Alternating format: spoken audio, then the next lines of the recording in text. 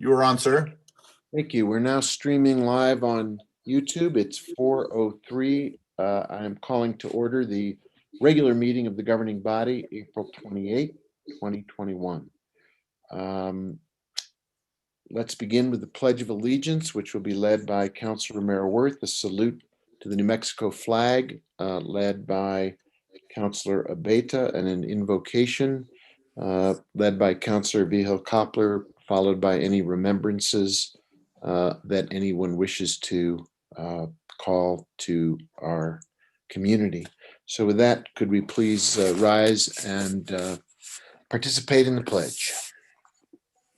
I pledge allegiance to the flag of the United States of America and to the republic for which it stands, one nation, under God, indivisible, with liberty and justice for all. I salute the flag of the state of New Mexico and the Zia symbol of perfect friendship amongst united cultures.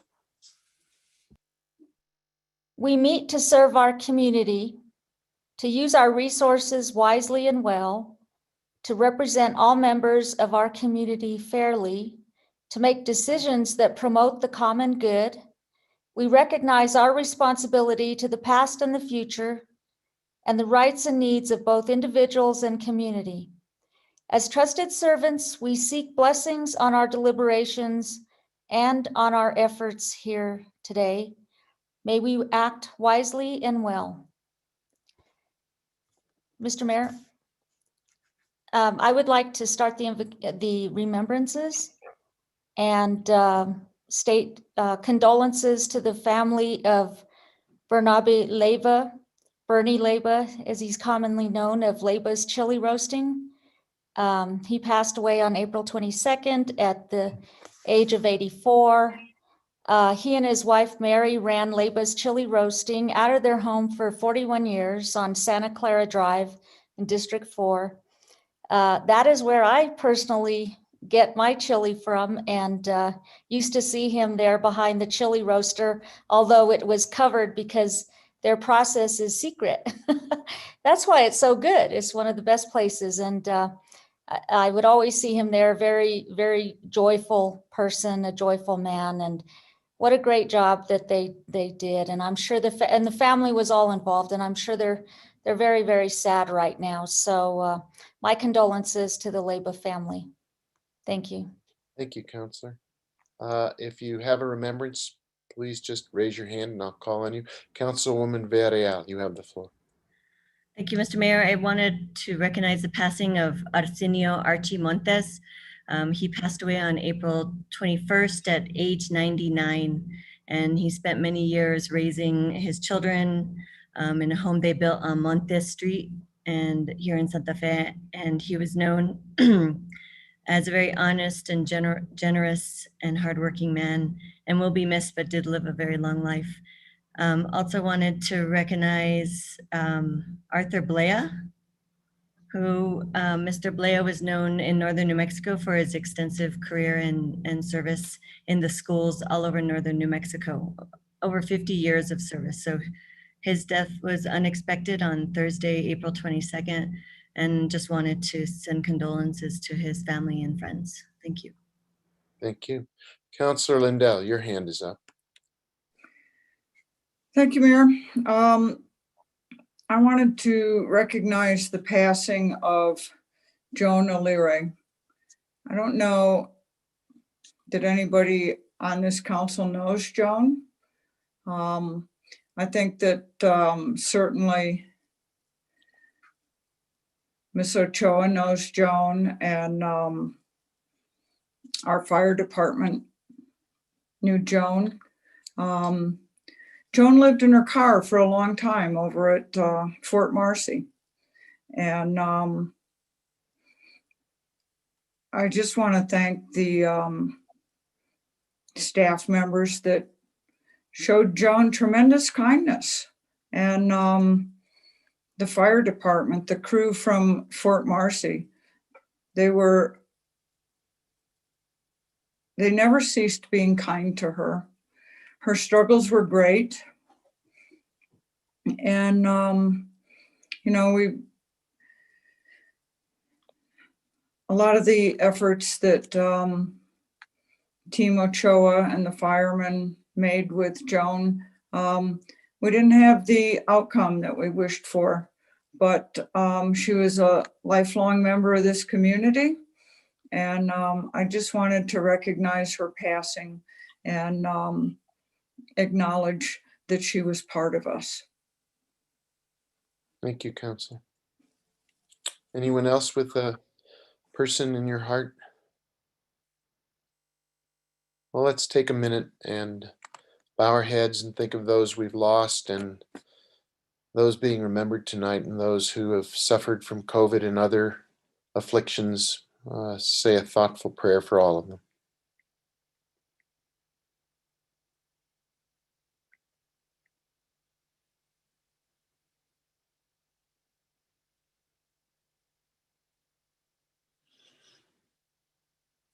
Thank you, everybody.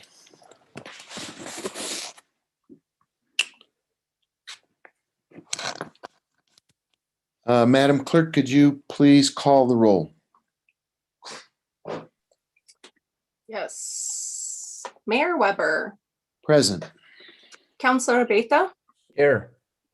Councilor Cassett Sanchez. Here. Councilor Garcia, Present. Councilor Lindell, Present. Councilor Rivera, Here. Councilor Romero Worth, I'm here. Councilor Vijo Coppler, Here, Councilwoman Villarreal. Present. You have a quorum, Mayor.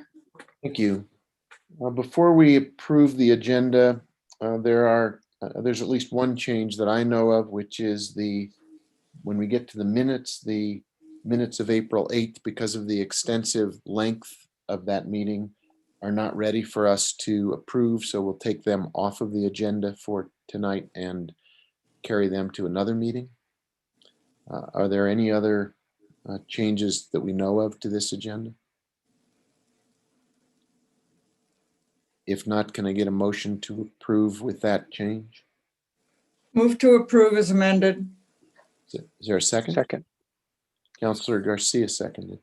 And Councilor Lindell made the original motion. Could you please call the roll, Madam Clerk?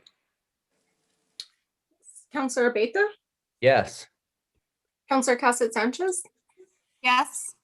Councilor Garcia, Yes. Councilor Lindell, Yes.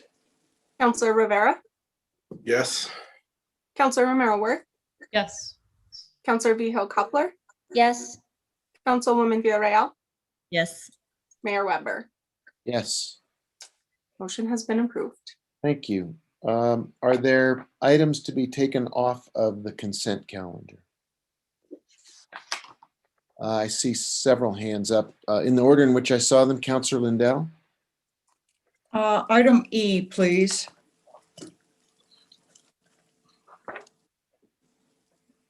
Councilor Cassett Sanchez? Item F, please.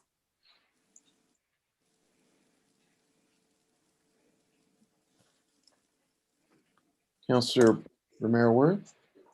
I believe it's G. It's the Kitchen Angels Yes, G. contract. Yes. G, please. Thank you. I will take off, let's see, item Q.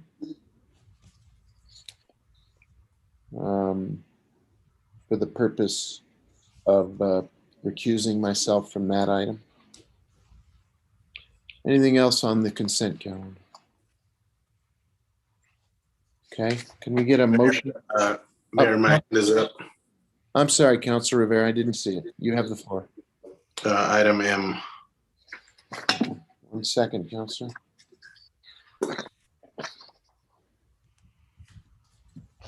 Okay. Any others before I miss the consent? Councilor Lindell, is that your hand up again? It is, and I just wanted to make a comment, Mayor, that we have 2 items tonight regarding the Mayor's Salary Commission. And I was going to make note that we have two members of this governing body that are declared mayoral candidates. And I know that no one on this council feels that there is any impropriety by either declared candidate, but I was going to ask both candidates to recuse themselves from that vote. Just is a matter of principle that it doesn't appear to anyone anywhere that there's any impropriety in either of these issues. Thank you, Counselor. I certainly intend to recuse myself for sure. Anything else on the consent agenda? Counselor Garcia? No, none for me, Mr. Mayor. My item was pulled. Okay, thank you, sir. In that case, can we get a motion to approve the consent calendar as amended? Move to approve. Counselor Lindell, is there a second? And As amended, second. Counselor Rivera has seconded the motion, the consent calendar as amended. Could we call the roll on that motion, please? Yes. Counselor Cassett Sanchez, yes. Counselor Garcia, Yes. Counselor Lindell, Yes. Counselor Rivera, Yes. Counselor Romero Worth, Yes. Counselor Vihel Coppler, Yes. Councilwoman Villarreal, Yes. Counselor Abeyta, Yes. Mayor Weber. Yes, Motion has been approved. thank you. That brings us to the two sets of minutes that we have before us tonight and the approval of those. The first is the special governing body meeting of April 6, 2021. Are there changes to that set of minutes? And if not, can I get a motion to approve them? Move to approve. I heard Councilor Casa Sanchez make the motion to approve. Is there a second? Second. Councilor Lindell has seconded that motion. Can we call the roll on the motion, please? Yes. Counselor Garcia, Yes. Counselor Lindell, Yes. Counselor Rivera, Yes. Counselor Romero Worth, Yes. Counselor Vihel Coppler, Yes. Councilwoman Villarreal, Yes. Counselor Abeyta, Yes. Counselor Cassett Sanchez, Yes. Mayor Weber. Yes. Minutes have been approved from April 6th. And that brings us to the other set of minutes, which is from the regular governing body meeting of April 14, 2021. Are there amendments or changes to those minutes as they are drafted? And if not, can I get a motion to approve those minutes? Move to approve. Councilor Vihel Second. Coppler moved to approve and Councilor Lindell has seconded the motion. Could the clerk call the roll on those on the motion for those minutes, please? Counselor Lindell, Yes. Counselor Rivera, Yes. Counselor Romero Worth, Yes. Counselor Vihel Coppler, Yes. Councilwoman Villarreal, Yes. Counselor Abeyta, Yes. Counselor Cassett Sanchez, Yes. Counselor Garcia, Yes. Mayor Weber. Yes. Minutes have been approved. Thank you. And then the next item on our agenda, if you're watching or listening, is item number 9. We start with presentations. There are 3 tonight, and we start with the usual COVID-19 informational update. And I turn it over to our city manager, Jarell LePan Hill. Thank you. Thank you, Mr. Mayor. Good afternoon, members of the governing body. We will be quick. I know we have a long agenda ahead of us. We'll give a quick update on the state of play and then turn to a particular update on our outreach efforts. And we're joined by Rubina Cohen, who is our contract lead on the project. I did want to just acknowledge the governor announced some new framework today that'll go into effect on April 30th. It is based on vaccination rates. So our red, yellow, red, blue, turquoise will start to change based on that. We're looking closely to see how that will affect our internal operations and otherwise. But again, as she said, vaccinations are the game changer, and this starts to put us in a different place for the way that we're gonna start categorizing. So with that, I will turn it to Director Ochoa to walk us through some of the detailed updates. Thank you, City Manager, Mr. Mayor, members of the council. We are still doing really well, obviously, in vaccinations in New Mexico. 49% have at least had one shot, 35 fully vaccinated. 67.5% of Santa Fe County has had at least one shot. So in Santa Fe, we're doing particularly well. And our DOH partners are very happy with our progress. We meet with them weekly, and they are expressing a lot of appreciation and admiration for what we've been able to do in Santa Fe County and people's seriousness about getting vaccinated. We've got 46.2% fully vaccinated in Santa Fe County. There has been some concern, certainly this body has expressed concern about our 87507 and 87505 zip codes. And we did have some encouraging data from DOH that I just wanted to share before turning it over to Ravina, which is that actually on analysis, DOH found that the 87507 zip code had one of the highest rates of vaccination of any in the county and in the state. And the 87505 also had one of the highest rates of vaccination. So while some of the, obviously there are high problems in terms of infection rates, there are also high vaccination rates. Right now, our efforts are really focused on getting people registered and vaccinated. With that, I will turn it over to Ravina. Thank you, Ravina. Good afternoon. Thank you, Kira. Thank you, everyone. Mr. Mayor, council members. Nice to see Mr. Villarreal here. I'm going to share my screen and to get my presentation started for all of you guys. All right. So I've had the pleasure of working with two amazing departments here in the city. This communication strategy for communicating about COVID-19, just educating the community and also sharing the right information with the community, with the Community Development Department and Community Outreach Department and Firefly Strategies. We have been an amazing collaborative team getting information out. So really utilizing CDC and DOH driven information, we have been sharing information with the public. Our strategy is we wanted to make it frequent, be repetitive because, getting the same message out as much as possible. We have continued to add on to our messaging as things were changing rather than removing messaging. So growing our messaging rather than removing and replacing. Making communications available in Spanish and English, and targeting 87505 and 87507 as we were getting some concerns about large numbers of cases. Our outreach channels, we mainly have been utilizing printed materials provided in both English and Spanish, utilizing the services of community partners to distribute to their communities and their constituencies, digital advertising on social media across platforms and devices, as well as email communications that are being reached to English and Spanish mailing lists currently.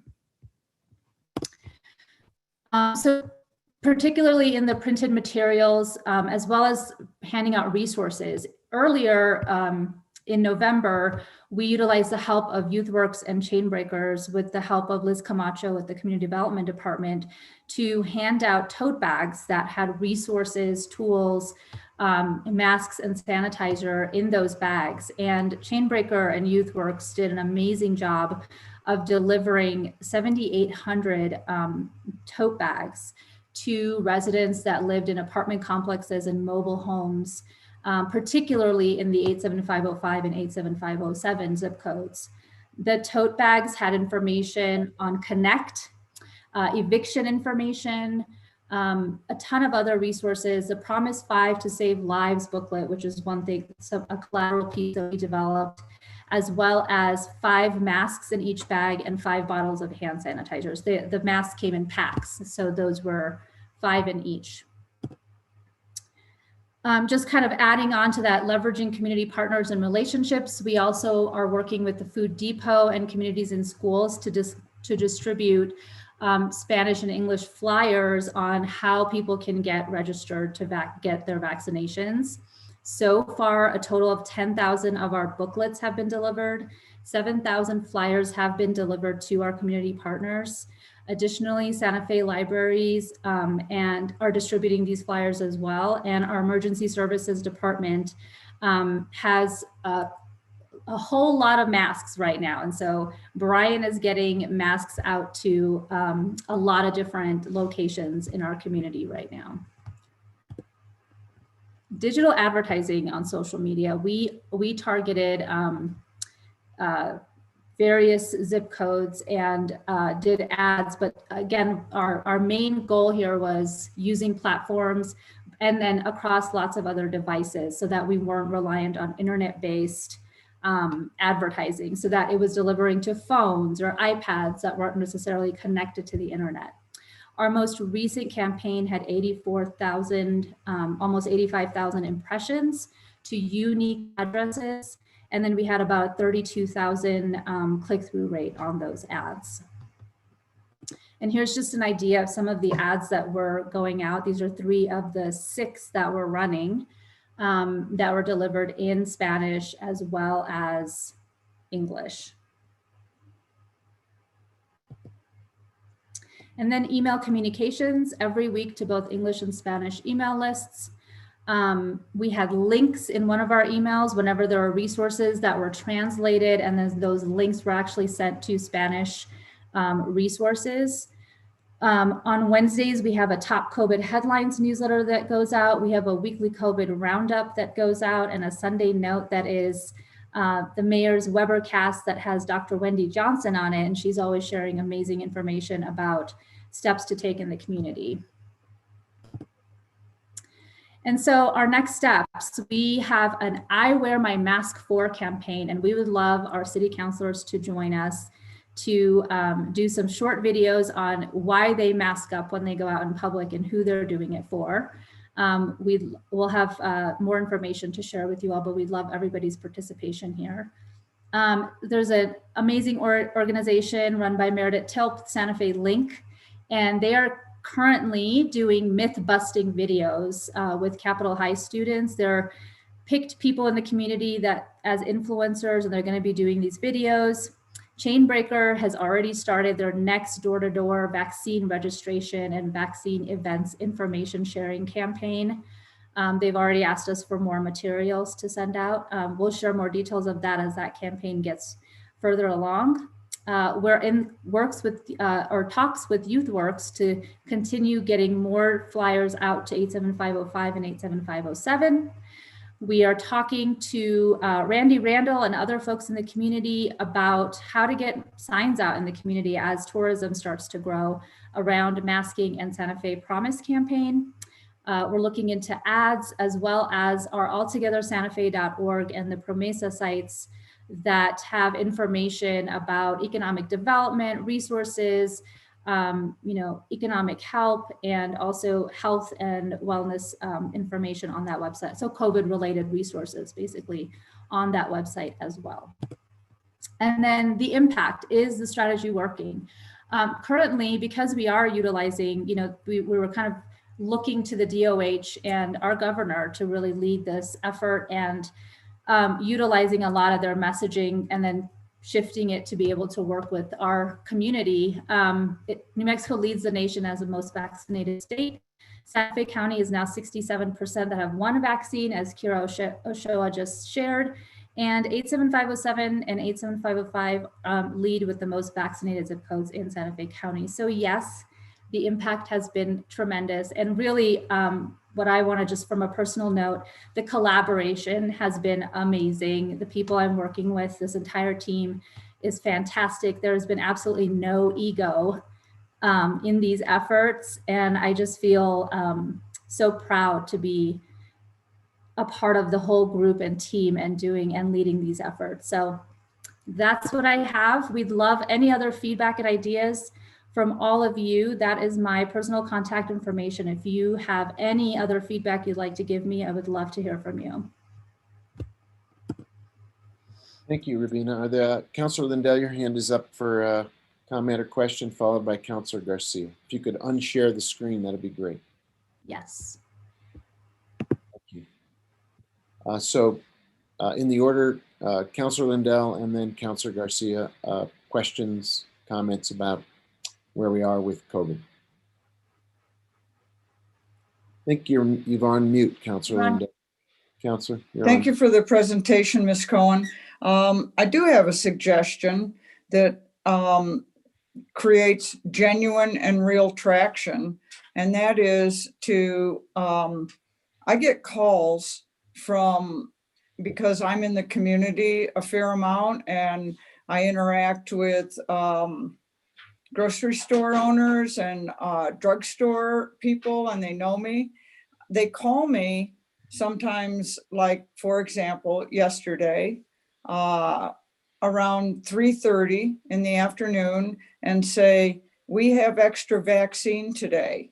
We are going to have to dispose of it if we cannot get people in the door to be vaccinated. So I frantically call around and try to find people that are searching for places that they can go to be vaccinated. It seems like it would be a good idea if we could get a central distribution somehow. I don't have all the answers to it, but there's got to be a way for these folks to call one place and say, you know what, we've got 300 doses today. Send people over here between 5 and 7:30. So maybe that's something that you could think about and come up with some very clever way to make that work, because that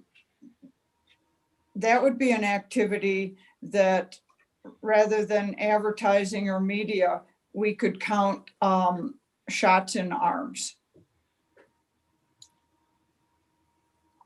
Thank you.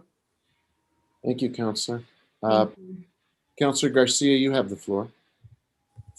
Thank you, Mr. Mayor, and thank you, Ravina, for the presentation. I really appreciate all the information and the hard work and effort that's been going on these past couple months. I do have a question in regards to, the strategy for focus and what our priorities should be. Given with the recent updates from the CDC yesterday, where masks aren't required as much as they have been in the past, and even I think the mayor made an update to his proclamation yesterday. I strongly encourage us to make the priority be getting folks out to get vaccinated, because I think that is where we begin to jump the hump more so. I strongly believe our community is well aware of the mask challenges that we encountered about a year ago, where I think I would venture to say the majority, if not every community member, is well aware of our mask priorities. And the unfortunate thing is the visitors coming into town aren't aware of that. And, if you pop into downtown,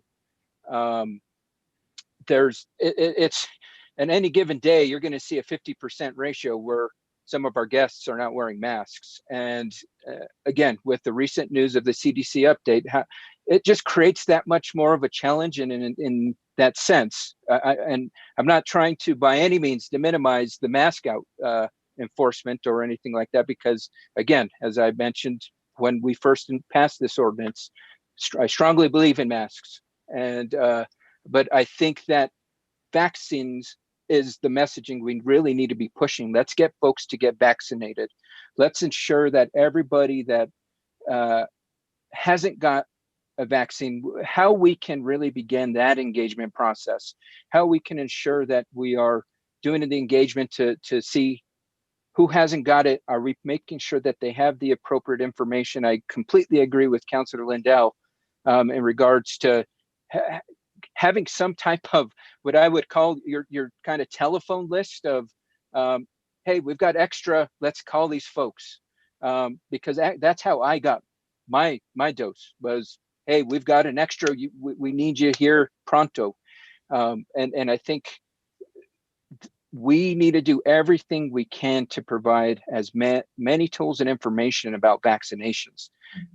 So I don't know if it's still possible to kind of maybe pivot from the focus of being mask wearing, given, like I said, the recent CDC update where if you've got both doses, you don't need to wear a mask outside, and should our focus and energy more so to get shots in arms than chasing down folks, whether we know they've got vaccinations or not, and should they be wearing a mask or not?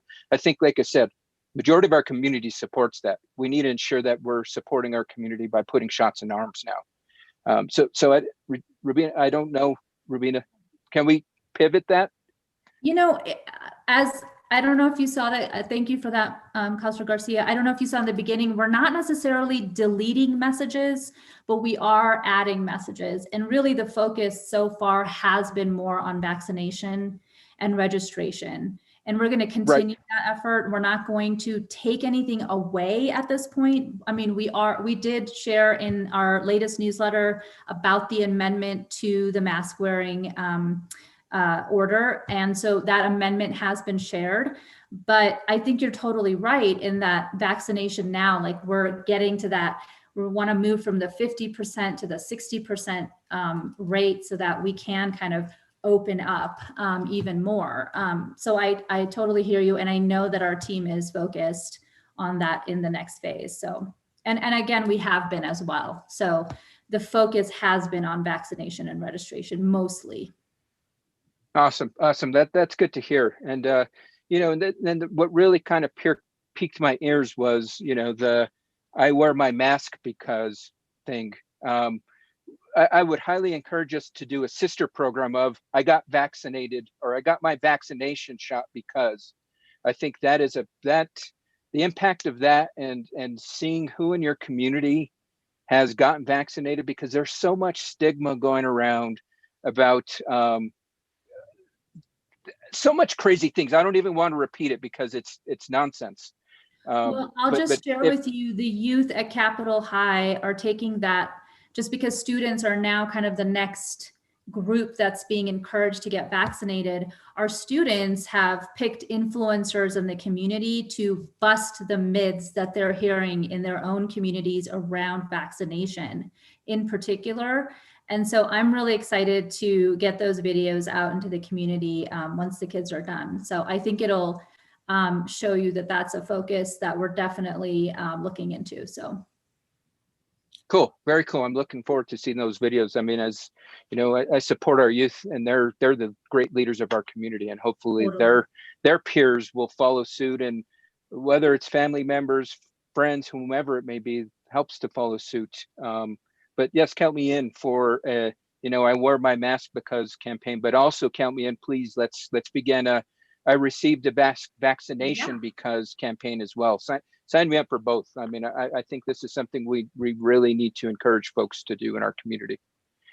With that, no other comments, Mr. Mayor, and thank you again, Rubina. I really appreciate it. you're welcome. Thank you. Thank you, Councilor. Councilor Rivera, you have the floor. Thank you. Mr. Mayor, my question is for Ms. Ochoa. Has there been any traction on registering or signing up, registering, and vaccinating all on the same day at a particular clinic or site? Mr. Mayor, Councilor Rivera, thank you for the question. Yes, that is very encouraging trend. Department of Health's Desert Sage site at the former Milagro Capshaw School is now a walk-in spot. Basically, anyone can walk in all at all the hours that they're open and get immediately registered and immediately vaccinated. And that is the trend that DOH is basically pursuing. Christus has a wonderful, basically you call a phone number and you can get registered, and that's in our report. And then you get an appointment But I think you're absolutely right. Sort of one-stop shop is the way that we need to go at this point.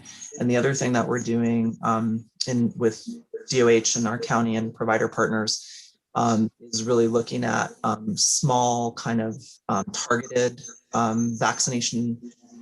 I don't even want to call them events, but whether it's in front of a supermarket, for example, or just more mobile. Also exciting is that our fire department is going to be next week giving vaccinations to our homebound seniors. So that sort of sets a precedent for us to use the fire department's expertise in delivering vaccinations. It's happening quickly, and right now it's all about just being creative and pivoting and meeting people where they are.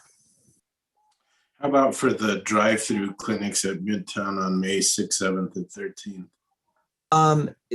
Mr. Mayor, Councilor Rivera, that is not a one-stop event. Brian Williams, I believe, is on. And Brian, can you speak to how that works? Good evening, Mr. Mayor, councilors. Yeah, this is the second shot counterparts to the first shots that were delivered in the first 3 events that we have here at Midtown. They don't register on site just because there's, it slows down the flow of persons. But again, as Kira mentioned, the Christus Clinic on St. Michael's will do telephone registration and get people right into their clinic. So specifically on those days, we've heard that people have not been showing up for their second shot for various reasons. If they don't show up, what happens to those second doses? Do they go to waste or? Well, they meter the doses as they go along. So they're not loading up the entire day's worth of doses. They're loading them progressively as they go along the course of the day, with the idea of not having more than 5 to 10 doses remaining at the end of the day that are unused. And then they use the same strategy we've talked about before, as they call up people they know and try to get people. We also go over to the shelter and see if anyone at the shelter needs a shot, and try to ring the bell as many places as possible. So far as I know, they have not wasted any doses. Okay, good to know. Thank you. Thank you, Mr. Mayor. Thank you, Councilor. Councilor Casas-Sanchez, you had your hand up. Thank you. I did. I don't know where my hand went, but I meant to keep it up. A couple follow-up questions regarding the issue with extra doses. Is there any way to link in with the DOH text messages that get pushed out? Because I know I still frequently get them. For some reason they haven't figured out that I don't need them anymore, but that say, you're eligible, here's your event code. Are they able to push out text messages to their list that says there's vaccines from 4 to 7 at this place if you want to go grab them? Mr. Mayor, Councilor Casas-Sanchez, not that I'm aware of, but we can raise that with them on our weekly meeting. Okay, wonderful. Yeah, that'd be great if we could loop into that hub. And then following up on, Councilor Garcia's comments around masks, and how do we tweak this message as things change? And I do think that's important. And I know one of the pieces is now that masks are required in different situations, and how we can change the messaging to be a little bit more specific. So outside, they're basically saying we don't need them as much anymore, but what are the situations that masks are still going to be needing? Because I think that, Councilor Garcia is correct that people are well aware and they're wearing masks, and we do see a lot of people wearing masks in our community. And now as those things change, how do we provide them with those updates? So how do we tweak those messages would be something that I would want to think about. Those are all my comments. Thank you. Thank you. The clerk, you have your hand up, Madam Clerk. I'm going to hop over to community engagement side on this one. Thank you, Mayor, Councilors, Councilor Casas-Sanchez. I did just want to follow up on that and say that, we do meet usually at least weekly with Rubina and our team to kind of look at this messaging and then make really hard shifts as information comes out. And so we are continuously moving that. And I think, as we mentioned, the most recent campaign, which are the numbers that Rubina shared on the presentation, we're really focused on the vaccination, getting vaccinated. And our next set of campaign was actually already geared towards like this Mythbusters, facts, like things really to think about. And we're looking at incorporating now the mask information with that. So we will be meeting on that, but we absolutely, I think, have made some hard turns. Even the day of, we're getting ready to release information, we've turned turquoise, we, stopped, changed the whole campaign and refocused. So it's actually been an amazing duration of communication where we're really monitoring what is happening and how we can kind of keep that message flowing. So I appreciate those comments and knowing that we're going in the right direction with really focusing on vaccinations, myths, and facts about, getting vaccinated and how we can focus on getting everyone vaccinated. So anyways, thank you, Mayor. Thank you. Councillor Mayorworth, I'm going to give you the last word. We got a long way to go tonight. Yeah, and I'll be super quick. I just think all this messaging, I just want to emphasize, is so important, because particularly if you've had a chance to look at the federal guidelines around masks and the little animations that they've put so that you can figure out under what circumstances you need them or don't need them, it's not easy to decipher. So I think everything that we can do to kind of help simplify and get the message out in a straight way, both about masks and vaccines, really important. That's all I have, Mayor. Thanks. Thank you. Thank you, everybody, for the update. Very good. Keep up the good work and get the shots in people's arms. That is the game changer. Moving on to item B under this part of our agenda for presentations, I'm going to turn the floor over to Mark Duran. It's an information-only update on the legislative session that was recently completed. Again, there's a lot to cover, but if we could keep our eye on the clock and keep moving forward. Mark, you have the floor. Thank you, Mr. Mayor. Councilors, nice to be with you. I wish it was real time. Councilor Villarreal. I've been asked to give a brief legislative report. I'll be really brief. It's been 5 weeks since the legislative session. Gosh, especially you living in Santa Fe and such good coverage.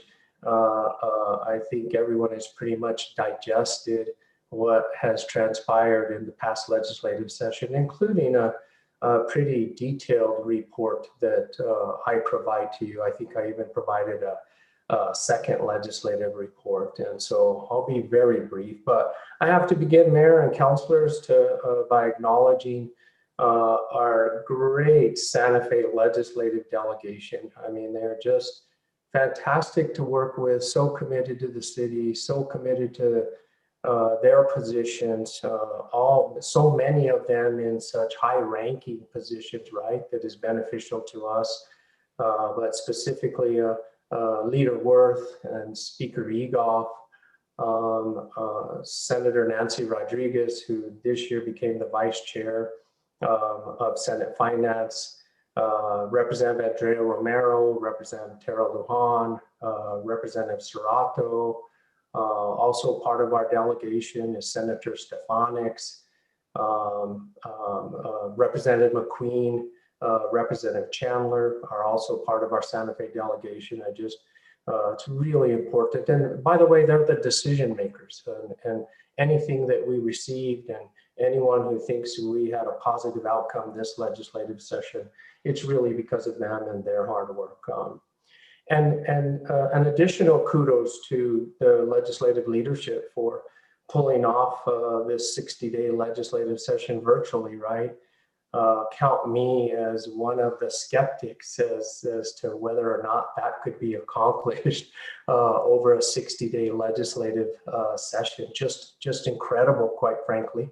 There were certainly some bumps along the way and a little bit of a rough start, but overall, they accomplished an entire agenda according to the Constitution fairly and equally, in my opinion. They legislative leadership and the governor, I think, really deserve a lot of credit for that. Just briefly, as I said, to recap the 60-day legislative session, when it's 60 days, we're working on statutory legislation as well as capital outlay legislation.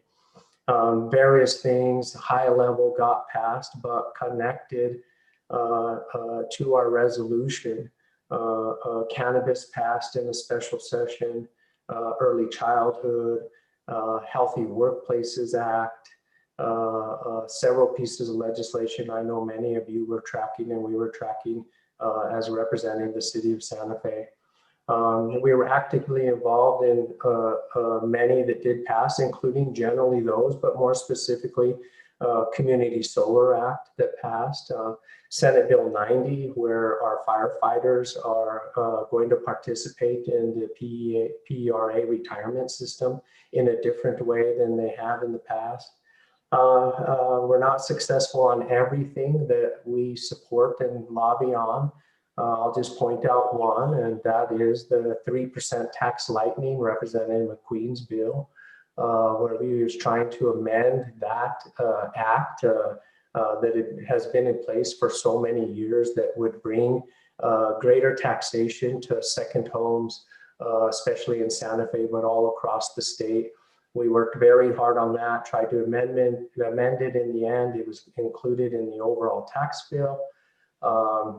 Tried to make an amendment in the end. No provision associated with that passed the legislative session.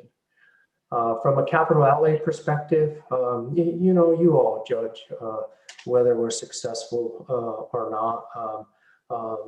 I think we were.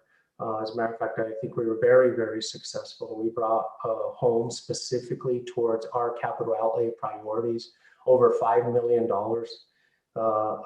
enough money to finish the teen center, $1 million for our parks, all of our district priorities funded. That includes trails, bike paths, roads, fixing of some streets around the city of Santa Fe, and then some planning money for the Midtown campus. And so did very well there. Again, that's your decision to characterize that.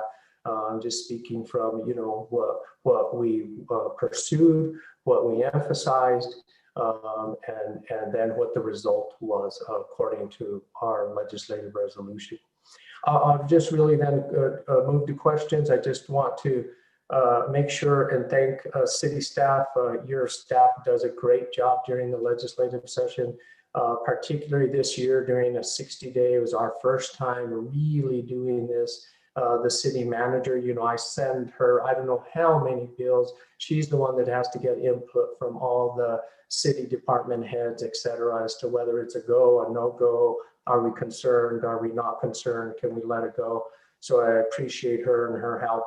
Regina Wheeler, who is always helpful, always available. She does a great job. You, Mayor, for talking to me at 1, 2 in the morning. The great strategy, the rapport, your rapport with the legislators and legislative leadership, I appreciate very much. And then the council, I want to make sure, and I know this isn't just a big kudos session, but it's fair. The council is very important. Your help in updating the city resolution. We've been turning around the same legislative resolution, I think, for about a decade. And this year, thank you, Councilor Romero Worth, for especially leading that effort of saying we really got to make this current to this particular 60-day legislative session. I think it caused us a couple of additional cycles, but it was well worth it. That's what we use to map what we're going to do during a legislative session. And so with that, I will stand for any questions, Mayor and councilors. Thank you, Mark. That was a good overview. Much appreciated. And you forgot to thank yourself for the hard work you put in that session. It was not an easy time to be trying to bring home the issues that we tasked you with focusing on and representing the city on. So we appreciate what you were able to do on our behalf. Thank you, Mayor. Councilor Vihil-Coppler, you have your hand up. You have the floor. Thank you. Hi, Mark. Thanks for the report. I want to emphasize that Senate Bill 90 affected all of New Mexico firefighters, not just the city of Santa Fe and anyone on this council who might have relatives on the city force. And that bill was really something that was certainly supported by many, many people across the state. And it was an important bill which equalized firefighters in retirement benefits that are afforded to all regularly covered PERA members. So I just wanted to emphasize that it wasn't just a city bill, but it affected over 2,000 firefighters. And it finally did pass and was signed by the governor. And I think it's a great accomplishment because we did try for 2 years to get that through and to go ahead and offer benefits to our first responders who show up, like anybody else when there's an emergency. And I know you mentioned it, but it was, it's something that is, I think, a monumental change, and rightly so, and very long awaited for. And so I just wanted to point that out. And the second thing I want to bring up is the airport. This council passed a resolution with legislative priorities, and somewhere along the line it was removed. And I certainly understand why, but it was disappointing to me that the governing body passed a measure with priorities, but when that item was removed, it did not come back, or even did we get a memo or anything explaining why the airport was taken off. So that concerns me, and I don't know that, well, I know you get the copy of the resolution with our priorities, but I'm not sure, how much of that you were aware of. Mayor, may I? Mark, it's the question is directed to you. Yes, sir. Okay. Mayor, councilors, I'm not sure what you mean, Councilor. The airport was never taken off our priority list. The airport was always on our priority list. And first of all, it's the legislators that make decisions on what they're going to fund. And it did not get funded. But I think what happened to that, and the legislative, at our legislative breakfast, legislative leadership and legislators told us as much, is that they looked at the $10 million request for the airport, and it showing that at that point it was only 65% planned at that time. And they had been getting spreadsheets showing unspent money from phase 1 of the airport. And I think that it was the consensus that there was not going to be funding of the airport this year, that they wanted to see the use of the money for phase 1, which was $8 million of appropriation. And so that's the state of the issue with the airport. It never came off a priority list. We always advanced it as our priorities. It got submitted as a priority, as a capital outlay priority to the legislature. I will say, did we then emphasize, based on that feedback from the legislators, you shift, right? You always shift, you always adjust. Do we bring that to the council in every time a bill is being amended, or emphasis is being asked of us, or certain questions are being asked? No, we don't. My point of contact is the mayor and the city manager. Was there emphasis on district priorities? And then the parks? Yes, there was, and I think it played out very, very well. We got, for the first time this year, all our district priorities funded. We got the $1 million for the parks, and more than enough money I think, to complete the teen center. And so, but I'm sorry, I kind of went on there, but for sure, the airport never came off any sort of priority list.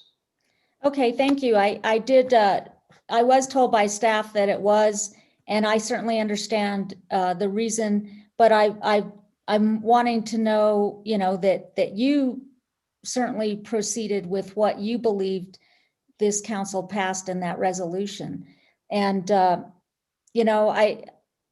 I just want to say that I think it's important that when, our legislative priorities change, where this governing body has already passed a resolution saying what they are, I don't think there should be surprises if things do change, but there should at least be some communication about it.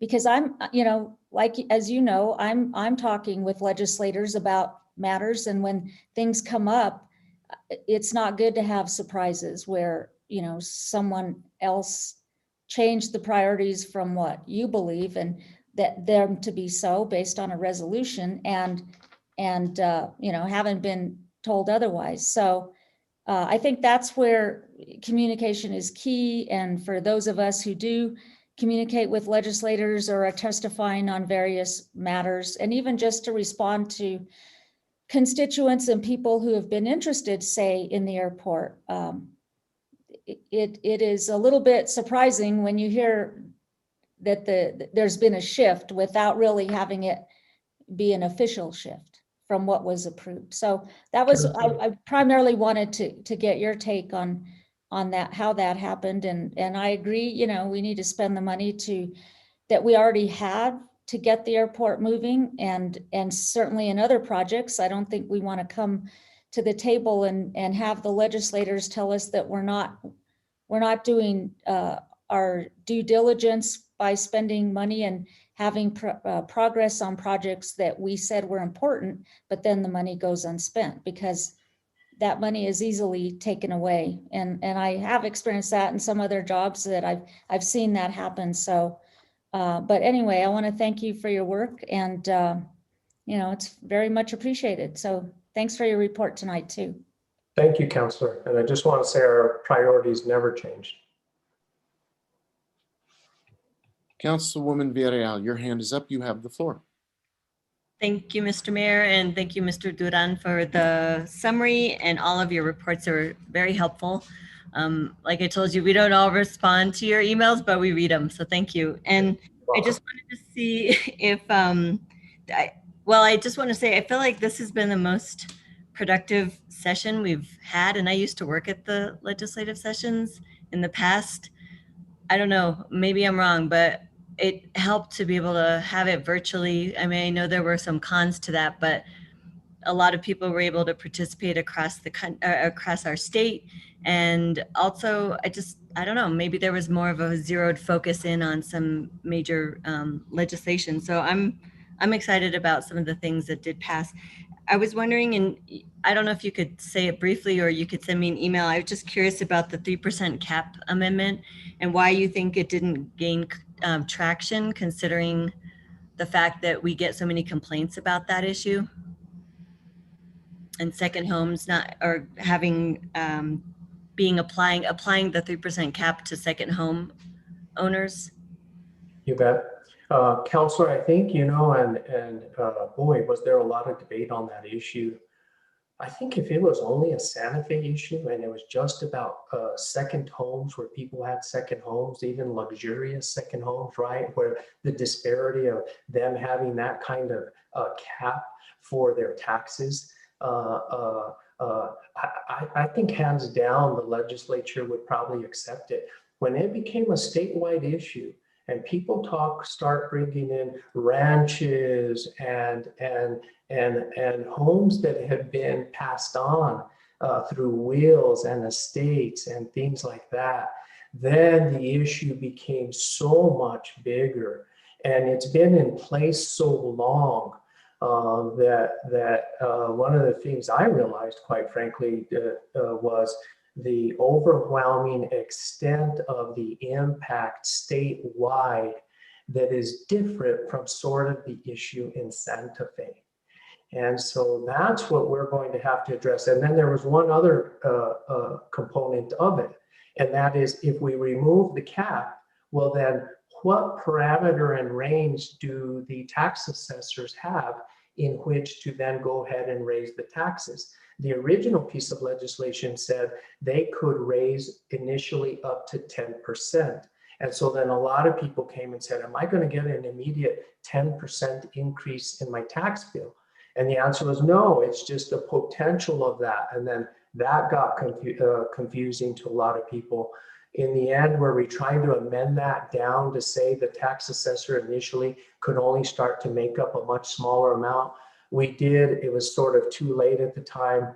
I think there's chances in future years. I think we made a lot of progress in explaining the legislation, but there was a lot of realization of how big the issue is. Thank you, Mr. Duran, for the explanation. I think if you can maybe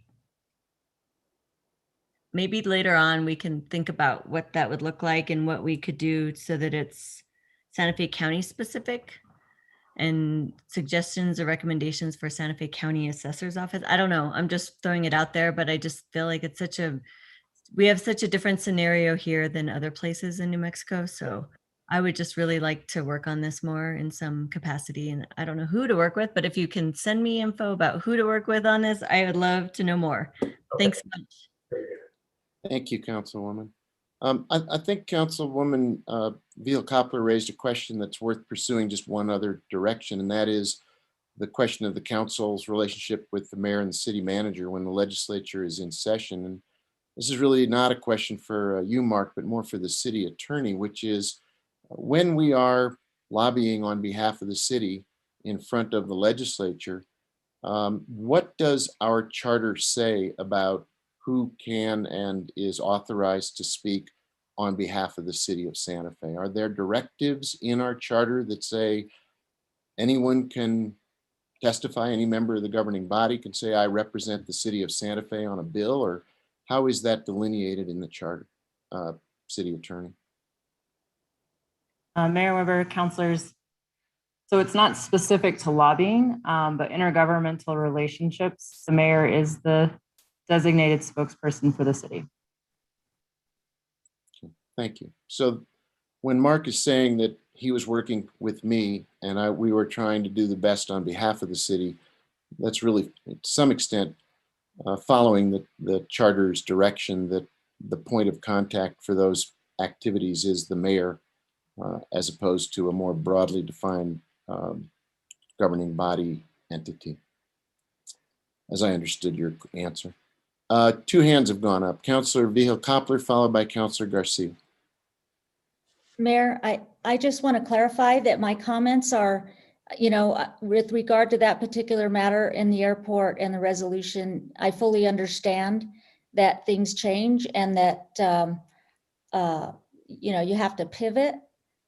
But when there's not communication about the pivoting, which we get all kinds of communication, but when matters like that are happening, I think it does all of us good to know that there's been a change or a pivot.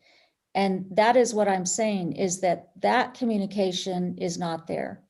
So, or was not there particularly. And so to find out from elsewhere what my own city has done or has changed, it's not a good position to be in. So that was my point. Not that you didn't have authority or whatever to make a change on the resolution, although it makes me question what is the reason for resolutions, if not that they can be changed without any vote. Well, maybe we shouldn't have a vote on or a resolution on legislative priorities, because we would need to pivot in the future. But really, my concern is, things are moving very fast during the session. And when there's a change in city policy about legislation, it's good to know by a memo or a phone call or however we get communication. And that is where it was of concern to me. Thank you. Thank you, Councilor. Councilor Garcia, you have the floor. Thank you, Mr. Mayor. And I think Councilor Vigil Koppler kind of touched what concerned me in that sense was that I understand the ultimate authority as the spokesperson for the city would be the mayor, but nothing prohibits communication from flowing to the rest of the governing body. And I think maybe then next year, when we do introduce a resolution with our legislative priorities, then we've got to introduce a whereas that information is going to be shared with the governing body, because I would have thought that that is just implied, that that's part of business. You share that information with fellow leaders of the city government. But if we have to make it black and white in a resolution, I'm happy to do so. I think that's just part of doing good government, good business. No other comments, Mr. Mayor. Thank you, Councilor. Yeah, I think Mark made it clear that the airport wasn't removed as a priority, and the items that he pursued were on the resolution as priorities. So it really wasn't a pivot. And I was speaking actually about a different issue, which was a comment that came to my ears during the legislative session that there was at least one instance where somebody testified in front of a body indicating they were there speaking on behalf of the city of Santa Fe, and it was not me. And so that would have been a violation of our charter. Thank you, Mark. Appreciate you being here. Thank you, Mayor. Thank you, councilors. With that, we move to item C, which is... Mr. Mayor, can I ask a clarifying question then? Councilor Rivera. So based on your question then, I guess the assumption would be that you're the only one that can speak on behalf of the city with the legislature? On behalf of the city. Anyone can testify as a member of the governing body or a member of an elected official, but the specifics of saying I am here to represent the city of Santa Fe under charter, as I think this is what the city attorney said, is not something that is widely distributed. So Mayor Weber and councilors, I could clarify a little bit. I think the specific language is represent the city in intergovernmental relationships. So I think the council enters the lobbying contract with Mr. Duran as well. So then you authorize him to speak on behalf of the city. And the mayor could probably delegate. I know that sometimes we do ask for specialized knowledge to be presented there, but that usually goes through. I think your contract with Mr. Duran puts that authority with either the city manager or the mayor. But that's the way you could do that, is to designate people or to designate authority in some way like that. Does the resolution that we passed with all our priorities and designate that it's a city priority that we've all passed that we can all speak to? As far as I know, the resolution has not designated anything differently than the charter or our lobbying contract. But I don't think it has provided authority to other entities. All right, can you say that one more time? Do we or do we not have the authority to speak on behalf of the city with regards to the resolution that we passed for our legislative priorities? Mayor, councilor, I think the mayor could ask for parties to help represent the city if needed. All right, so really it's the mayor's responsibility to speak on behalf of the city at all legislative matters that we've assigned priorities to on our resolution going before the legislature. Sorry. Mayor Weber, councilor, I think he could designate whoever's appropriate to go. And I think that's what we do through our lobbying contract with Mr. Duran. And I'm aware of Mr. Duran working with the mayor and the city manager to find experts if needed for matters that are on that resolution. So when Mr. Duran calls Ms. Wheeler or the city manager, is it implied that they have the mayor's approval to speak? Mayor, councilor, that's how I understand that it's been working, yes. So the mayor could tell Mark he only wants to be the only one to speak at the legislature, but I don't think that's been his preference. I think that's going to change the way we look at the legislature from here going forward, but that's another conversation. Thank you. Thank you, Councilor, and thank you, Mark. Appreciate you being here. And again, good job on our behalf for so many good pieces of legislation in the capital outlay as well. Thank you. You're welcome. Thank you. See you, Council. Thank you. Let's move to item C, which is a annual review of the city's code of ethics, an information presentation, and the city attorney's office is the sponsor of that. Thank you, Mr. Mayor. Can you hear me through these headphones? Oh, very good. If you could turn it up a little bit, Marcos, just a little muted. All right, I'll try. That's better. Thank you. Okay. Thank you, members of the governing body, for the opportunity to present this to you. If possible, I'd like to be able to share my screen. Let's see here.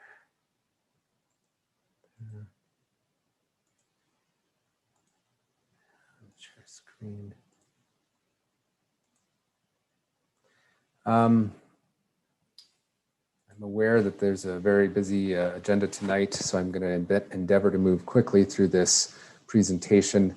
I would ask that anyone, any member of the governing body who has questions to stop me at your convenience. And with that, I'll just begin.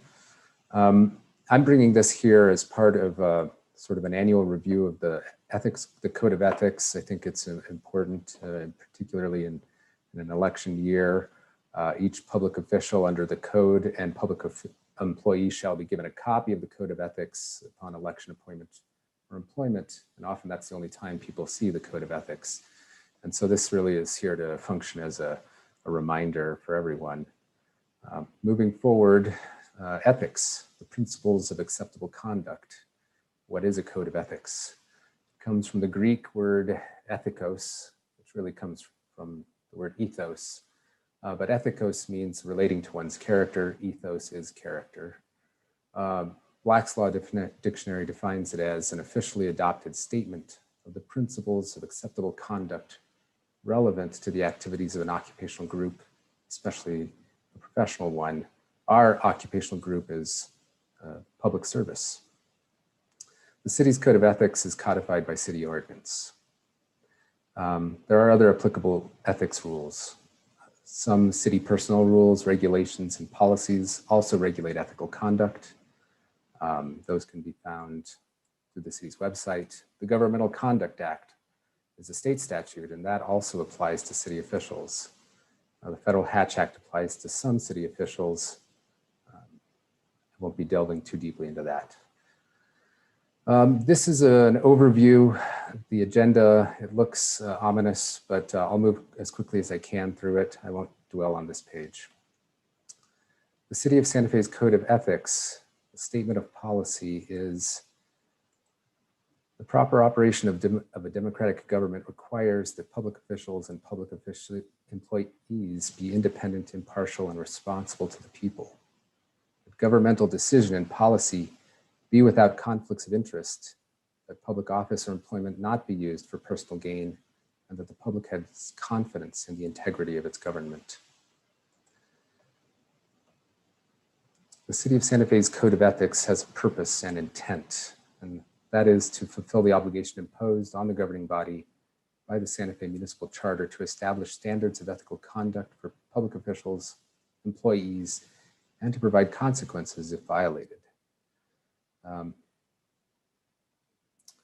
adopt standards to ensure decisions are made without consideration of personal benefits, to provide clear guidance as to what is allowed and not allowed, to advance openness in city government through disclosure, to exercise legislative powers granted under the state constitution, and to adopt a code of ethics to meet local concerns and needs of Santa Fe.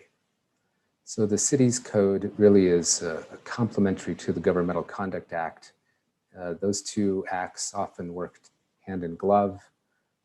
There is a sort of conflict provision that indicates that the city can impose higher requirements over and above what the Governmental Conduct Act does impose. So let's begin with conflict of interest. This is a term that people hear all the time.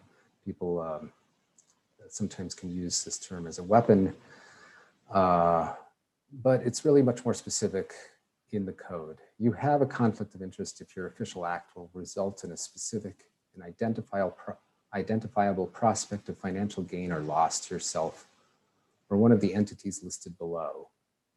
So a conflict of interest will not be triggered by a gain or loss that's de minimis, a minimal amount, an amount that's shared with a substantial segment of the general public. So for an example, you helped draft legislation that will reduce taxes for all the citizens of Santa Fe, and you are a citizen of Santa Fe. There's no conflict of interest there, because the benefit that you will receive as a legislator will also apply to a broad share of the populace. And so you're not really personally improving your own situation in any way. However, an act that would be likely to result in a financial gain or loss to the following groups or entities would be a conflict of interest or create a conflict of interest.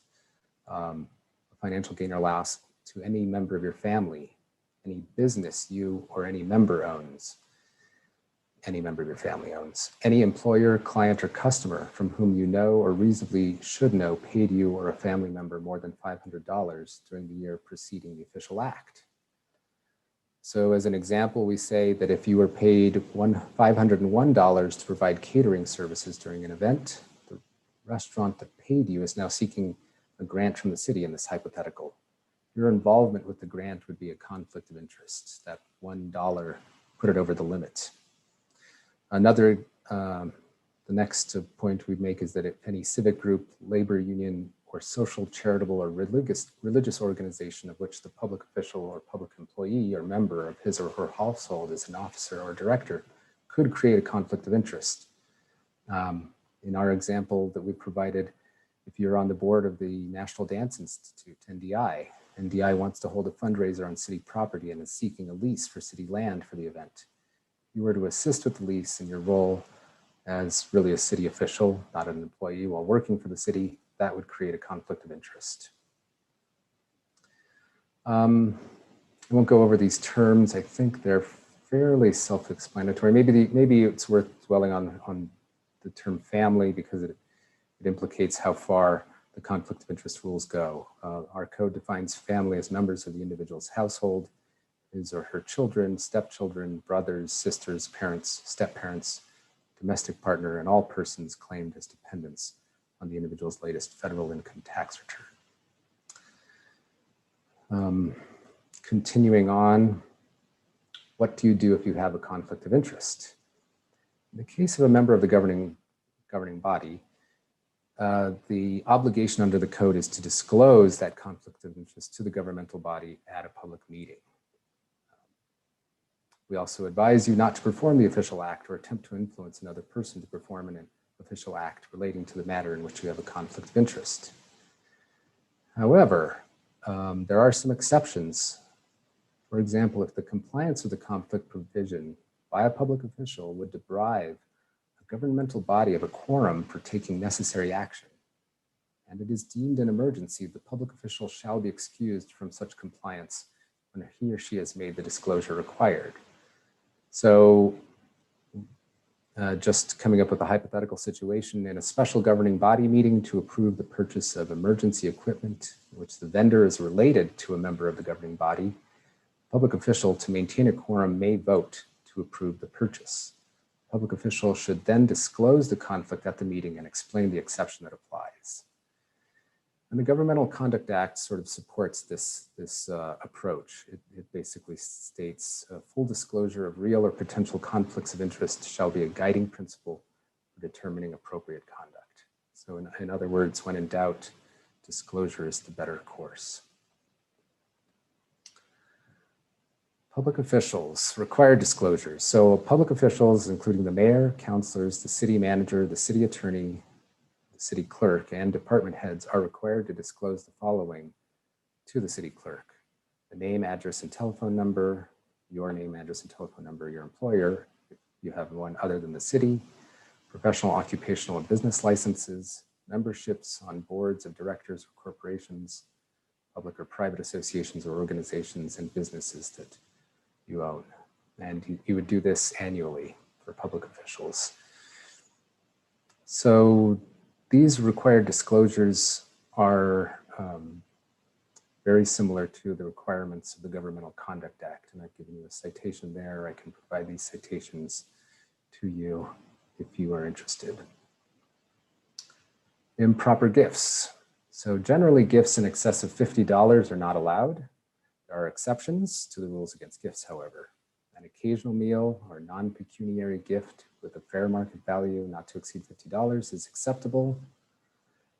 And also, if relevant to the performance of his or her official duties, members of the governing body, the city manager, the city attorney, or the city clerk may receive an occasional non-pecuniary gift not to exceed $250. We didn't have examples that were quite that expensive, but in the example we're offering here, the city provided personal protective equipment during the pandemic. These gifts were available to a substantial segment of the population. They don't need to be disclosed because, again, they're widely available. Again, they're for a purpose that it benefits the public as a whole. The Gift Act, which is a state law, also has the same restrictions on gifts. The $50 and $250 limitations are also restated in the Gift Act.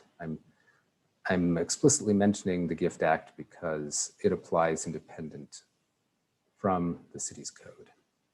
And so you should be aware of it. After the fact discovery of an improper gift, if you've received a gift or other financial benefit within the last calendar year and then discover that the gift giver has a prospect of direct or indirect pecuniary gain or loss from your official acts, you must return the gift or you have a conflict of interest and must disclose the gift, not take the official act as provided by the conflict of interest rules. Improper transactions with the city. Elected officials shall not accept paid employment from the city of Santa Fe for a period of 1 year following the leaving of public office. Public officials shall not enter into a contract or transaction with the city of Santa Fe during his or her term of office for a period of 1 year following the leaving of public office when the contract or transaction is a result of an official act by that public official. Again, this provision echoes what is already law under the Governmental Conduct Act. The only differences I would highlight is that there's a dollar amount threshold for considering contracts under the Governmental Conduct Act, which is $1,000 or more. So most of the contracts that the governing body acts upon are over $1,000. And so generally I would advise that that provision would apply equally well. Misuse of confidential information. This really should, for you, say a public official shall not use or disclose confidential information when he or she knows or reasonably should know that the use or disclosure will or may result in a financial gain or the avoidance of a financial loss on the part of any person or entity other than the city. We define confidential information as information which is acquired through public employment, which has not previously been made public and which is not required to be made available to the public under the Inspection of Public Records Act.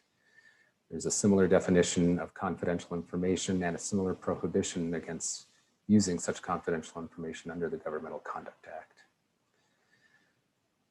So I won't read that to you and move on. Misuse of city resources. A public official or public employee shall not use city services, personnel, or equipment for personal benefit, convenience, or profit, except when such use is generally available to the public. As an example, public officials may not use the city's vehicles for private use. You can use them for public use, just not your personal use. By contrast, anyone can use publicly available Wi-Fi provided by a public library. It's available generally to the public. It doesn't trigger this provision. Nepotism. Public official or public employee shall not perform any act to obtain the employment or influence the employment by the city of a member of his or her family. No public official or public employee shall serve as the immediate supervisor of a member of his or her family. This is also stated in state law. Under personnel, it basically just says nepotism is prohibited and has a very similar statement as our Code of Ethics. Financial dealings with subordinates. Public official or public employee shall not knowingly require, expressly or impliedly, or authorize another person to require that any subordinate of the public official or public employee engage in a non-official financial transaction, including a personal loan or charitable contribution. imagine there are interesting stories behind each of these laws. Improper political campaigning. Public officials shall not knowingly request or authorize another person to request that any subordinate of the public official to make a campaign contribution or to provide services to a political campaign, and shall not engage in political campaigning while on duty for the city or use city funds, supplies, vehicles, or facilities to benefit or assist a political campaign. This is also echoed in the Governmental Conduct Act.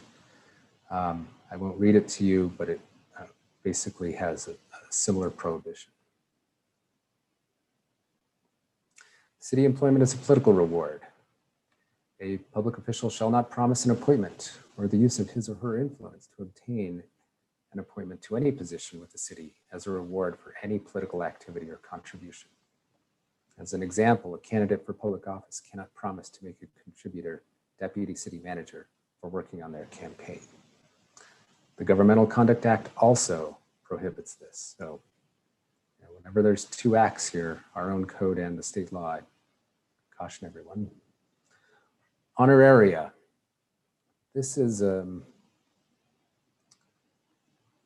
just read a little bit. A public official or public employee shall not request or receive an honorarium for a speech or service rendered in the performance of his or her duties as a public official or public employee. Honorarium means the payment of money or anything of monetary value, but does not include reasonable reimbursement for meals, lodging, or actual travel expenses incurred in making speech or rendering the service. So I think that definition is important. It is restated in the Governmental Conduct Act as well. The same exclusions for reimbursements for meals, lodging, or travel. Often if they're bringing, an entity is bringing a speaker to an event, they do want to feed the person, potentially house them, and pay for their travel. That is excluded from the definition of honorarium. I would point out, though, that reimbursement for travel is considered a gift and must be reported to the city clerk. Under the Governmental Conduct Act, honoraria valued in excess of $100 is prohibited. But again, it does exclude those reasonable reimbursements for meals, lodging, or travel. Bullying by governing body members. A governing body member shall not intentionally bully any employee, including the city manager, city attorney, or city clerk. We have a definition of workplace bullying. It means the intentional behavior intended to create an abusive work environment for a public employee. That should be public official or public employee.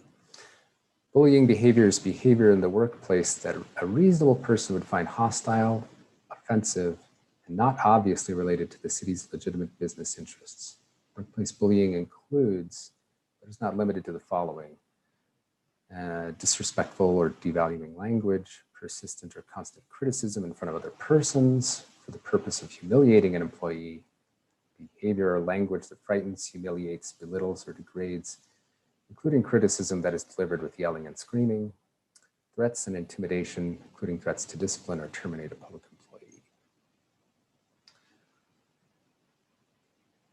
Okay, retaliation and whistleblower protection.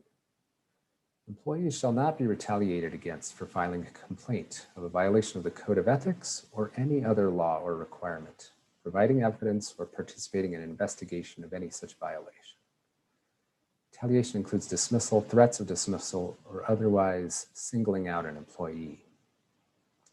I wanted to add that there is also the Whistleblower Protection Act. It creates a civil action for retaliatory actions against employees who speak out. Reading part of that, because it is a state law, I want to emphasize that the public employer shall not take any retaliatory action against a public employee because the public employee A, communicates to the public employer or a third party information about an action or a failure to act that the public employee believes in good faith constitutes an unlawful or improper act, provides information to or testifies before a public body as part of an investigation, hearing, or inquiry into an unlawful or improper act, or objects to or refuses to participate in an activity, policy, or practice that constitutes an unlawful or improper act. Okay, and now we're moving fairly well through this at least I hope we are. I wanted to focus on a few provisions of the Governmental Conduct Act that are not covered by our Code of Ethics. Governmental Conduct Act independently imposes rules on the conduct of public officials and employees. It describes the legislator or public officer's government position as a public trust. The public officer shall use the powers and resources of the public office only to advance the public interest and not to obtain personal benefits or pursue private interests. Again, the third bullet reiterates that disclosure is really one of the best cures for conflicts of interests under the Governmental Conduct Act. And I think from there I'll move on because some of the other topics here have been covered already.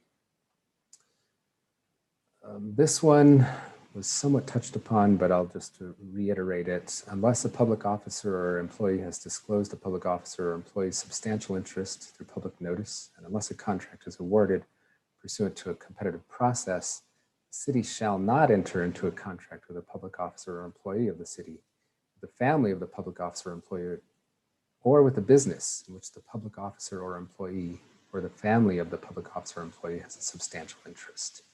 Substantial interest is defined as a certain percentage of ownership interest in the business. There's also prohibited bidding. No local government shall accept a bid or proposal from a person who directly participated in the preparation of specifications, qualifications, or evaluation criteria on which the specific competitive bid or proposal was based. So basically, the city has to exercise due diligence to make sure that someone doesn't work on building a competitive solicitation, goes out into the private sector, and then bids on it. There are penalties for violating the Governmental Conduct Act. There's criminal prosecution that's available. For most violations, it is a misdemeanor and shall be punished by a fine of not more than $1,000 or an imprisonment of not more than a year or both. Bribery is a 4th-degree felony. There's also a civil enforcement provision under the Governmental Conduct Act. And interestingly, the civil enforcement can be brought by the newly created State Ethics Commission. Enforcement. Who enforces these rules? So suspected violations of the ethics code by public officials may be reported to the city's Ethics and Campaign Review Board. Any individual may submit a sworn statement. The city attorney may bring a complaint to the board. The ECRB, I think, has a little bit of authority to investigate things sua sponte. They can issue opinions that are binding on the board. The city attorney's office advice is not binding on the ECRB. But for example, if the ECRB, if someone brings a question, poses a question to the Ethics and Campaign Review Board, they say, is this permissible under the election code? The ECRB reviews the question. They issue an opinion that says this activity is permissible under the election code. The person can then basically use that opinion as a shield for any future action that's consistent with the question posed. If a person brings a complaint against the candidate under the same issue, the opinion that the ECRB has issued would be binding on that board. It would protect the person who has obtained an opinion that says such and such conduct is permissible. And finally, violations of the Governmental Conduct Act may be reported to the Human Resources Department, the DA's office, or the AG's office under the provision I have cited there. And the State Ethics Commission again handles civil complaints. So they are starting to issue advisory opinions. I don't know if they've taken any enforcement action yet, but that entity is starting to do work. I've moved kind of quickly through these materials because it's a busy night, but I want to make sure everyone has the time to ask any questions that you have. You can also just email me your questions and I'll try to answer them one-on-one. Thank you, Mr. Martinez. And Councilor Garcia has his hand up, so he has the floor. Thank you, Mr. Mayor, and thank you so much, Marcos. I really appreciate the information. It's not more so a question, but I guess a recommendation for future that we don't have this presentation during the middle of a city council meeting. This is a lot of heavy information, and to ensure that fellow governing body members have the opportunity to fully digest and time to appropriately address any questions. I don't want us to rush through this. And actually, I felt, a little bad that Mr. Martinez had to rush through this. This isn't a presentation we should be rushing through and say, we've got a busy meeting. We need to set aside critical time to do this. So that's my recommendation for the future, not put it in the middle of a meeting where we've got 20 some odd consent items, 3 presentations, 4 public hearings. I mean, we can do better than this. And let's give this presentation the time it really should be afforded. Thank you, Mr. Mayor. Thank you, Councilor. And Councilor Vihil-Coppler, your hand is up. You have the floor. Thank you. I wanted to ask Mr. Martinez, is there any type of coverage for elected officials with respect to like insurance? I don't know what to call it. My first question is maybe like malpractice, or I don't know. What is there any kind of coverage for an elected official? Well, let me just start there. If someone is filed against or files against someone else.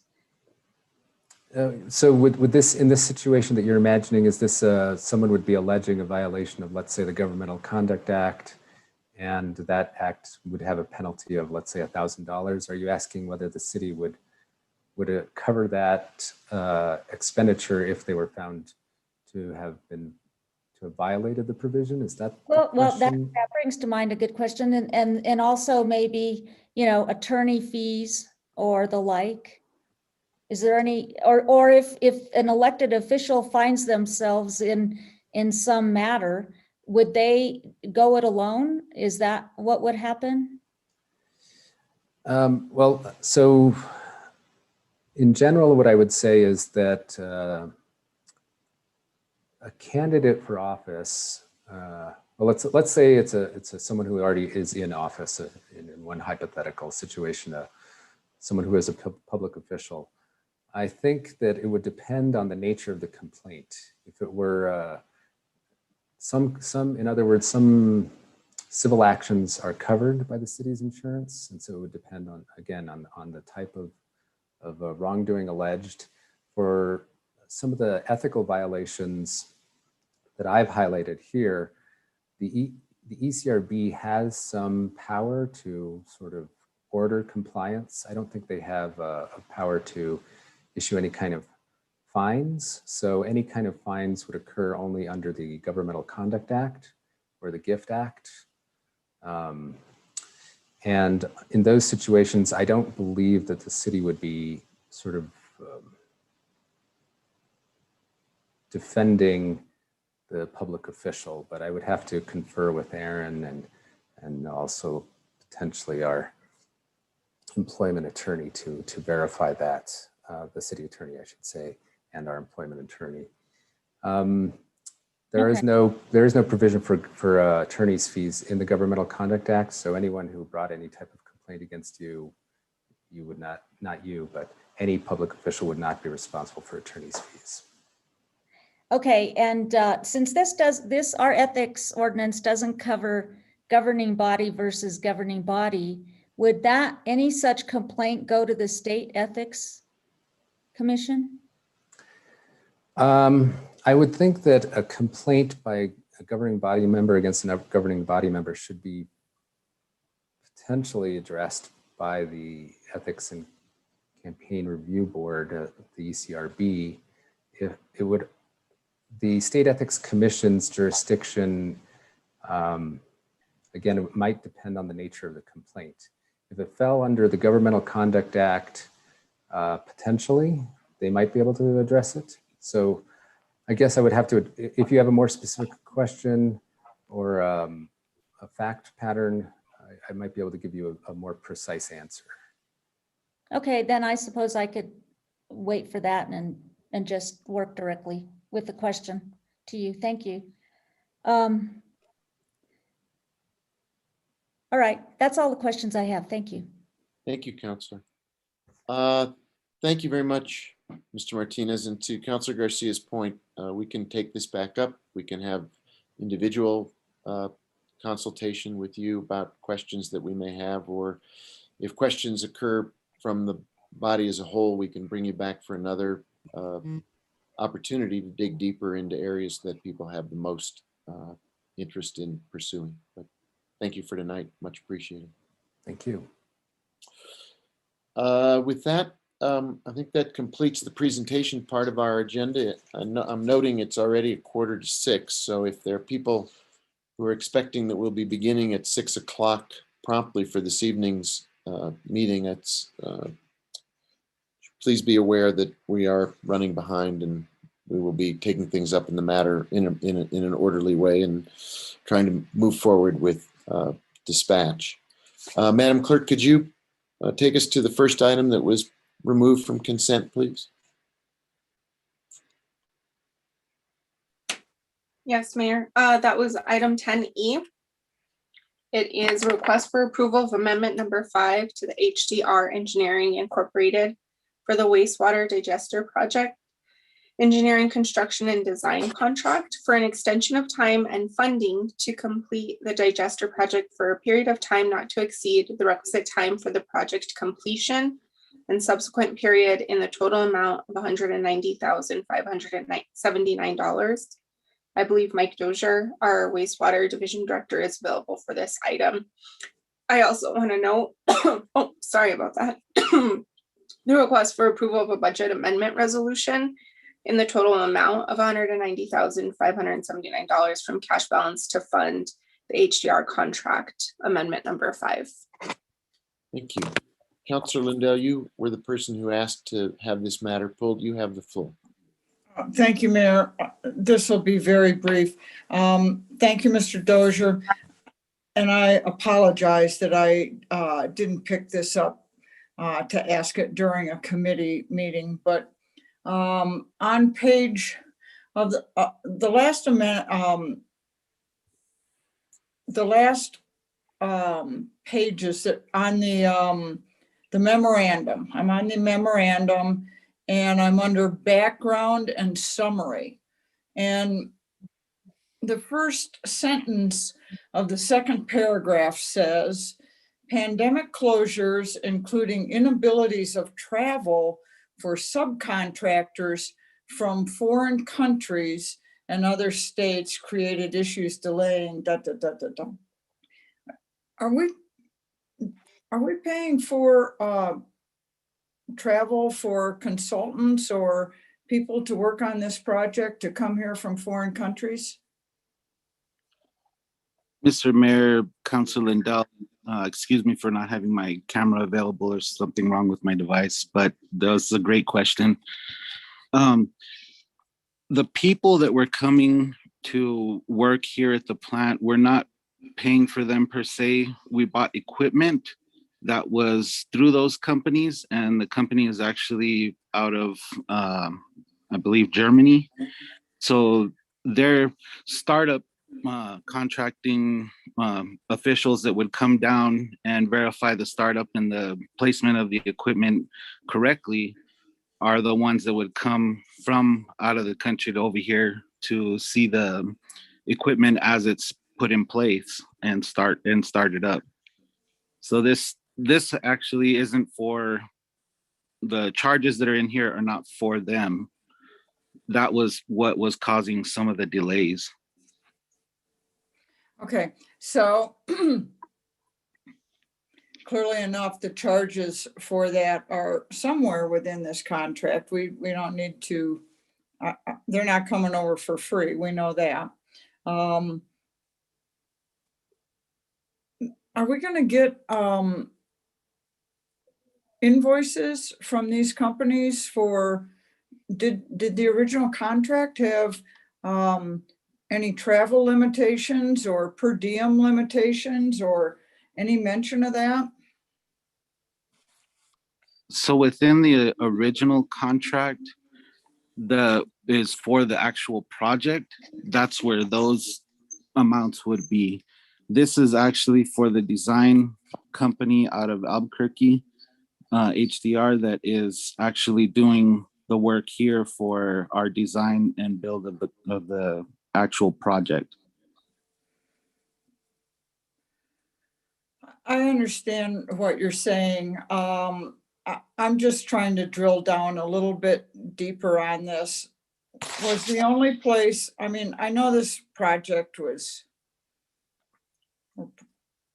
we're over 14 million at this point, but was the only supplier for this project a supplier out of Germany? Councilor Lindell, that's the only out of country supplier. Other suppliers are all within the United States, I believe. Yeah, what I was trying to ask is, could we have found someone to do that same work that didn't have to travel here from a foreign country? So what the actual company did was train some gentlemen out of Albuquerque that were working for the company that provides the generator to come out and do the initial beginning of the startup. Now that travel restrictions have changed, I believe they'll be out here as soon as we're able to connect to TNM in the grid.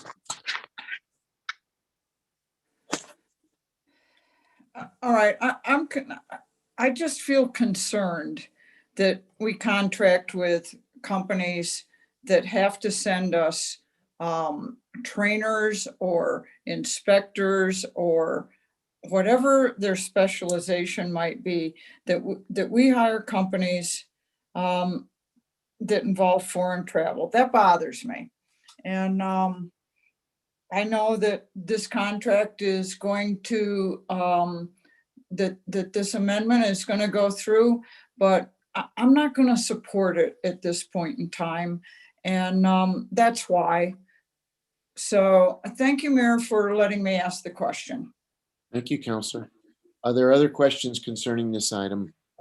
People want to raise a hand and let me know. Counselor Romero-Worth. Move to approve. Now, I think we have two separate items that we need to take up. There's both E and E1. So I think you're speaking to E. Did we do them together or do they have to be done separately?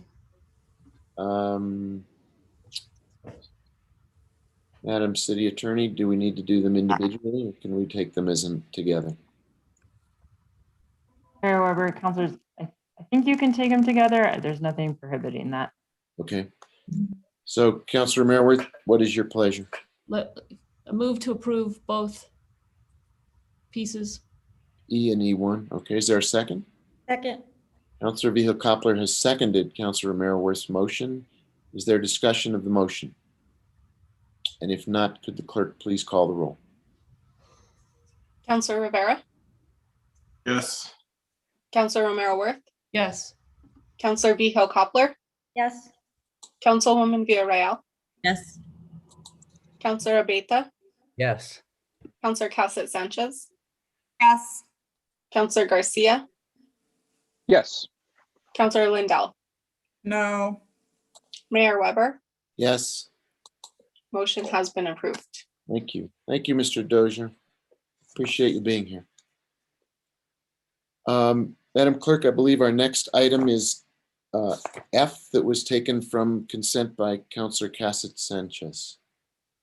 That is correct. The next item is item F. It is consideration of a resolution is sponsored by Mayor Weber, Councilor Romero-Worth, Councilor Abeta, Councilor Garcia, Councilor Vihil-Coppler, Councilor Lindell, and Councilor Cassett Sanchez. It's a resolution establishing a work plan for improving access to affordable housing opportunities for residents of the city of Santa Fe. And I believe Alexandra Ladd, our Office of Affordable Housing Director, is available for this item. Thank you. And Councilor Cassett Sanchez, you asked to have this removed from consent, so you have the floor. Thank you very much, Mr. Mayor. I removed this from consent because there are two amendments that I'm co-sponsoring, one with Councilwoman Villarreal and one with Councilor Garcia that I wanted to consider and move.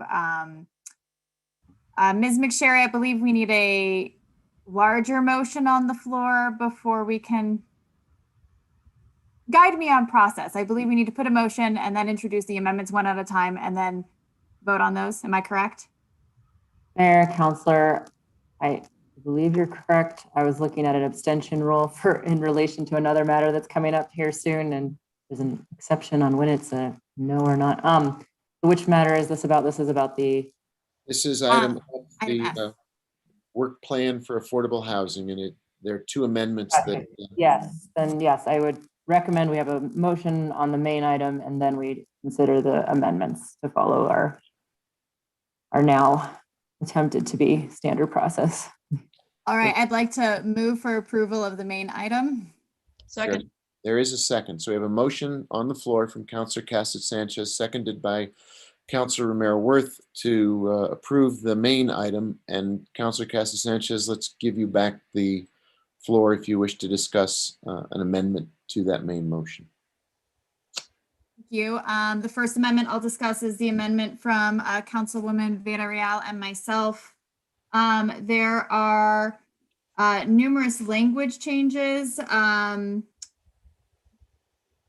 Has everybody had an opportunity? Do you want me to go through them one by one, or has everybody had an opportunity to view them and see them in context in the packet? Is there a well, the public may not know what they are. Maybe there's a way for you to summarize or identify what the amendments are designed to do. Councilwoman Villarreal, I will have you speak to some of these. On page 1, line 20, we changed from housing development in the city has increased dramatically to multifamily housing development applications have increased to reflect changes in the development patterns. Page 2, line 11, we updated from the 2019 to the 2020 average home price to $606,500. Page 3, line 1, we just made a, sorry, I'm not looking at these in context. We just made a quick strike of a word to make a sentence make more sense.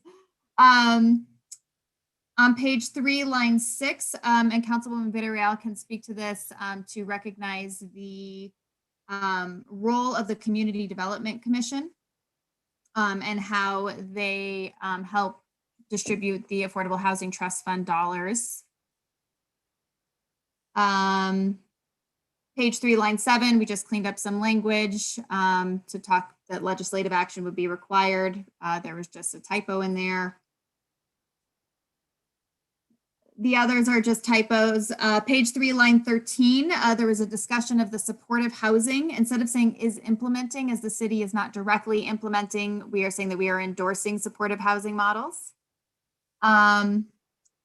And then page 3, line 22, inserted the new paragraph, be it further resolved that the city manager is directed to create a work plan for staff support of this process, so that each committee is ensured of the participation and contribution from subject matter experts. This is really just looking at the ensuring that the appropriate staff is identified and will be available, as well as assisting with Ms. Ladd, who is really going to be taking on a large bulk of this, and it is quite a workload for her. So we want to make sure that she has that support. And then page 3, line 25, we struck the word individual and put potential to discuss that these are potential funding sources. Page 4, line 11, just a language change from mix of funding sources to mix of opportunities. Page 4, line 12, after funding, putting sources, again, just clearing up the language a little bit. And on page 4, line 14, after funding, inserting from sources external to the Affordable Housing Trust Fund to discuss that the funding that we are looking at for other support services would be not in addition and not within the Affordable Housing Trust Fund, but additional sources. Hope that was clear. Any questions on any of those? Oh, very well done. Thank you. Thank you. I'd like to move for approval of this amendment. Second. We have a motion to approve from Councilor Cassett Sanchez and a second from Councilwoman Villarreal. Is there discussion of this amendment? If not, could the clerk call the roll on the motion?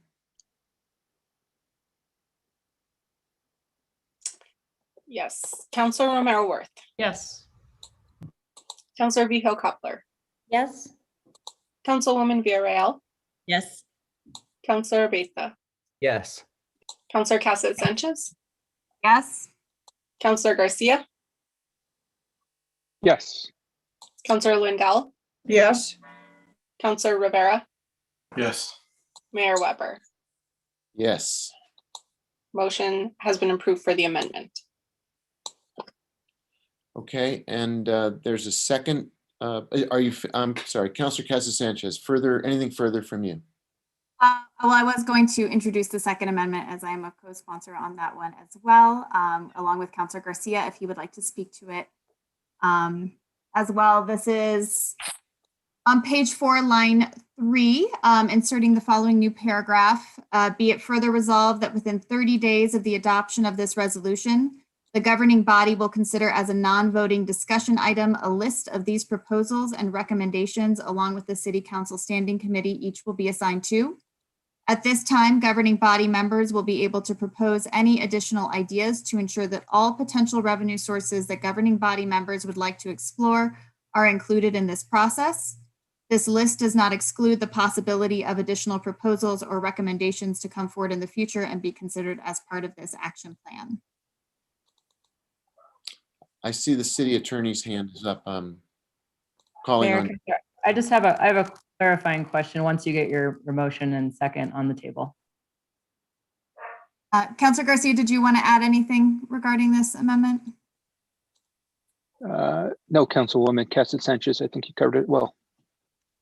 Okay, thank you. So we have having heard the amendment, is there a motion at this time then? Second. You moved to approve, Counselor. You cut out a little bit. Okay, you moved to approve, and Counselor, your motion was seconded by Counselor Garcia for the record. And now, Ms. McSherry, your hand is up, but you're on mute. Mayor Weber, Counselor Cassett Sanchez, you just jogged my memory that I had wanted to ask a question. I noticed that part of the amendment says a non-voting item, but then it talks about essentially adding something. It sounds like an action. I just don't want yourselves to end up at a meeting in the future where you're saying, there's something on this list that I want to put on the list. Therefore, I move, we add something, but it's a non-action item. I just don't want us to be put in that situation. So I don't know what the intent is, or if that is the intent to be able to suggest additional items, which sounds like an action. It's a potential complication in the future. And I'm not sure what the intent is. The intent was really that we have an opportunity to have a discussion about the different sources that we want to be exploring, and that there is knowledge among the different governing body members as well as among the public as to which committees we would be sending these items to for further exploration so that we could all follow along as we wanted to. The piece about being able to add items was just really making sure that there was a catch-all. I think that we were really looking at this as an opportunity for brainstorming and for making sure that all counselor voices and ideas were identified. But when we had discussed it, we had, my goodness, that was a long time ago, and a lot of budget hearings have happened since then. I believe when we discussed it, we didn't feel that it needed to be formalized as a vote. Although if that is something that you are recommending, I would be open to that. Councilor Garcia, do you have anything to add to that? Thank you, Councilor Cassett Sanchez. I think given the recommendation from the city attorney, it might be best just to strike non from the amendment. Given that for some reason that if a governing body member has a topic that for some reason is not on the list, we're not excluding them from that process. Madam City Attorney, would that clarify the issue you're trying to help but not happen in the future? Mayor Weber, I think it would, in case there's some sort of action that needs to happen to make the list different. I think that would help address it. So we need to amend the proposed amendment as proposed by Councilor Garcia. Just add that to my motion. I move to approve the amendment as amended. We can, Mayor Weber, Counselor, yes, we can vote on that as an amendment to your amendment. We are allowed to go down that many levels. Okay. So it would simply, for those following at home, it simply removes the word non-voting from before the word discussion, which would then leave the opportunity, if there were something that needed to have action taken on, it would not be prohibited. Okay, is there any further discussion of the amendment as amended? Does it need a second? If so, seconded. Councilor Garcia has seconded Councilor Casa Sanchez's initial amendment to the amendment. We're all good, I think. And Mayor Weber, to make it absolutely amended, you either need to take a vote, or I think our practice has been either rescinding the motion, remaking it, but maybe that's what Councilor Casa Sanchez intended. I will remove my first motion. And I'll remove my first second. Now I'm going to move to approve the amendment as amended. Seconded. And Councilor Garcia is amending it and is seconding that. And so we are now, there's a very clear path forward. So is there any discussion about the motion, the amendment as amended? If not, could the clerk please call the roll? Yes. Councilor Vihil-Coppler. Yes. Councilwoman Villarreal. Yes. Councilor Beta. Yes. Councilor Casa Sanchez. Yes. Councilor Garcia. Yes. Councilor Lindell. Yes. Councilor Rivera. Yes. Councilor Romero Worth. Yes. Mayor Weber. Yes. Motion has been approved. Which now brings us to the main motion as amended. Is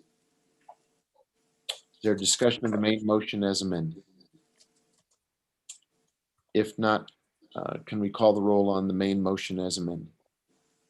Yes. Councilwoman Villarreal. Yes. Councilor Beta. Yes. Councilor Casa Sanchez. Yes. Councilor Garcia. Yes. Councilor Lindell. Yes. Councilor Rivera. Yes. Councilor Romero Worth. Yes. Councilor Vihil-Coppler. Yes. Mayor Weber. Yes. Motion has been approved. Thank Madam you. Clerk, Madam Yes. Clerk, can you make sure that added as a co-sponsor? I was supposed to be on, but my name hasn't been on it. Thank you. Absolutely. Thank you.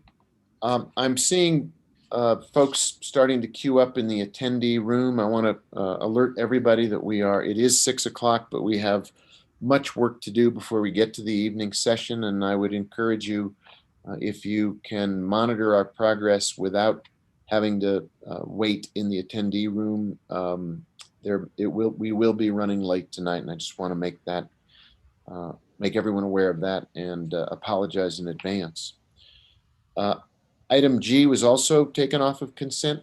Madam Clerk, do you want to identify that for us? Yes, item G was removed by Councilor Romero Worth. It's a request for approval of Kitchen Angels contract number 19-0590.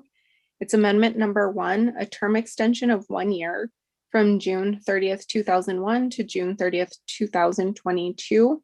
Elizabeth Peterson, our Children and Youth Program Manager, is bringing this item forward. Thank you. And Councilor Romero Worth, you have the floor. Thank you, Mayor. In consultation with the City Attorney's Office, I am recusing myself from this vote as my mother sits on the Kitchen Angels board. Thank you. Thank you. Move to approve. Motion. I wanted to ask Councilor Romero Worth a quick question. Are you going to leave the meeting at this point? And you want I got to figure out how to leave the meeting. Hold on. All right. Yeah, I hear you. And you may want a notification from the clerk when it's safe for you to come back. That'd be great. Bye. Okay, thank you. That having been said, we did have a motion to approve this item from, I believe, Councilwoman Villarreal. No, Lindell. I think Council Lindell. I apologize. Councilor Lindell, yes. And it And was- Councilor Rivera. Oh, sorry. Councilor Rivera made the motion to second. Is there discussion? Could the clerk please call the roll then?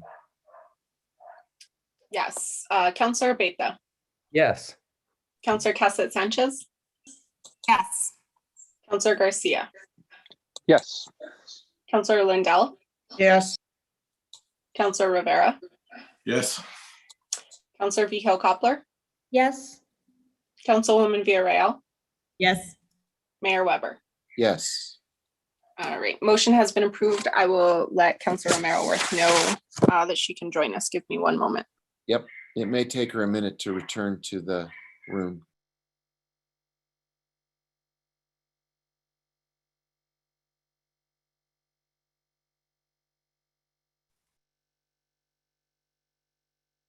Mayor Weber, Christine, I was getting a text from one of my staff that we might be able to use an on-hold function in order to put people kind of outside the room and easily add them back. I'm not familiar with it, but I'm not sure. Maybe one of our hosts is. An on hold function. Interesting. I welcome the lesson in how to be more Zoom skilled. All right, Councilor Maraworth is back with us. If you know how to do it, I would appreciate a quick lesson because I'm about to leave the room too. Madam Clerk, could you take us to item M? Yes. Mayor, item N was posed by Councilor Rivera. It's a request for approval of written findings of fact and conclusions of law reflecting the governing body's decision in the following land use cases and land use appeal. I will not go through all of them, but there is items 1 through 6, and these are related to the requests for the Zia station. Thank you. Councilor Rivera, you asked to have that removed from consent, so you have the floor, sir. Thank you, Mr. Mayor. Ms. McSherry, were you able to come up with any information based on the question I asked you prior to the start of the meeting? Mayor Weber, Councilor Rivera, my understanding is you're asking if you should vote on these since you weren't present at the last meeting. And if you're not able to confirm that the findings of fact and conclusions of law reflect what occurred at the meeting, then I do recommend that you abstain from the vote. I don't think it's a recusal because you're not conflicted, but abstention is fine.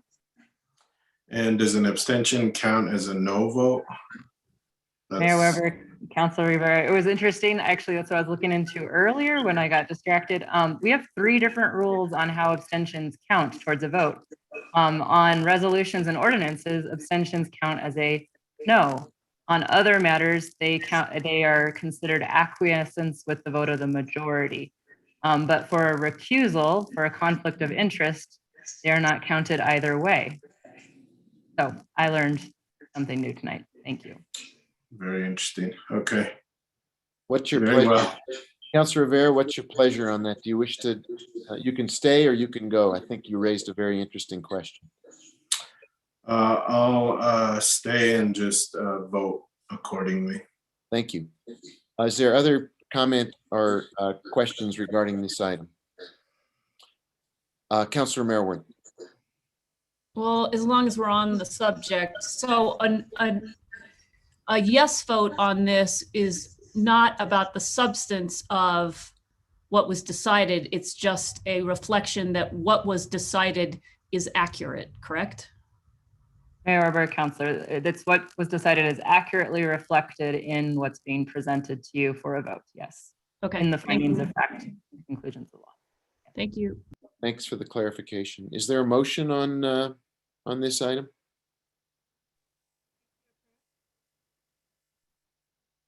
Councilor Casas Sanchez, your hand is up.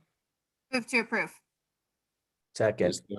And there is a second, which came, I believe, from Councilor Abeyta. Is there a discussion of the motion? Mr. Mayor, Councilwoman Villarreal, you have the floor.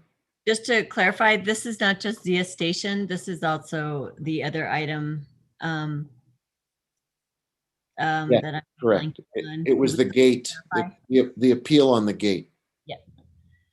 Okay, so that's the appeal for the Laura Chalk case. Correct, it is both. Thank you. Thank you. Any other questions or comments regarding the motion and the item? But Councilwoman Vihel Coppler, you have the floor. Thank you, Mayor. In the findings of fact and conclusions of law, where it says vote at the hearing, should it not then say that Councilor Rivera was absent? Or if you look at number 35, item C on page 4, for example, I think it's the Zia station. Mayor Weber, Counselor, would you like me to speak to this one? Yes. If you would, that would be great, Sally. Thank you.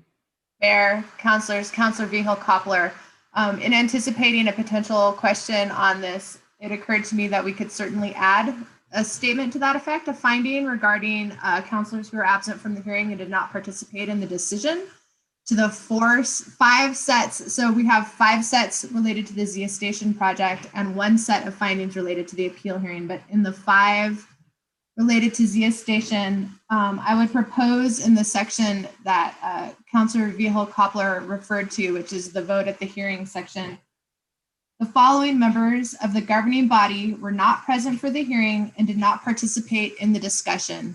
And that would be Councilors Sig Lindell and Chris Rivera. So if you'd like to approve those 5 sets with the amendment of adding that finding, I think that would be an appropriate motion. Okay. Is there a motion to that effect? I so move. Is there a second? Second. Okay.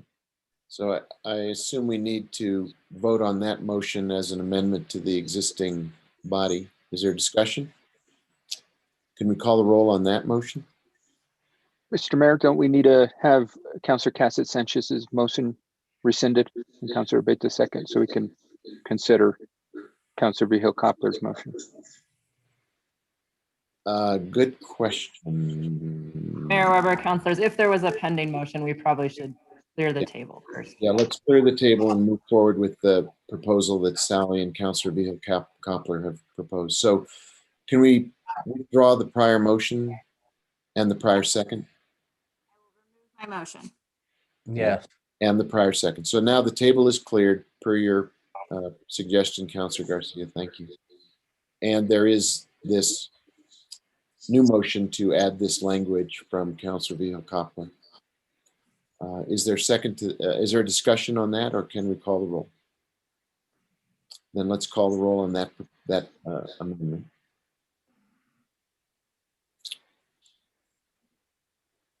All right, Mayor.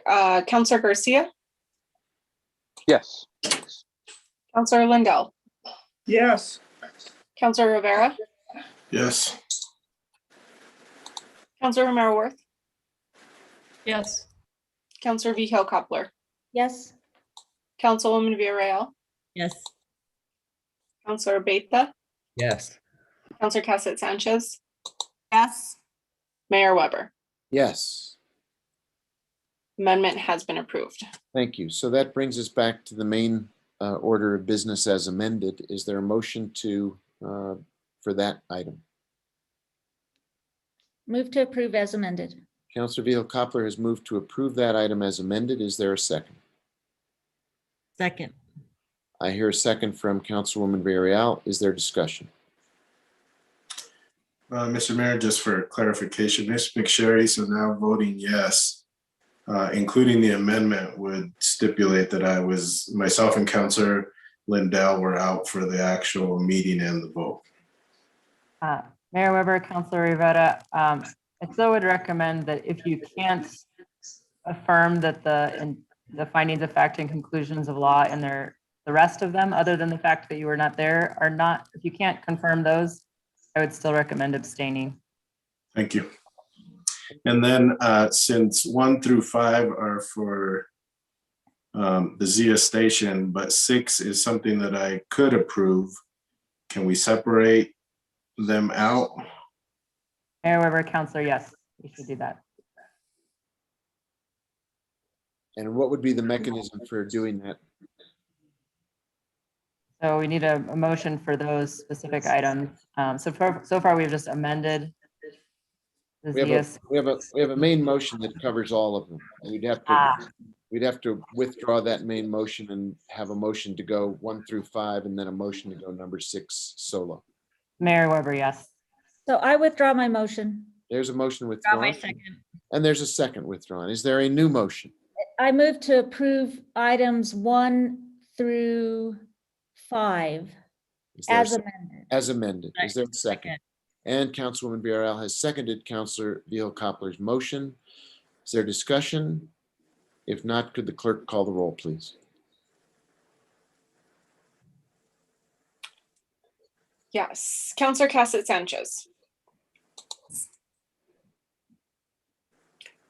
Was it? Did I- That was a okay. yes. Just checking. Counselor Garcia. Yes. Counselor Lindell. Abstain. Okay. Counselor Rivera. Abstain. Okay. Counselor Romero Worth. Yes. Counselor Vihel-Coppler. Yes. Councilwoman Villarreal. Yes. Counselor Beta. Yes. Mayor Weber. Yes. Item has been approved. And now can I get a motion regarding item 6 on the list? It's M6 for the record. Move to approve item M6. Second. And that would also contain the amendment noting who was absent and who wasn't absent. So there's a motion to approve. No? Yes? No. Well, nobody was absent, right? That's Point. You're right. So Councilor Cassett Sanchez has made the motion. Councilor Vihel-Coppler has seconded the motion. Is there discussion? If not, let's call the roll, please. Okay. Counselor Lindell. Yes. Counselor Rivera. Yes. Counselor Romero Worth. Yes. Counselor Vihel-Coppler. Yes. Councilwoman Villarreal. Yes. Counselor Beta. Yes. Counselor Cassett Sanchez. Yes. Counselor Garcia. Yes. Mayor Weber. Yes. Motion has been approved for item number 6. Sally, your hand is up. Thank you, Mayor. Before I duck out, I just wanted to follow up on the putting on hold for recusing. You have to be one of the Zoom hosts. I see that Joe Abeta and Mayor Weber are our Zoom hosts. You should be able to hover over a person's little Brady Bunch square and you get the little 3 dots in the upper right-hand corner. I think that's where it is. And there's an option to put on hold. And then you can take someone back off of hold. And if you don't see it there, then it's also located, or maybe instead in the options on the names in the participants list. So just for future reference, you may not want to practice it tonight, but it does work really well for taking someone out of the room and bringing them back. Thank you. Thank you. I appreciate that. I'm going to have to practice because I don't actually see that option in the Okay. drop-down menu. Thank you. Thank you. I'll duck out. We'll practice between now and the next council meeting. Thanks, Sal. And Mayor Weber, one other, so something else Sally and I were discussing is in the future, if we want to separate a question, we can also move to separate the question, but it's its own motion as well. So it may not be easier than what we did, but just as point of information. Thank you very much. We will get better and better at this. The next item is Q, if I'm not mistaken, Madam Clerk. Yes, the next item is Q. It's a request to publish notice of public hearing for May 12th, 2021. It's consideration of bill number 2021-11, an ordinance regarding the Independent Salary Commission, amending section 6-19.3 SFCC 1987 to reassign the authority to appoint the members of the commission to the Ethics and Campaign Review Board, and to reassign the authority to appoint the commission's chairperson to the commission's members, and amending section 6-16.2 SFCC to add the duty of appointing the Independent Salary Commission members to the Ethics and Campaign Review Board's powers and duties. This item is sponsored by Councilor Garcia, Councilor Lindell, Councilor Vihel-Coppler, And I believe Jesse Leon, our legislative liaison, is available for this item if necessary. Mayor Weber, this item was pulled by you. Yes, and I will be leaving the room since I don't know how to do what Sally just told us to do. So I'm going to actually leave and turn the meeting over to Councilor Lindell to conduct this item. And hopefully somebody will text me when it's time for me to come back. Thank you. We'll text you, Mayor. Councilor Lindell? Yes, Councilor Vihil Coppler. I would also like to leave the room, and I would like to withdraw as a co-sponsor. So I'm going to go to. So noted. And we will text you as soon as we're done with this item also. Okay, so if the clerk could remove my name as a co-sponsor. Thank you. Thank you, I'll remove your name. Thank you, Thank you, Councilor. Bye-bye.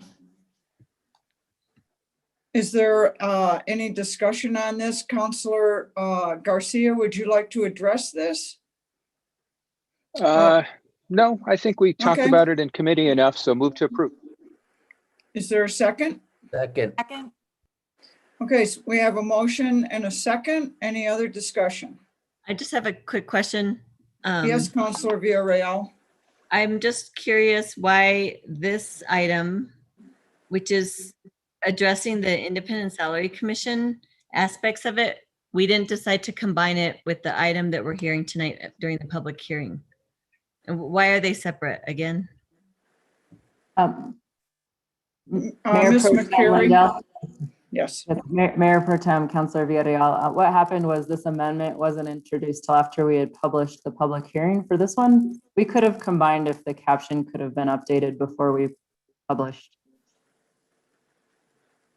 Okay, so we're here a portion of it, and then this next piece of it will be heard at another public hearing.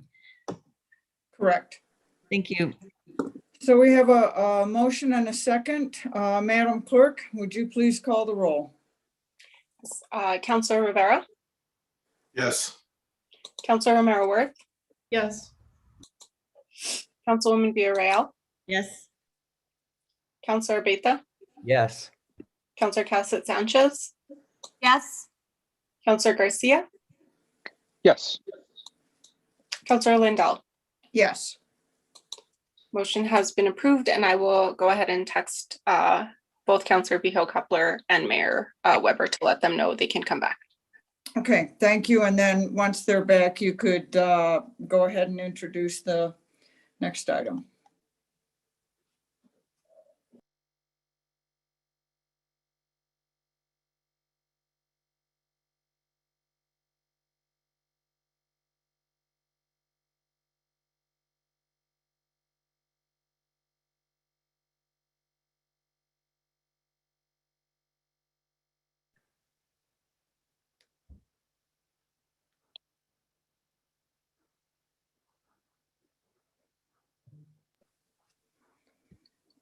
Thank you very much for letting me back in so quickly. Appreciate it.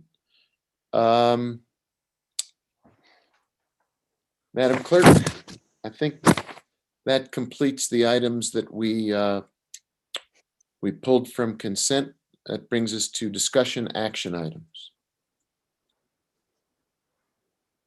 Yes, Mayor, the next item on the agenda is item 11A. It's consideration of a resolution that's sponsored by Councilor Rivera and Councilor Abeza.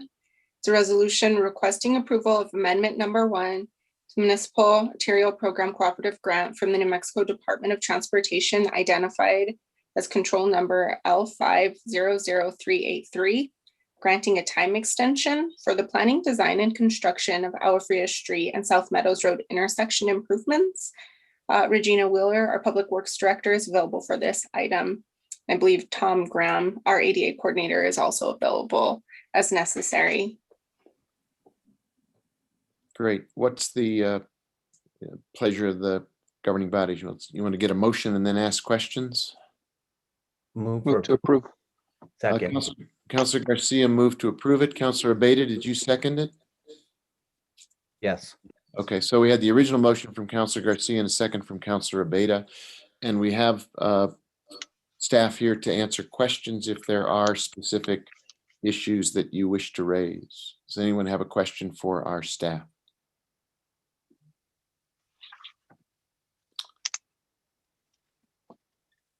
If not, can we call the roll on this item?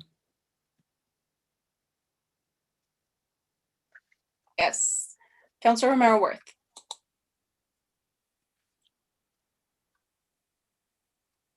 Yes.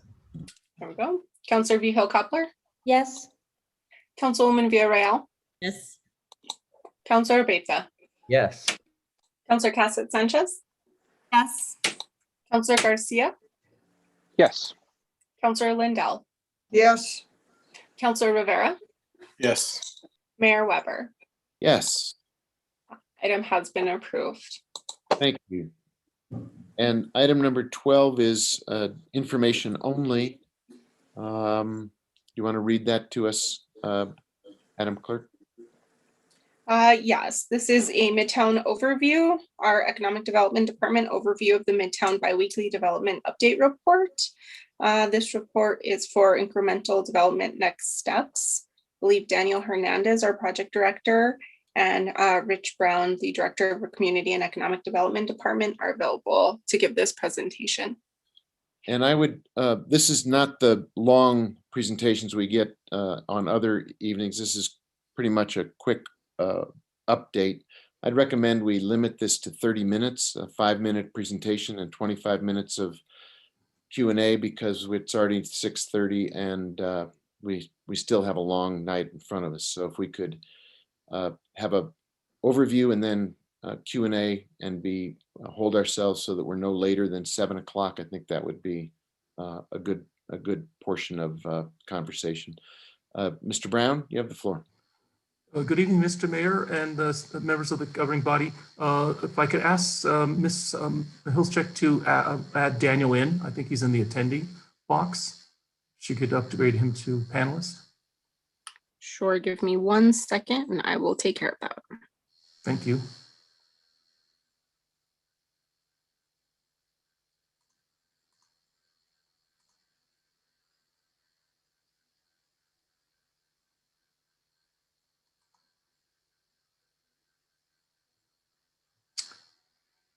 Let's see. I think he's in. Okay. So I'm going to start to share my screen. And earlier today, we sent a copy of our presentation over. And previous to that, we sent the full report of our action items for this progress report date. As the mayor said earlier, every 2 weeks, we'll be sending a progress report to the governing body. And this will be the format for us from the progress report standpoint. We're just pulling out in bullet point form what's in the progress report. So we have about 7 slides, I think, that Daniel and I will review and then be open for questions. So I'll start from there. So I'll take the first couple questions, couple slides rather, and then I'll have Daniel take over the rest of the action items. So as you know from the memo that I had sent over on March 26th, we had put together a page of action plans. We had 9 of these 9 action items, as you see here. A city as a master developer, canceling the RFEI solicitation, the rezoning of the site for the development framework plan, planning for the infrastructure, the reuse of existing buildings for community purposes, preparing the site and buildings for reuse and redevelopment, promoting the Garson Studios complex, identified parcels for the mixed income and affordable housing development, and access and establish a public funding mechanism. And then number 9 was engaging the public for development planning. So as you know, some of these items are in progress and some are coming forward as we again go through our biweekly plan, but we wanted to just reiterate these are the action plans that were in that memo, and that we will come to you on a biweekly basis to talk about what progress we have moving forward, so that we are prepared, or you're prepared when it's time to bring any resolution, contract, RFP, et cetera, to the governing body for review and approval. So I'll start with number 2 because we have, I think, 4 of them that are in action right now that relates to the rezoning of the site. That first step is the increasing of the city staff. through our budget hearing process over the last 2 weeks, we had talked about adding a Midtown development project administrator. As you know, we're waiting for approval of the FY22 budget to put that local administrator in place. That has been budgeted and approved. There will be a changeover from the project administrator role that was in Public Works. It'll move to community development, and that person will then fall under my responsibility in economic development. One of the first roles they will have is to confirm the scope and terms of the duration of this redevelopment planning process with Daniel and our rest of our consulting team and internal staff, and then also act as the applicant to start the rezoning process. So on May 15th, we will come back again to tell you where we are progress-wise, not with the staff approved, but what our progress is of getting the request for application together, et cetera, and then where we are on the rezoning process as we put together the applications going forward with the land use department. So I go to the next slide, and Daniel, you want to take it from here? Sure.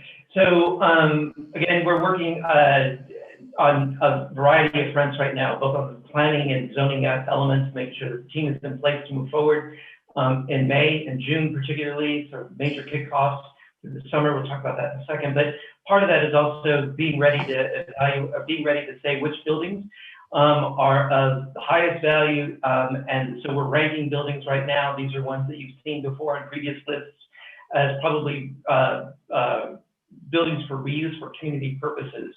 We're also looking at ways that we can move forward for institutional uses so that we are able to get these buildings up and running quicker than other sort of from the ground up redevelopment projects. We are doing that as part of this process so that we know that when we start planning, we know which buildings to tell the planning team, these are staying, to make sure that they're integrated into the grid network of streets and infrastructure. We're also developing a method for soliciting and evaluating proposals. We're getting phone calls from different people and emails from different organizations. We want to make sure that there's a process that's transparent. So when we decide on who and how the buildings will be reused, there'll be a public process for that as well. Next slide. We also just want to make sure that this stays at the forefront of everybody's mind. We know that we want to, as part of the initial development, vertical development, building development that we want to see come out of the ground, are mixed income and affordable housing developments, hopefully mixed use depending on how the market goes. But we're also just prioritizing the identification of parcels for that mixed income and affordable housing development. And again, we're also then, as early start projects, we want to develop a method for soliciting and evaluating proposals, particularly from developers who have on their team local experience. Next slide.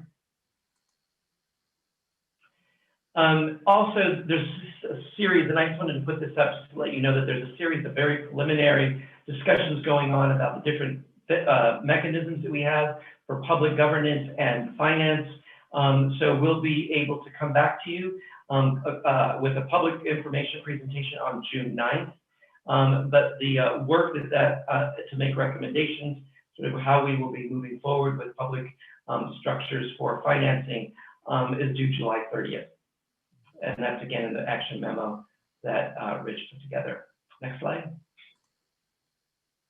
So this is probably absorbing most of people's energy right now, is just to make sure that the public engagement process is in alignment with the planning, the land use and development planning process. We've already begun creating an outline for when we begin developing tools for community development and sustainable development. There's a place for them to land. So we're listening to different tools. But again, all of them have to be substantiated by empirical as well as real experience data. So we want to make sure that the tools are actually addressing issues that that communities are concerned about. So we're coordinating schedules right now. There's a meeting later on this week, to align the land use planning team with the public engagement team and their schedules and types of activities we want to see starting in May and going until the end of summer into September. Again, a lot of the activities will happen in spring and summer, and so that's what this schedule is that we'll be presenting to you. And again, that's another public information presentation that we're planning for the July 14th meeting. Before you go to the next slide, Rich, I just want to make sure that we're differentiating for the city council the difference between the biweekly reports that you'll be at a presentation you'll be getting. The progress reports are exactly what you received this week. They're fairly technical in nature. They're just facts about what's happening under these different actions that Rich outlined in his memo. And then in the interim, at the first meeting of the month, we will be having public information sessions or public information presentations. These can happen from different individuals that are on the team to give you updates on everything from public finance to land use planning to public engagement, and they'll be topic oriented, and that will be the first meeting of the month. But again, they're more informational, and then these like today are progress reports to give you updates on the actions that were outlined in Rich's memo. Next slide. Yep. Then finally, I've been working all day actually with our team on updating the Midtown District Santa Fe website. We're cleaning it up to make it more relevant and actually up to date. So we're uploading a lot of documents over the course of the next few days. But again, we have a page now that says updates, there's documents and the progress reports, as well as the public information presentations are all being uploaded on that. So I think all of them are up to date right now, but we're doing further refinements as the week goes on. So we may send in just a notice to all of you saying, you know, check out the Midtown District Santa Fe website once it's completely updated. That's it. Thank you. That was almost 5 minutes. So we've got about 20 minutes for Q&A. Folks would like to ask anything specific to this update. You could also do it offline if you have a specific question you want to follow with either Rich or Daniel or other members of the team. Okay. Thank you both. Appreciate it. Oh, Councilor Garcia, I see your hand. I saw it late. Apologies. And Councilor. Thank you, Mr. Mayor. Just a quick question. When on the slides it has a due date, can you clarify? Is that a due date that's going to require governing body action, or what is that due date? Can you clarify what that is? Yeah, it was to provide an update. Most of it is just work underway, so it's just to give you an update on what are some possible public finance structures, for example, or yeah. So they're topic oriented on those topics, on those different pieces. But no, actually, you know what I should do is send around all of the governing approvals that will be required along the way. I can send a separate slide that just has that to help you understand the kinds of approvals that will be going along the way. It's everything from contracts to the actual land use, zoning, ordinance, et cetera, et cetera. But we started developing a slide, but I'll make sure it gets circulated. Okay, so I mean, I'm just going off of the slide in front of me, the action plan number 9. It's got the due date of December, January 2021, public information presentation, July 14. Yeah. So this should have happened, or this will be happening in the winter, but we're going to get a presentation given to us in the summer. Yes, sir. Okay, awesome. No other questions. Thank you, Mr. Mayor. Thank you, Mr. Hernandez. And Councilor Vila-Copper, you have the floor. Thank you. I wanted to ask, I know that we got this information by email from Mr. Brown somewhere this morning about 10. And so because we see this earlier by email, but the public doesn't see it. So if they're looking at the agenda, they're not going to see this presentation until now if they're watching and if they want to watch later. So it seems plenty of time that you had this presentation developed, and I wondered why it cannot be loaded on Prime Gov so that the public can see it as well. Mr. Mayor, Councilor Villa-Copper, I don't think that's a problem. We worked really hard to get the presentation out, but it's really just a distillation of the report. So the reports already have been in the system, but we can do the same thing. We can just send it to you and then work with the city clerk's office to put it on Prime Gov. It's my same theme of question, prior to, in that we get the information by email, but it's not on Prime Gov. And, we had a lot of input last time and commentary about transparency. And, this is what we're doing, not for us, but for the public. And so it's really important that if we have the information, that they have the information. And so in addition to the slide, Mr. Hernandez, that you just said you would provide, if you could include that in your presentation, and I think it's important to load this onto PrimeGov, and so the public can have it as well. Even if it's after the fact, but in the future, it'd be good to have it when it's ready.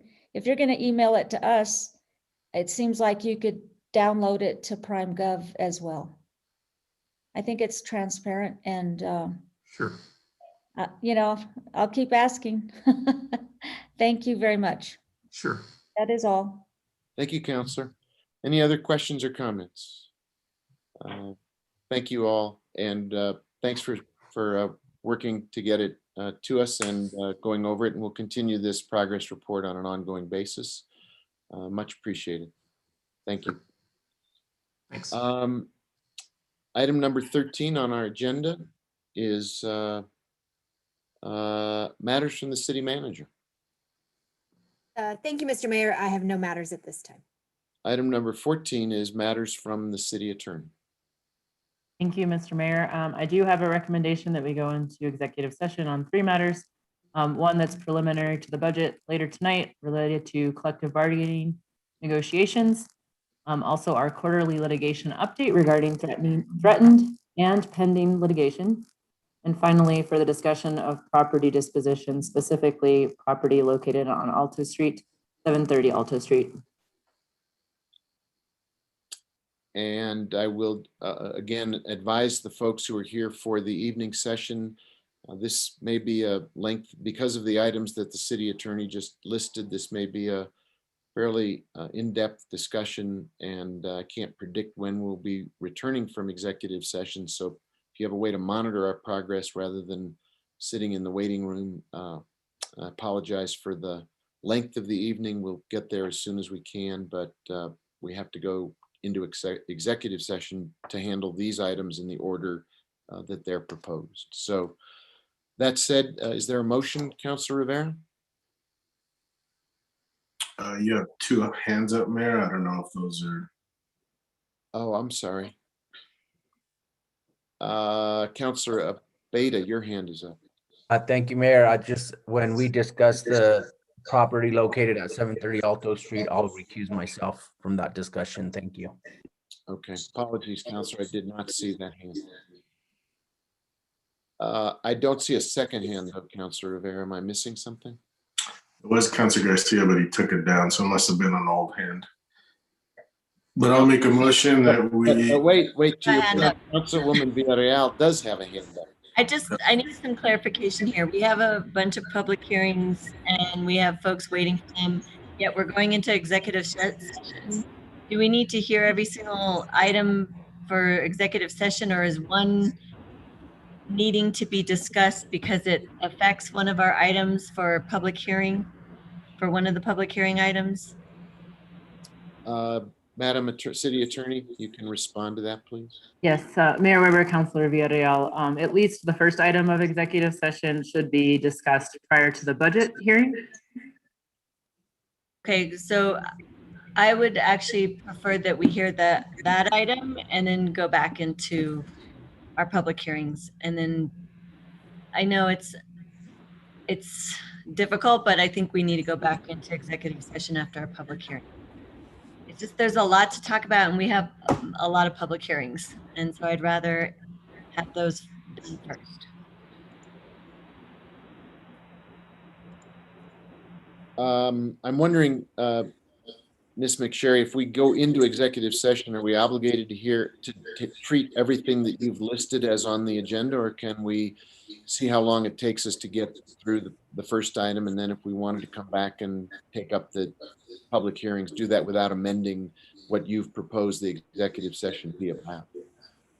Mayor Weber, councilors, I think we can do it either way. We could either make a motion to go into executive session on a portion of the items now, or we could do the motion to go into executive session. And if we feel like it's taking too long, we could come out and amend the agenda. Okay. Duly noted. Okay. Councilor Rivera, do you want to give us a motion to go into executive session, either with one specific or all of the items, and then we can amend it when we come out? I make a motion that we move to executive session to discuss the matters listed on the agenda as recommended by the city attorney. Is there a second? Second. Councilor Garcia has seconded Councilor Rivera's motion. Could we call the roll, please? Councilor Vihel Coppler, Yes.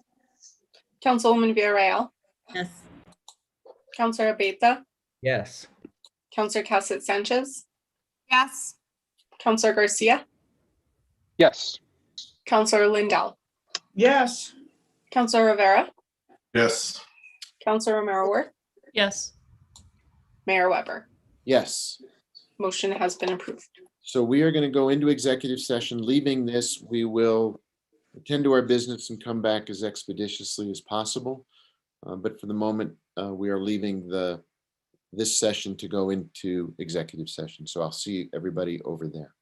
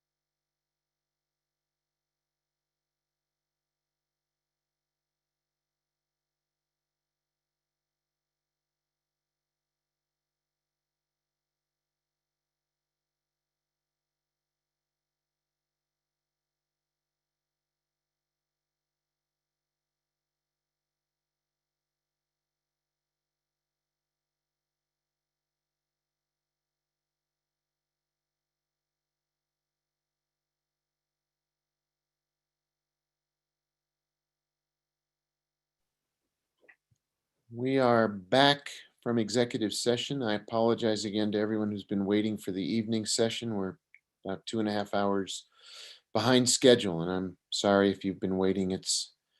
These are very, I can only tell you, these are very in-depth conversations, and they take as long as they take, and I am sorry that you've had to wait. I really am. Let's see, Madam Clerk, is everybody, governing body in full attendance? Everybody here now?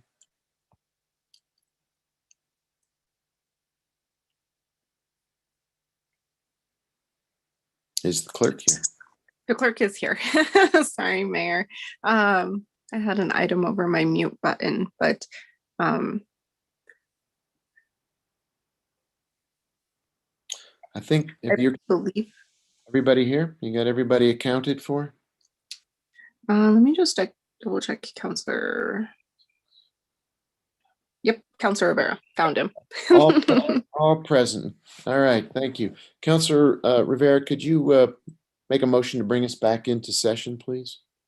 Sure, and make a motion that we reconvene in open session and state for the record that the matters discussed in the executive session were limited really to the first matter specified in the motion for closure. Is there a second? Second. Counselor Garcia made the second. Can we call the roll, please? Yes. We can. Councilwoman Villarreal, Yes. Counselor Abeta, Yes. Counselor Cassett Sanchez, Yes. Counselor Garcia, Yes. Counselor Lindell, Yes. Counselor Rivera, Yes. Counselor Romero-Worth, Yes. Counselor Vihel Coppler, Yes. Mayor Weber. Yes. Motion has been approved.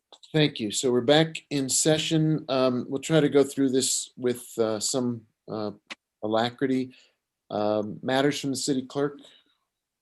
No, Mayor, I will be respectful of everyone's time and we'll keep moving. We have next communications from the governing body and legislative introductions. Can we, if we can go through that, then we'll move into the evening session. Councilor Rivera, any matters from the governing body? Communication? Not today, thank you, Mayor. Oh, actually, I do have a legislative introduction. Good. Pull it up real quick.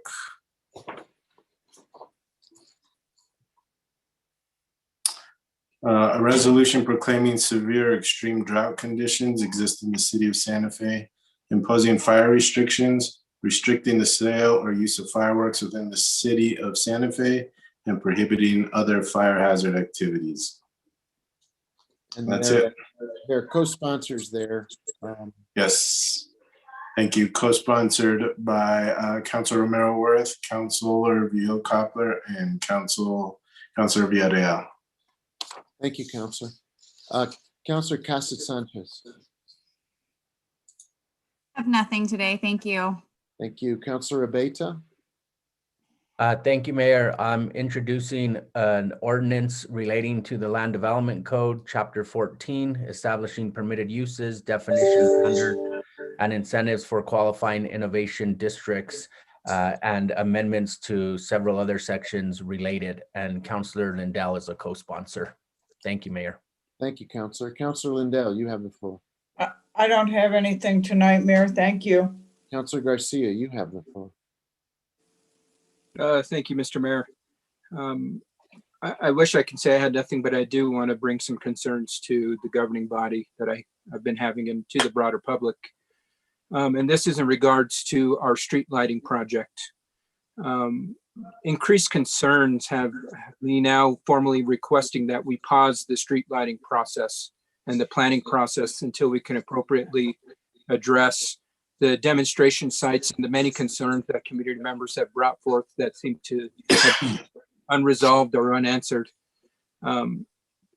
This process began with the rocky start as you all recall, when we began the initial contract with Delkia, there was that concern and challenge about the 4,000 Kelvin lighting, and my initial conversations with NMDOT and how we can work with NMDOT to request a waiver.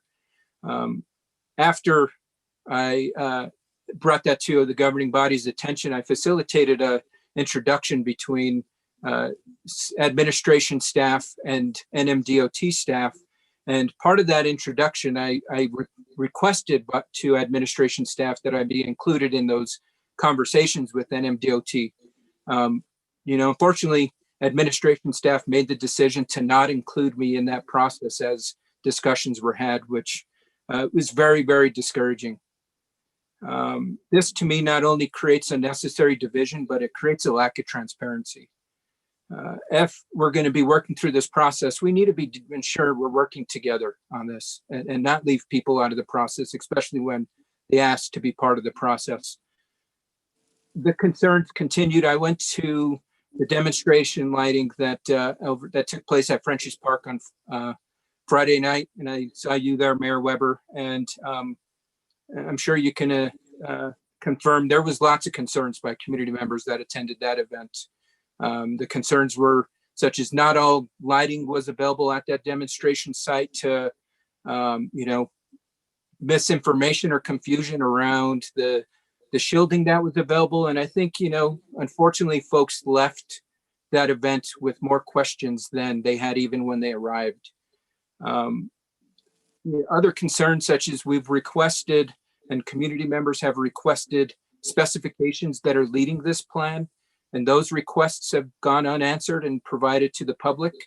And if we have that information, it should be easily accessible. We should be easily sending this out to the community.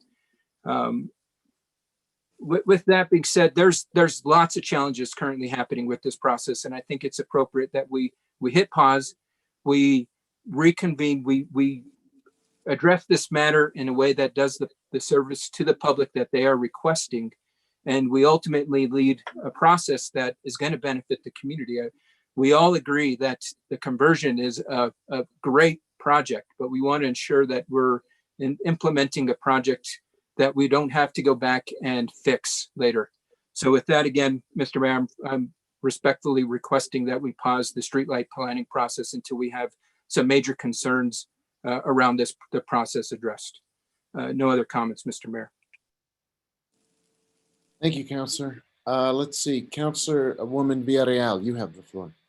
Thank you, Mr. Mayor. I just wanted to take this time to wish the Santa Fe High School boys basketball team and the Capital boys basketball team good luck. They're playing right now at the moment, and 10 minutes ago, Santa Fe High School was up 42-34. And since I couldn't be there, I'm wearing my blue and gold for my alma mater. And whoever wins, it'll be good for the city because we'll have representation at the state tourney. Thank you. Thank you. Councilor Vihel-Coppler, you have the floor. Thank you, Mayor. I would like to ask the city manager when the therapy pool at Genevieve Chavez will open.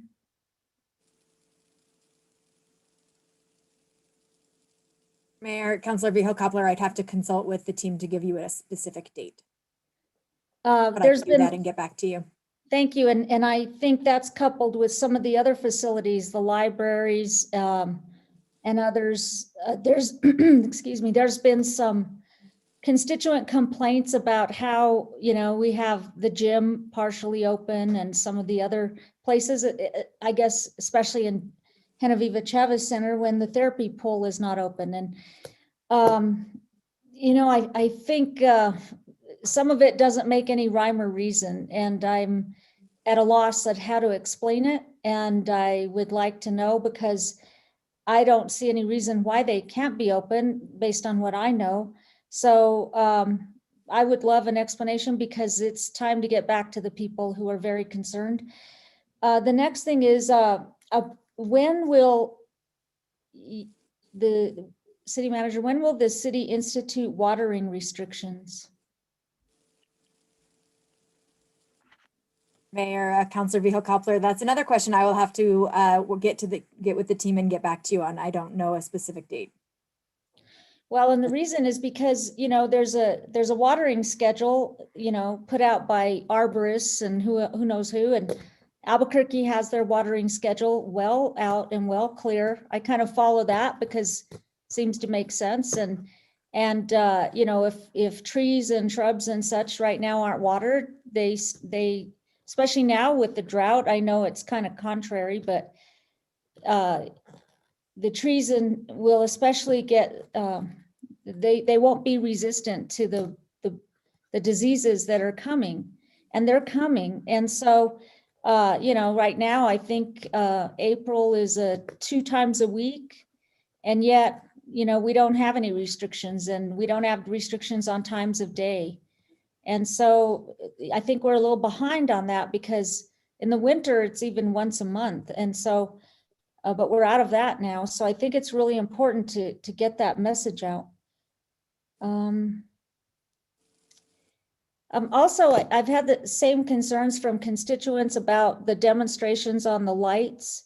And I think it's important to label the types of lighting that the public is being asked to go and see and observe which types of lighting they're looking at, because they're not really labeled. And so when the public drives by, and I've had those complaints too, is they don't really know what they're looking at to assess what they even are going to be hoping to make a recommendation on. And so it seems kind of a waste of time just to drive it. It's like, you know, driving around and looking at Christmas lights.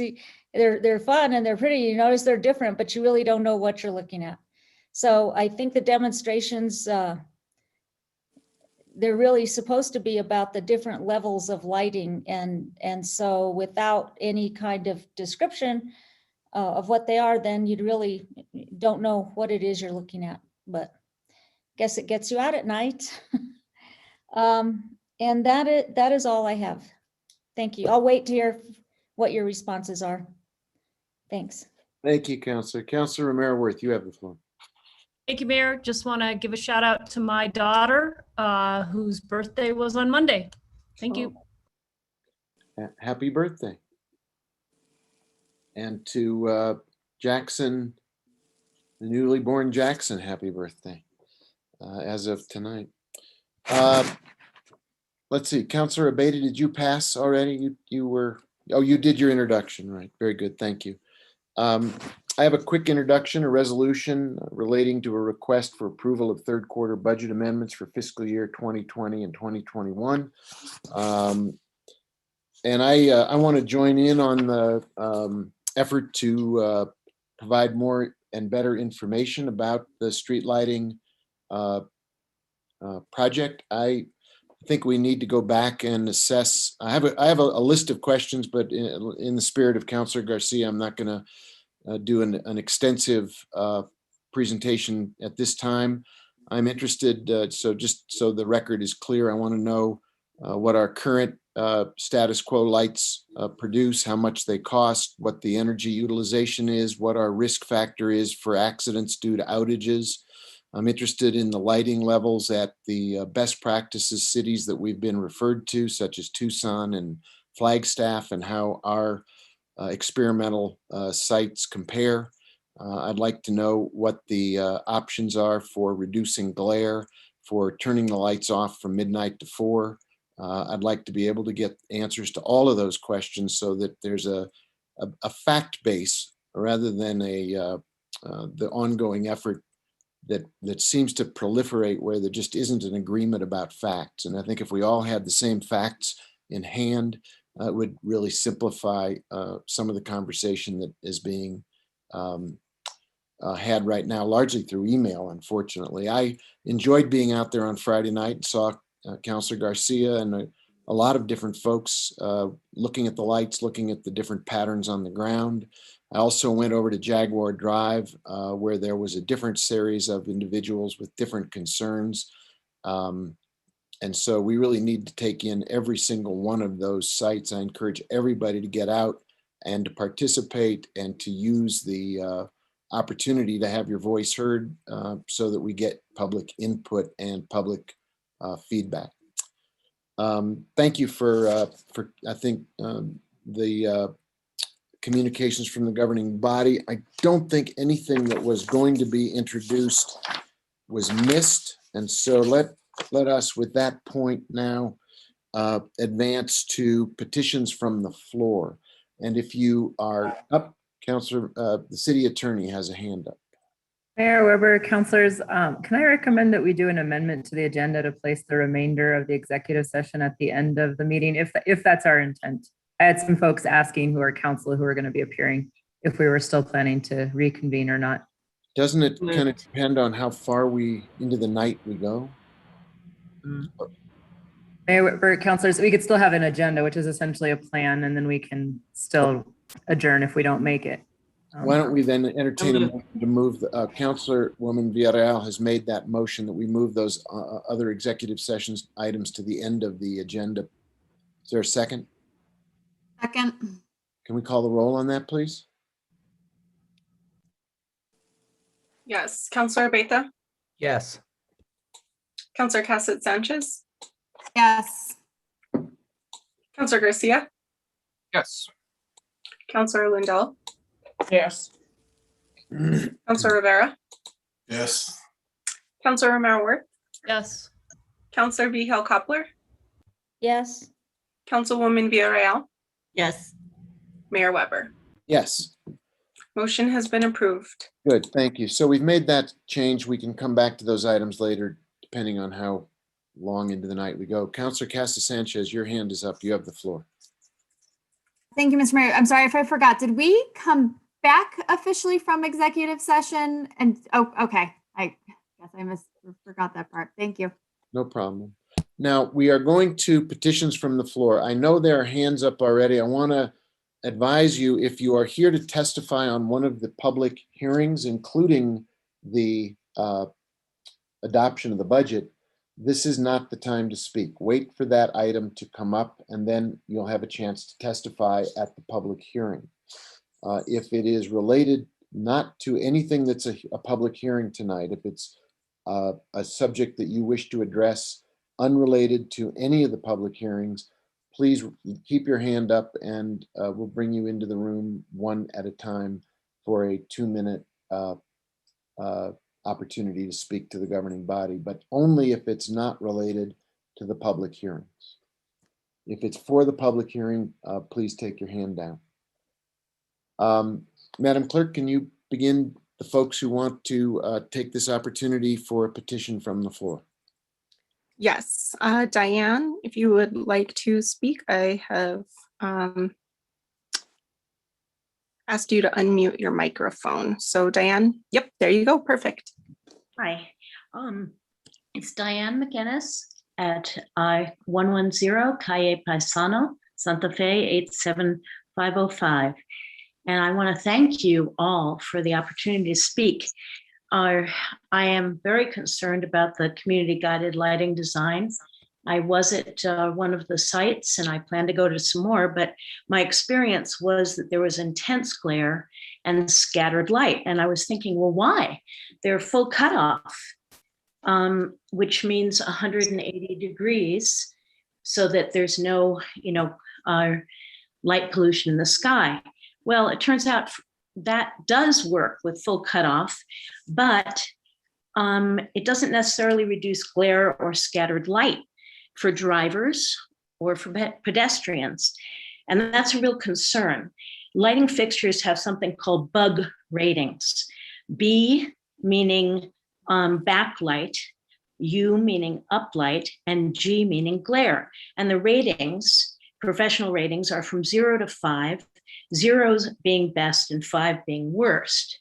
And my guess is that the bug ratings on the lightings that we were presented with were not appropriate. And they were insufficient to prevent scattering of light to viewers and could be dangerous to drivers and to pedestrians. So we need, Santa Fe needs fixtures with the lowest possible glare rating. Recommended ratings are backlight at 0, uplight at 0, and glare at 1 to 2. Also, the LED emitters need to be recessed more than they were They need to have metallic shielding. It's called an aperture. And the Dalkia models most likely, evidently don't have these features. And my suggestion is if Dalkia cannot supply fixtures which are appropriate and safe with low glare ratings, low bug ratings, and low Kelvin ratings, I request that the contract be placed on hold and renegotiated. And I wondered if the city attorney's office possibly could address that to see if that's actually a possibility, because I don't think that they're supplying what we need. And I'd like to see that there's an independent LM79 test, which includes the glare rating of any fixture being considered for Santa Fe. So I feel like we're rushing it, and we need to take time to proceed with a full understanding of lighting, which will benefit Santa Fe. And I hope people will be viewing the presentation tomorrow evening. I know all of you got invitations from the Santa Fe Conservation Trust for the Responsible Lighting for Santa Fe webinar tomorrow night at 6:30. Thank you, and I really appreciate what you're doing. I'll tell you, watching these meetings, I'm thinking, oh my goodness, I don't know how you do it. You're amazing. Thank you. Thank you. Thank you very much. You're welcome. Christine? Madam Clerk? Yes. The next individual with their hand up is Miss Stephanie Beninato. Stephanie, I went ahead and asked you to unmute, so you should be good to go. Okay, can you hear me? Can you hear me? Okay. Stephanie Beninato, PO Box 1601. I did want to say that I did not hear about the review of historic status at Midtown campus. I understand that some of the buildings that are going to be looked in for community use, such as the Grill Garson Theater, are being considered, but their historic status really is not being considered. And I hope that that will happen in these reviews. In terms of water restrictions, I'm wondering why the city is watering virtually every day on the plaza. And that's not only just watering the grass, that's watering the benches and watering parts of the sidewalk. And I think that if the watering system was readapted a little bit, like moved further away from the sidewalk, we wouldn't be watering inanimate objects, and we would be saving some money. And hopefully we don't have to do it every day. I appreciate that Ms. Fihel-Coppola brought up the therapy pool at Chavez, but I'm also wondering about the changing area at Fort Marcy. There is no changing area at Fort Marcy. There's a man and a woman's changing area at Chavez. I was told the other day that they don't have the money. I didn't think they'd have the money to buy some very lightweight tents that they have as they have at the Chavez Center. And I'm sorry, but I'm sure the city does have some money to do that, and or they could open the family restroom and allow people to use it as needed. And then the other thing is that I did appreciate finally, after requesting it at the end of February, finally getting my EPA request about Rose Royball's notebook today. So it took 2 months to get it.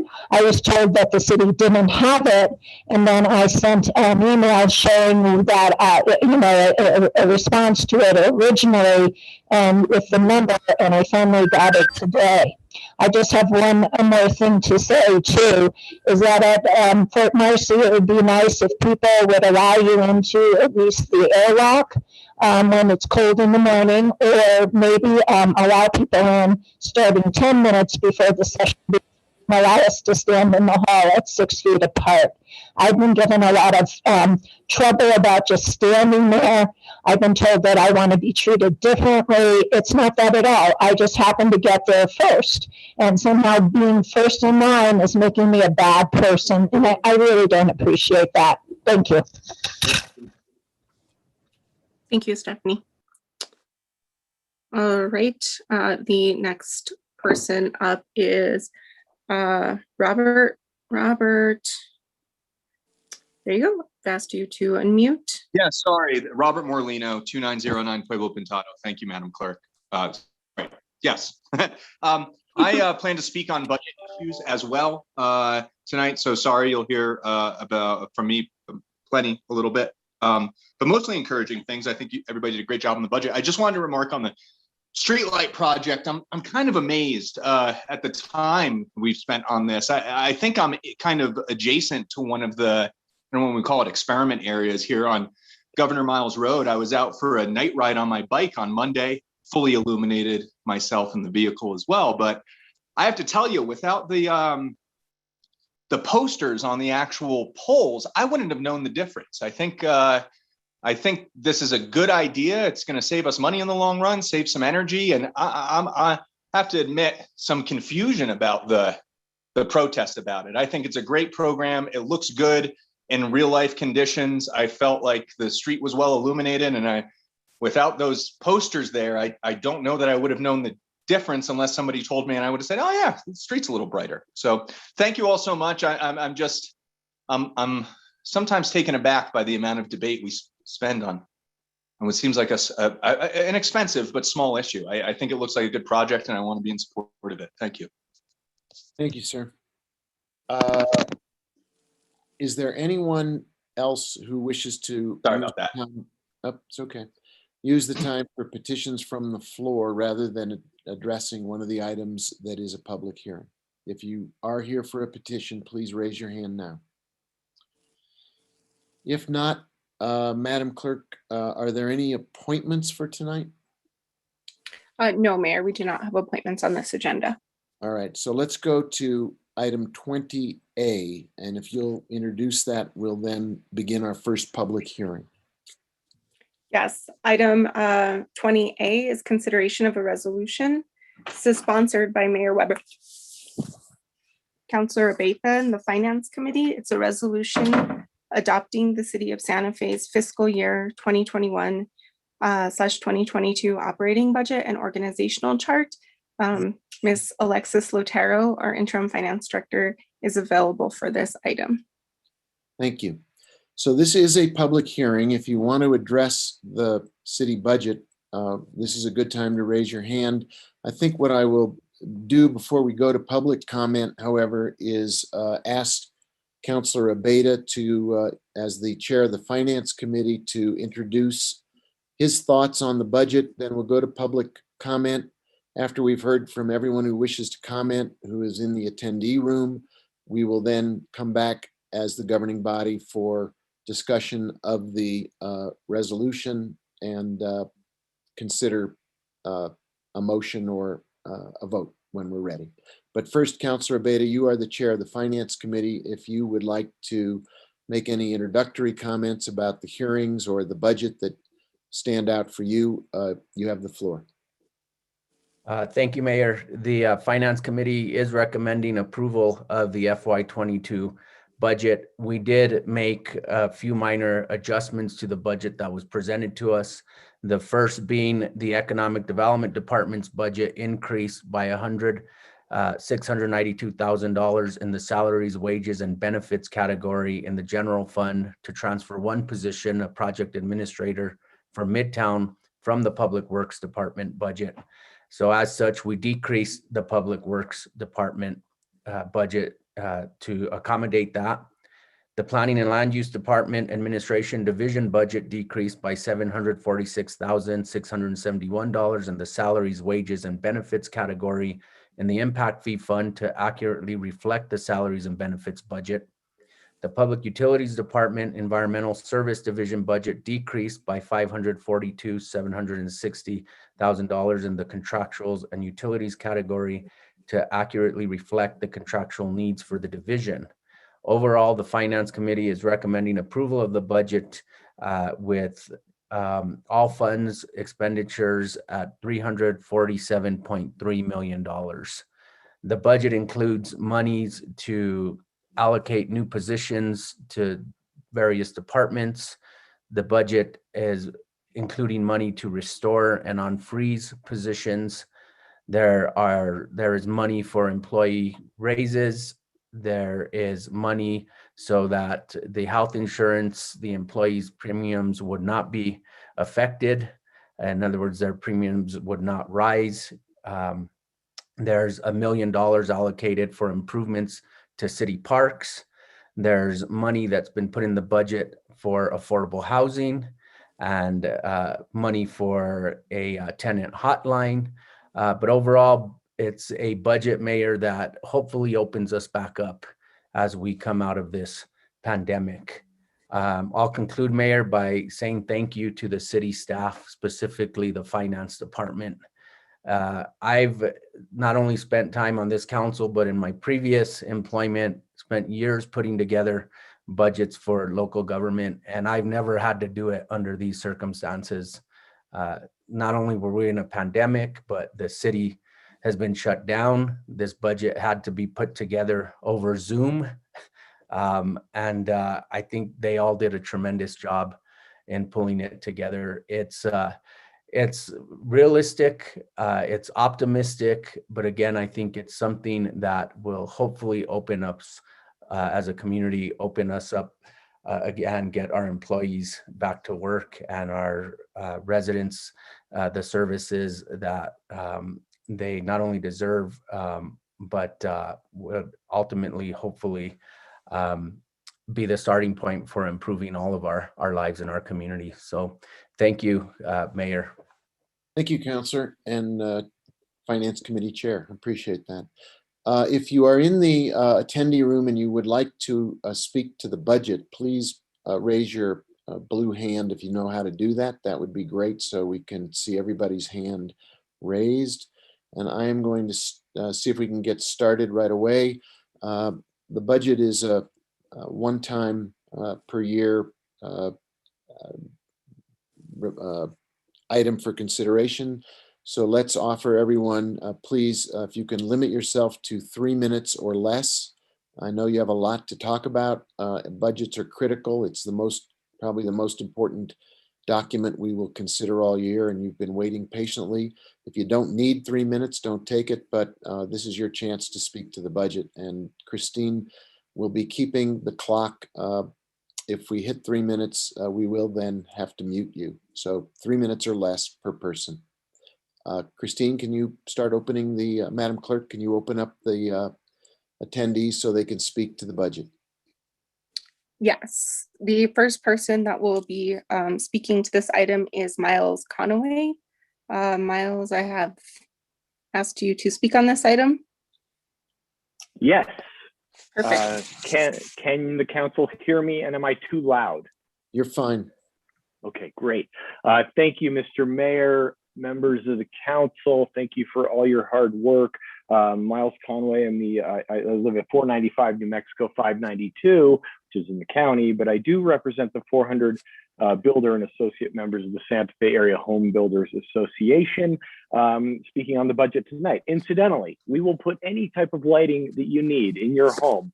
So outside, that will abide by the rules, but any lighting at all, really, that you can imagine that you want to light up your home, just let us know.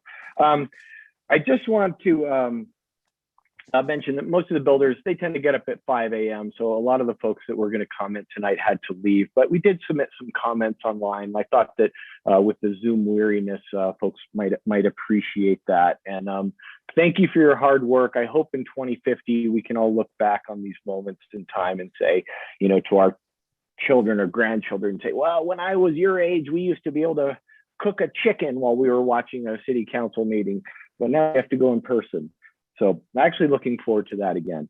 But in all seriousness, thank you. The budget increases look good. In the construction industry, as you all well know, we are working 24/7 to really support this economy and make people's home ownership dreams come true, whether that's new homes or, most importantly, kind of the remodels that are happening right now that people are kind of fixing up their spaces.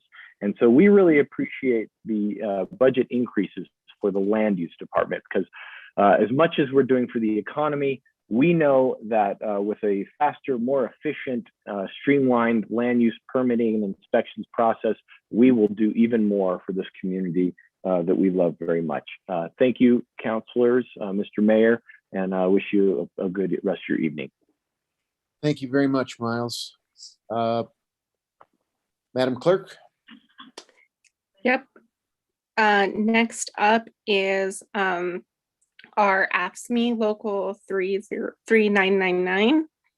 Give me 1 second to unmute them. AFSCME representative, you've now been asked to unmute.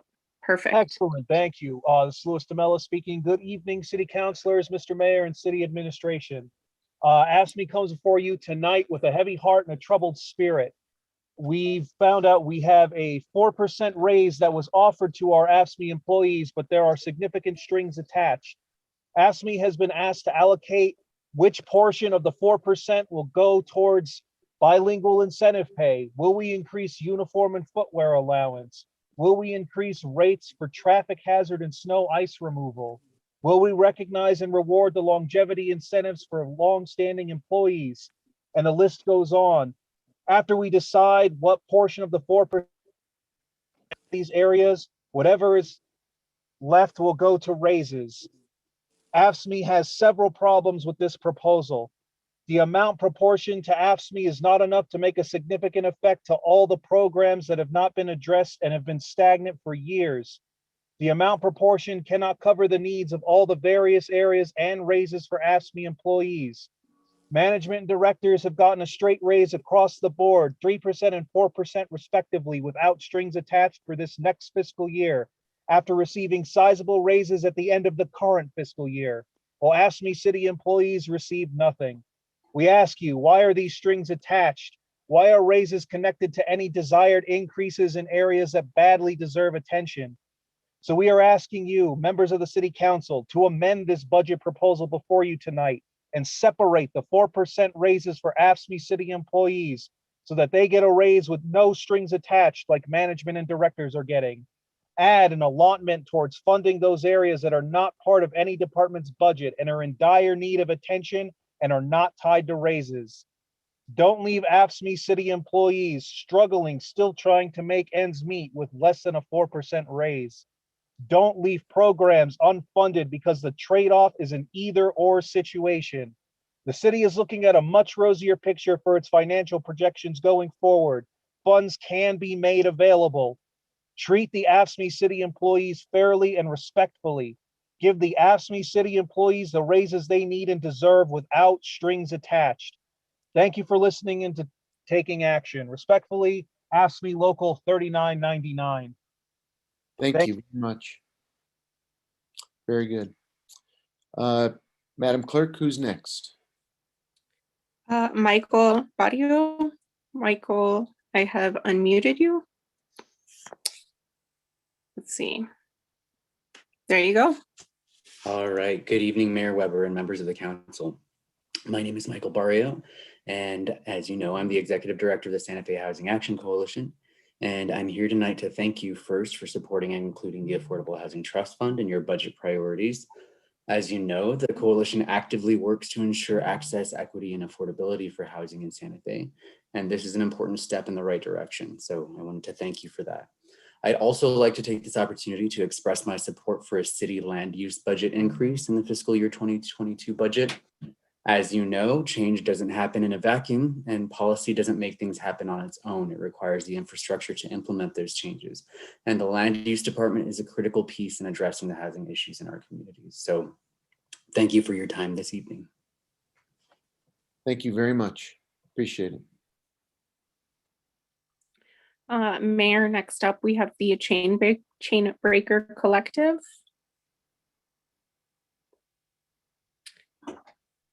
All right. Hello, Mayor and councilors. My name is Tomas Rivera.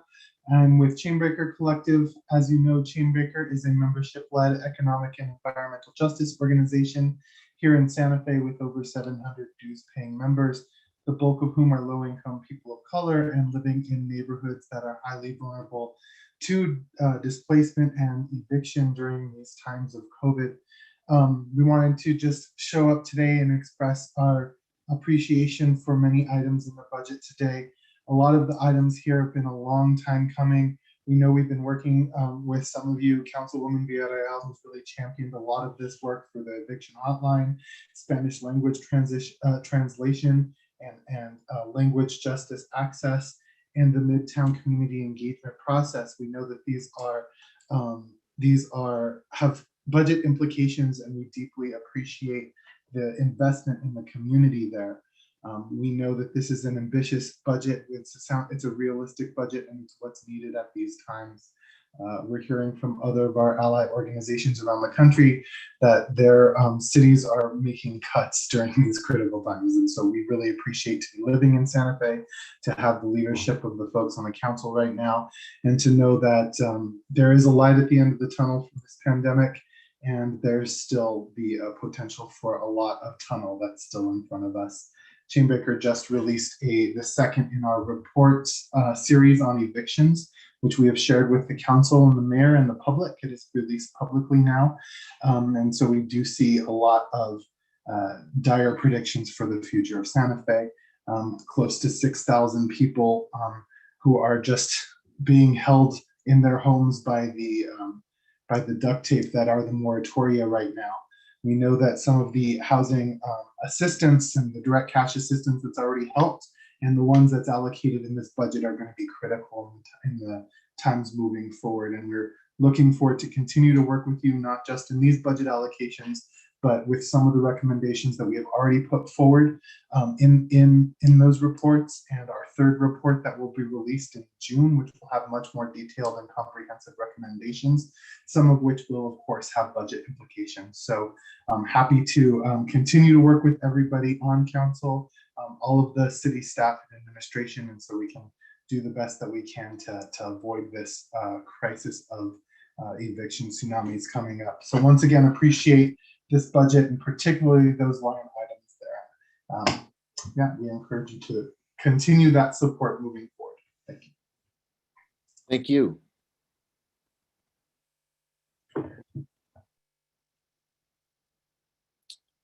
Madam Clerk. Next up is Miss Stephanie Beninato. Stephanie, we just asked you to unmute, and you should be good to go. Okay, thank you very much, Stephanie Beninato. I appreciate all the work that has been done on the budget. I appreciate that the Affordable Housing Trust will be funded, and that there are mechanisms being put in place to fund it on a more permanent basis. I am happy that there's money to help people not to be evicted. I hope that that will in some way maybe go directly to the owner, so that it actually is being, the rent is being paid. And I really appreciate that there's a mediator hotline, a landlord-tenant mediation process, supposedly, that's going to be put in place having to do with evictions. I would hope that that would really help solve a lot of problems and help both sides, both owner and renters on that. I am a little bit concerned about the land use. I understand that there's a big cut on the administration fund, but then there's almost as equally big increase. And I'm wondering how many new staff that really represents, or is that going to outside consultants? And I think that we should know that, because we keep talking about how critical land use is and how we have to simplify or expedite the process, but it doesn't seem to get actually any easier. And they say they have all this expertise, but then they want you to hire experts to tell them that your plans are okay. And it really increases costs for people. And then the last thing I want to talk about for tonight, I do think that upper management does not need a wage increase. I think that they've gotten plenty. They were started at very high salaries. They got an increase last year. I had no idea that the 4% that you were giving across the board to other employees was tied to certain conditions. If that is, it seems really unfair to me to penalize lower paid workers and not penalize or have any conditions on the highest management. But I want to speak for lifeguards. We really need a $15 an hour starting pay for lifeguards if you want lifeguards to be competitive with private pools.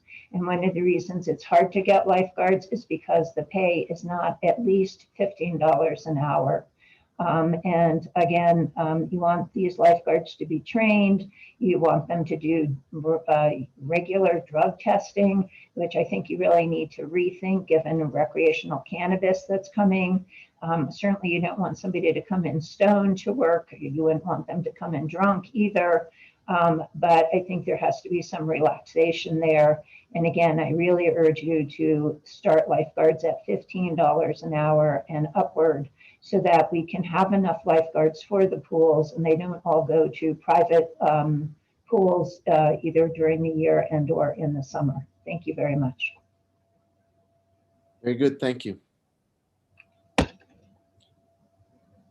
All right, we have, give me 1 second. Rob is up again. Rob, give me 1 second to unmute you and you should be good to go.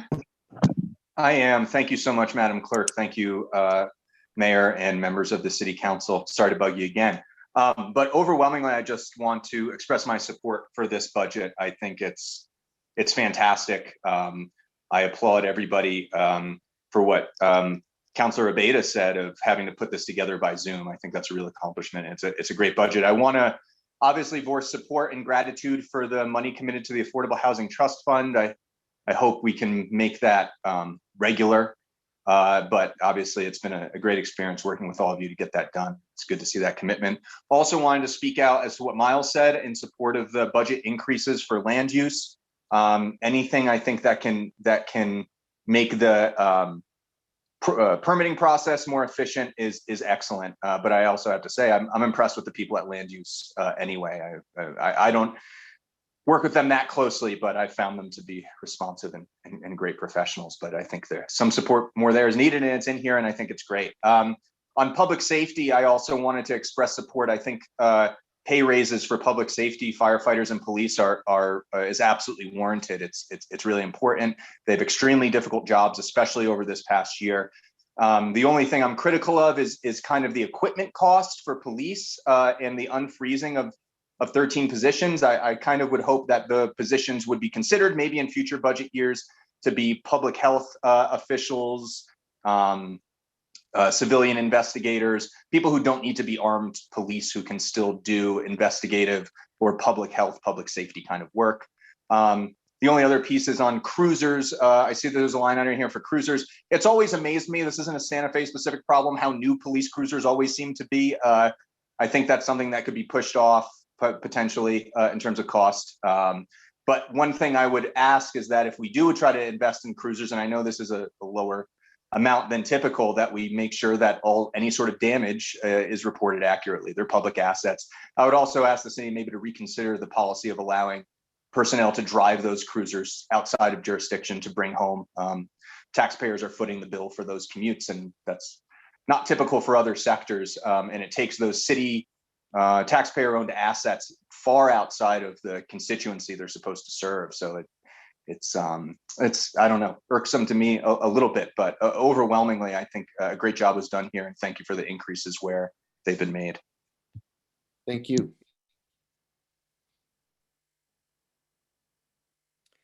Mayor, the last person I see with their hand up is Mr. Matt Segura.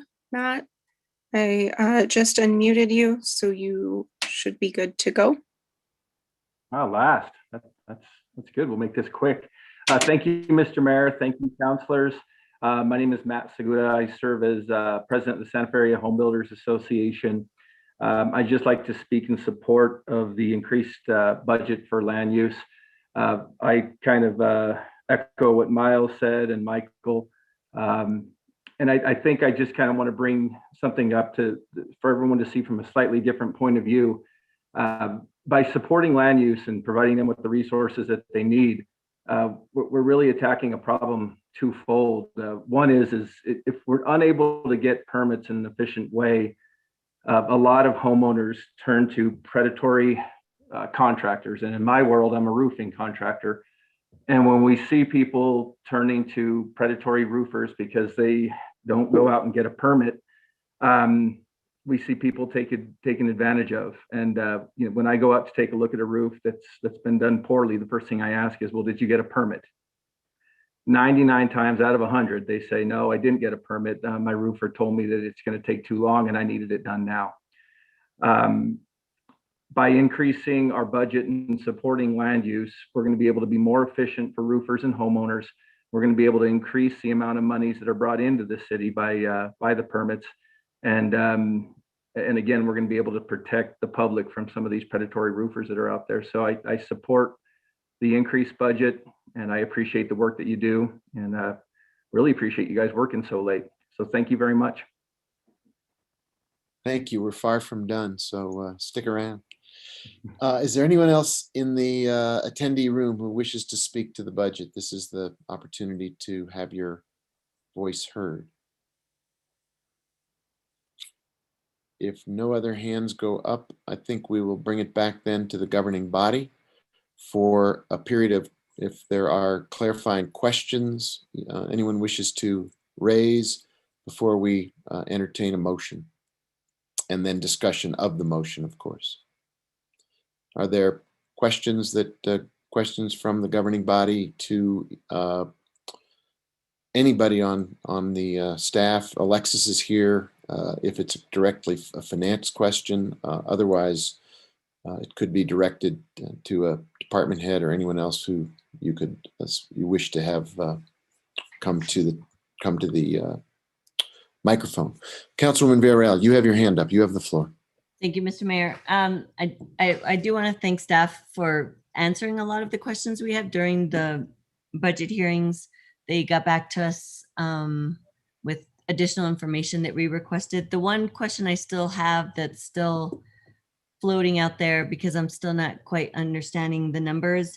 I had asked for police, the numbers that they had from last year's budget that were vacant positions that were still funded, not frozen. And then what actually, in this case, what was funded but still vacant. And I still don't have those numbers. And I know I was trying to work with the finance department on that. I understand that there were differences around like what was frozen, but in our conversations last year, we didn't freeze any positions. Some of them were just vacant for the sheer nature that they still needed to find. They were still trying to fill those positions. So do you have any more additional information for me tonight? Mr. Mayor, Counselor, I'm sorry. Go ahead, Alexis. I was going to direct it to you, but you have the floor. Okay. Counselor Villarreal, we did have some unfunded positions in police last year. I'd like to allow Loris Lovato, who is not only the police analyst, but also is the primary keeper of our positions and our details for salaries and benefits, to answer your question. Thank you. Good evening, councilors, Councilwoman Villarreal. The numbers we sent out last year for police, my understanding for FY21, we had 199 funded positions. There were 29 vacant unfunded positions, which were considered frozen. But upon further review with Anna Marie and the police department, we were looking through it, and there were 3 vacant unfunded positions which were frozen that should not have been part of that count because they were actually utilized by early retirement police officers. So they were still holding those positions. So in all reality, they were vacant funded positions. So that actually brought the vacant unfunded frozen position count to 26 for FY21. In the FY22 proposed budget, they are now funding 215 positions, and 13 are staying vacant, unfunded, or frozen positions. So the total police department position count for FY22 is 228. Okay, so for this budget cycle, then this budget was 215 funded positions and 13 vacant, unfunded. But out of the 215 funded, how many of those are vacant? Oh, well, there was 13 new vacant. So there was 26 overall that were vacant frozen last year. We were requesting 13 of those vacant frozen positions to be funded this year. leaving 13 to stay frozen. So we're going from 199 to 215 vacant funded positions. And at the 215, 13 are vacant but funded. Is that correct? There are 13 newly requested that were unfunded last year that are being funded this year. Let me see if I can get you a total of all vacant altogether. And I asked this mostly because I wanted to understand what they had to cut, and then what we ended up funding. From my understanding, there were still vacancies that were still passed through or continuing into this budget year. So I just wanted to make a note of that.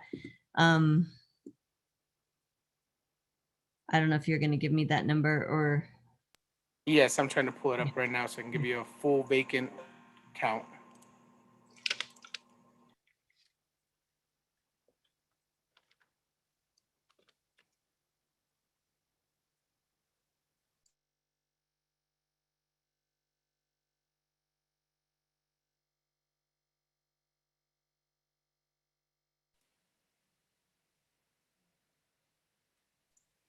If there's another question, I'll wait till Lawrence calculates that, just so I have that documented.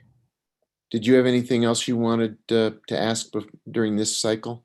Not in terms of questions. I got all of my questions for the most part answered during the budget hearings. Okay, why don't we go to Councilor Vigil-Koppler and then come back to you after he's done the calculations. Councilor Vigil-Koppler, you have the floor. Thank you, Mayor. I wanted to get a question answered on exactly how much money we are taking out of reserves to fund this budget. Alexis, do we have a calculation of the, are you talking about general fund reserves or all reserves? What's the, how do you want that broken out? Whatever follows the state requirement. Mr. Chair, Councilor Vigil-Koppler, I can assure you we're meeting our not only our city requirements are much more stringent than our state requirements on our general fund reserves. We also have other reserve requirements. If to answer you in detail, I'll defer to Andy Hopkins to address those issues. Okay.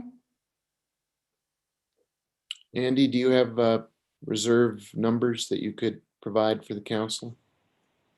Yes, Mr. Chair, if you'll, or Mr. Mayor, if you'll bear with me for 10 seconds here, I'm pulling that up right now.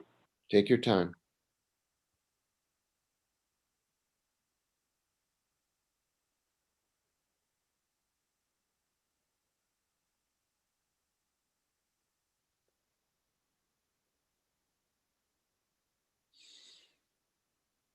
And meanwhile, if the data is available for Councilwoman Villarreal, we could toggle back and forth between questions where we're trying to generate data.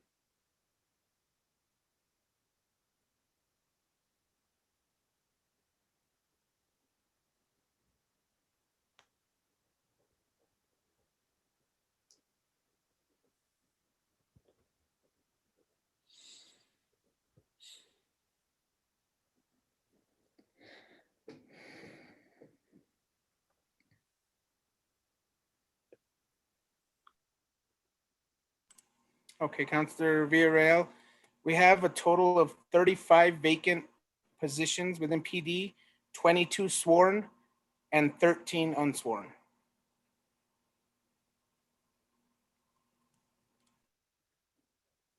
$35 out of the 215. Correct. Thank you. Thank you.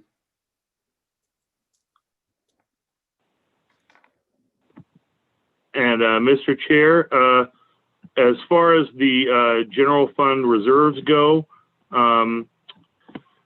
the minimum 10% reserve per the policy set by the City Council, which is again over and above the 1/12 reserve specified by the New Mexico Department of Finance Administration.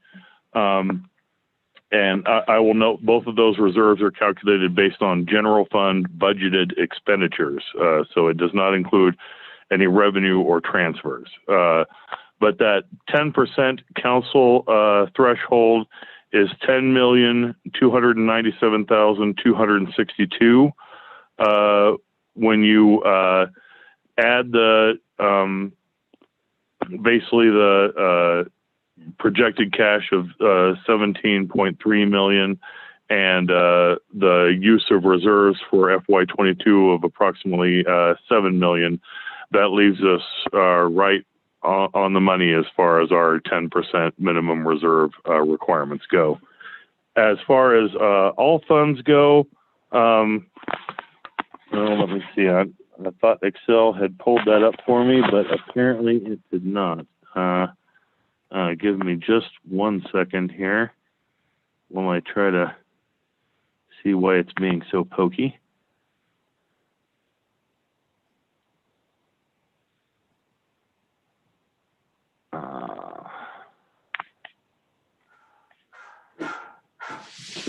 Mr. Mayor, Councilor Vehil-Coppler, would it be better for us to provide that information later? In the interest No, of I'd time? actually like it now. It's probably a number that everyone should know. Oh, I was just thinking we could wait a few minutes. I do have it now. Across all of the city's operating funds as part of this budget, the total net use of cash reserves is $10.2 million. So we're using 10.2 million to fund this budget? Mr. Mayor, Councilor Vehil-Coppler, that is correct. Across all funds. That's not just in general fund. That would be the GRT fund, the 0.5% GRT fund, the largest tax fund, a wide variety of funds. But yes, that is the net use of cash. And of course, that doesn't mean all funds are, we're using reserves in all funds. There are some funds that, for example, the utility funds where we're actually adding to the reserve, although some of that addition may go away as the CIP process goes along and we start to fund some projects with some of that utility money, just as one example. So the utility money reserves we're using, are we just using those for utility expenses in this budget? Mr. Mayor, Councilor Vehil-Coppler, once again, we are not using any reserves in the operating budget. Any use of reserves that may happen in the utilities, and that's again may happen because right now there is a significant surplus of revenues budgeted for FY22 over expenses. But if we do end up dipping into reserves, that will be for utility related capital projects. So for example, if we end up using water reserves, that will be for things like pumping and booster stations, the water distribution system, the water supply system, things of that nature. So, right, because those are the only types of allowable expenses, I think, out of that fund. So if our general fund 10% is 10,297,262, that's our balance right now.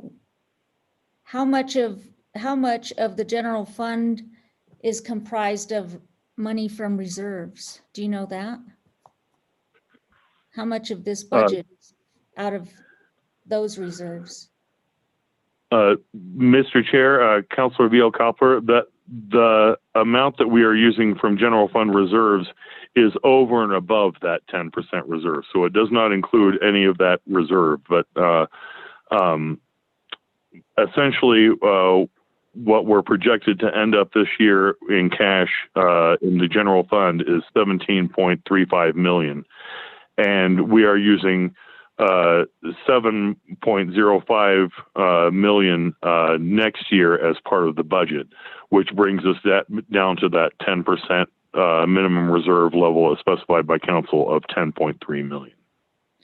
Okay, and one of the things I heard earlier was that some of these reserve funds are being used for recurring expenses.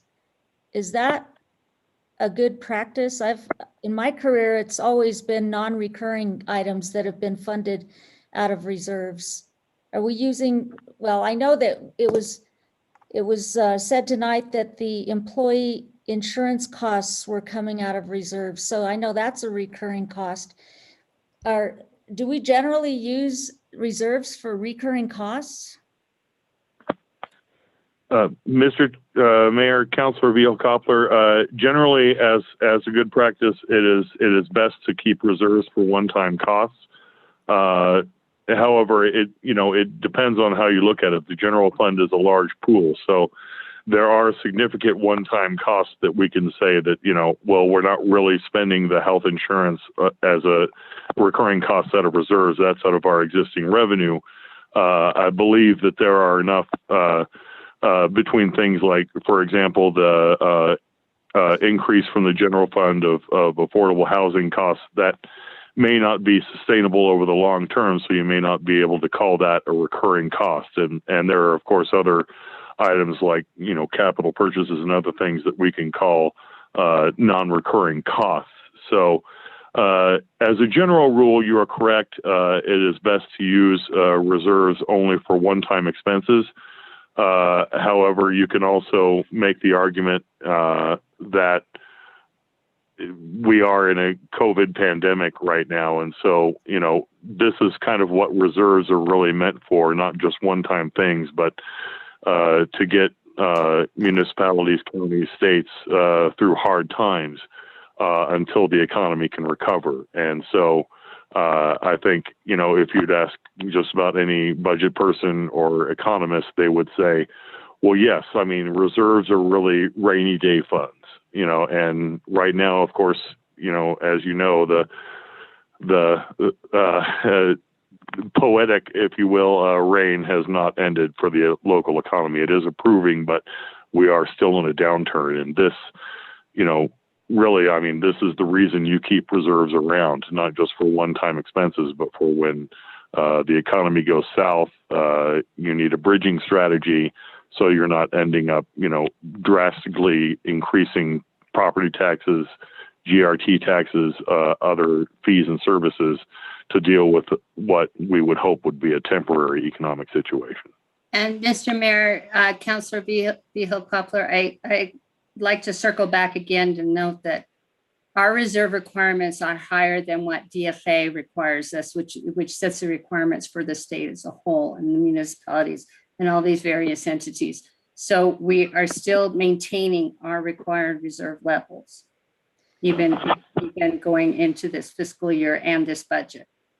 Sure, I understand that, and I'm grateful for that. But Mr. Hopkins is correct. I mean, we are just coming off a major COVID disaster, which admittedly we're not totally out of the woods yet, and that doesn't preclude something else from happening down the road. Maybe not in the next year, maybe in the next year, who knows? So it's always good to have more reserves than you're even required to have. So while I'm grateful for your answer and I like that, it makes me nervous because we're not operating here with a flat budget either, which is in hard times. You would tend to have a flat budget and have your reserves and be certain that you're not spending any recurring costs out of reserves to operate in a safe manner and plan for the rainy days that you spoke of. So, the part that makes me nervous and is that we are using excess. If we have excess reserves, then I guess they're not reserves that we're spending above and beyond the 10 million. So we're going ahead and not putting those in reserves. We're going ahead and spending them, and I get that. But I'm going back in history with this budget. I mean, we were told that we were $100 million in the red projected. And then later on, we were told $89 million deficit and then a $49 million deficit. And now we have quite a healthy budget increase. And we're just told that we're keeping a little more than what the state requires, but we're spending the rest and budgeting the rest of it. And that makes me real nervous. I have to say, I'm not at all totally comfortable with the numbers that we've seen since COVID began. You know, back then we didn't get the budget detail, and so I don't know where that 100 million came, but it's hard to believe that in a year and a half we've gone from 100 million to a pretty sizable budget increase with this budget. The other question I want to ask is related to the reserves, and how comfortable are you with any of this affecting our bond rating? Alexis or Brad? Mr. Mayor, I defer to Brad. Mr. Mayor, thank you, Alexis. Counselor, we ran last year and looked at the our various bond tests, and as long as we maintained above that the most critical bond test. So out of GRT, of the projected budget of 109 million-ish, about 65 million of that is pledged revenues. That's the portion of GRT that the city has pledged to our creditors. Currently, our debt service that is covered by that pledged revenue is roughly about 22, 23 million. So we are almost 3 times coverage. We have 3 times as much pledged revenues as our debt service. Almost. It's like 2.7. And so that keeps us at a very strong AA+. And when you look forward at the reduction and the steep reduction in the next 3 years of debt service of the city, that also will contribute to the financial strength that the rating agencies look at. So I have no concern at all about our AA+ rating. Okay, thank you. And the other part of this that makes me nervous is that we haven't had an audit that tells us if we are going in the right direction, if we're addressing everything that we need to be addressing, if the findings that we may have are things that we should be cognizant of. We don't really have any of that information, and that's another reason that this all makes me a little bit nervous. I have to admit, I'm not necessarily discussing what we're doing with the money in this budget, except for maybe a couple of things, but I don't feel like we're on solid ground, mainly because we don't really have the information and the outside auditors' review of what we're doing. Rather, what we do have is the auditors' opinions from before. And we haven't really addressed whether we've come to positive conclusions about those or not. So I'm just explaining why I'm asking these questions, because it does make me nervous. But nevertheless, I'll move on to specific budget questions, and that is with regard to planning and land use. I'm supportive of whatever we can do to direct staff to improve upon what we do in that department, because directly affects our users. It affects customer service. And so I'm going to ask Eli, are we going to have any kind of performance standards? It's all good to develop new positions, but if we're not making any headway on building permits, which I still get many complaints about, and I think sometimes the squeaky wheel gets the grease. When I call, it tends to happen. I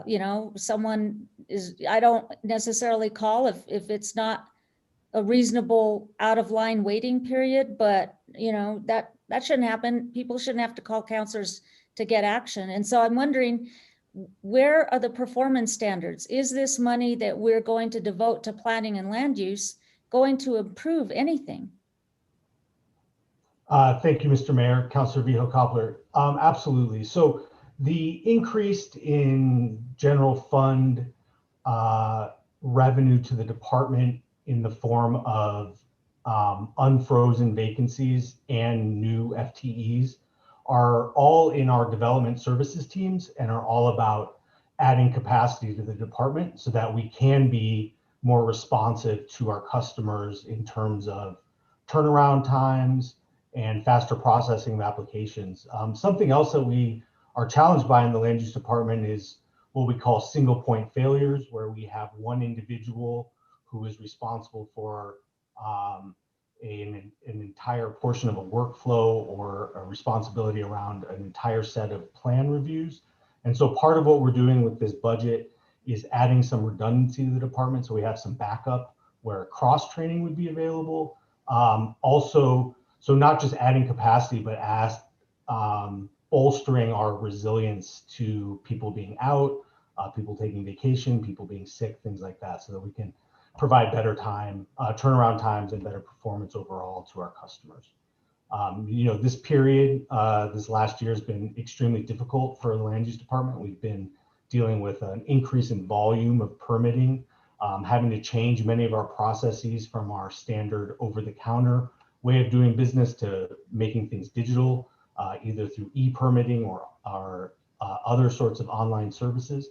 So we're hoping that this additional capacity will help us push those advancements further and offer even more online services to our customers in the years to come. Well, are you going to have any kind of guidelines or standards which say when a permit comes in, this is how many days or even hours it goes from one point to the next point?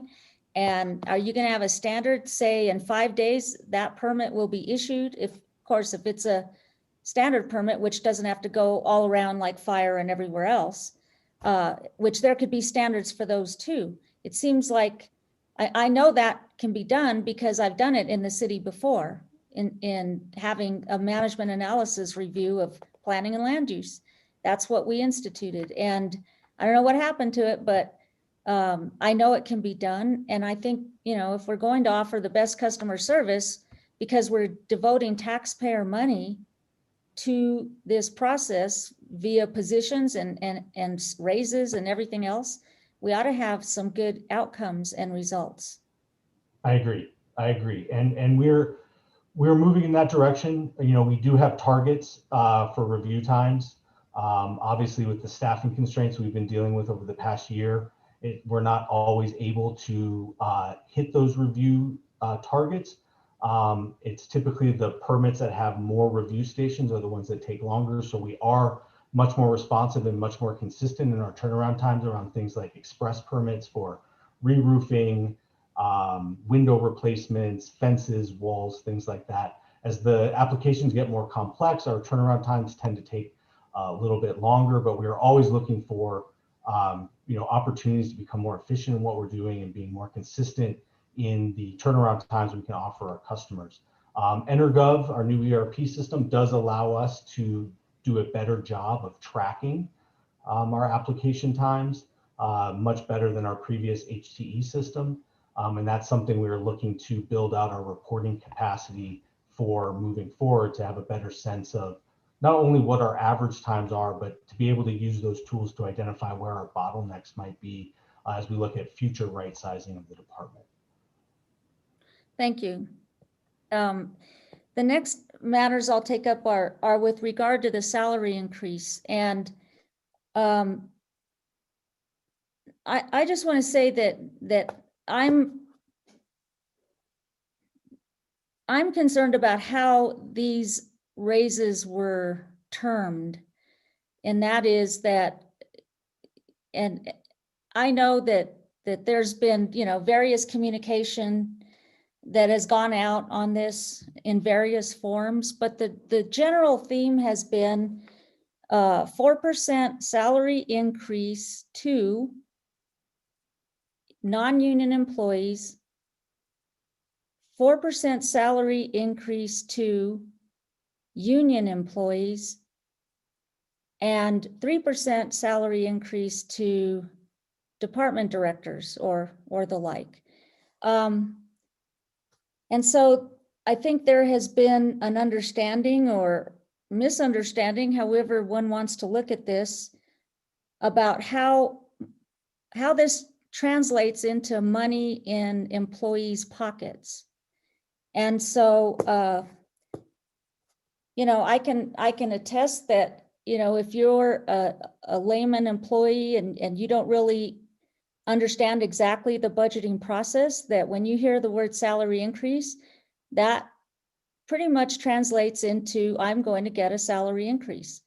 And I have come to understand that that's not the case for union employees, that it is a bucket of money that they can determine how to spend either way. Well, when I first heard this, that was what I thought it would be, a salary increase. And I know the city has the ability to do that, notwithstanding collective bargaining for any organization within the city. We have the full power and the right, if we want, to do that. And frankly, to me, it seems the most fair way to do it. And I can understand the concerns that were raised tonight and the other nights, and the questions that have come up, I think, for all of us from our employees. And so that is a big concern of mine. I think if we meant to say something else, we should have said something else. And the other thing that was said during the budget hearings was that probationary employees would not get this. So my question is, and it's never been explained that I heard in budget hearings, that this was a merit increase. This is an across the board increase. And if it was merit, then there would have to be some kind of performance assessment. So I haven't heard a word about that. And so I have a question about that. Then I see the city manager responding to this. So maybe I could ask you, what is it? Mr. Mayor, Councilor Vihil-Coppler, thank you for the question. This is an across the board recommendation for an increase, as we've been very clear in our language in the budget documents and proposals.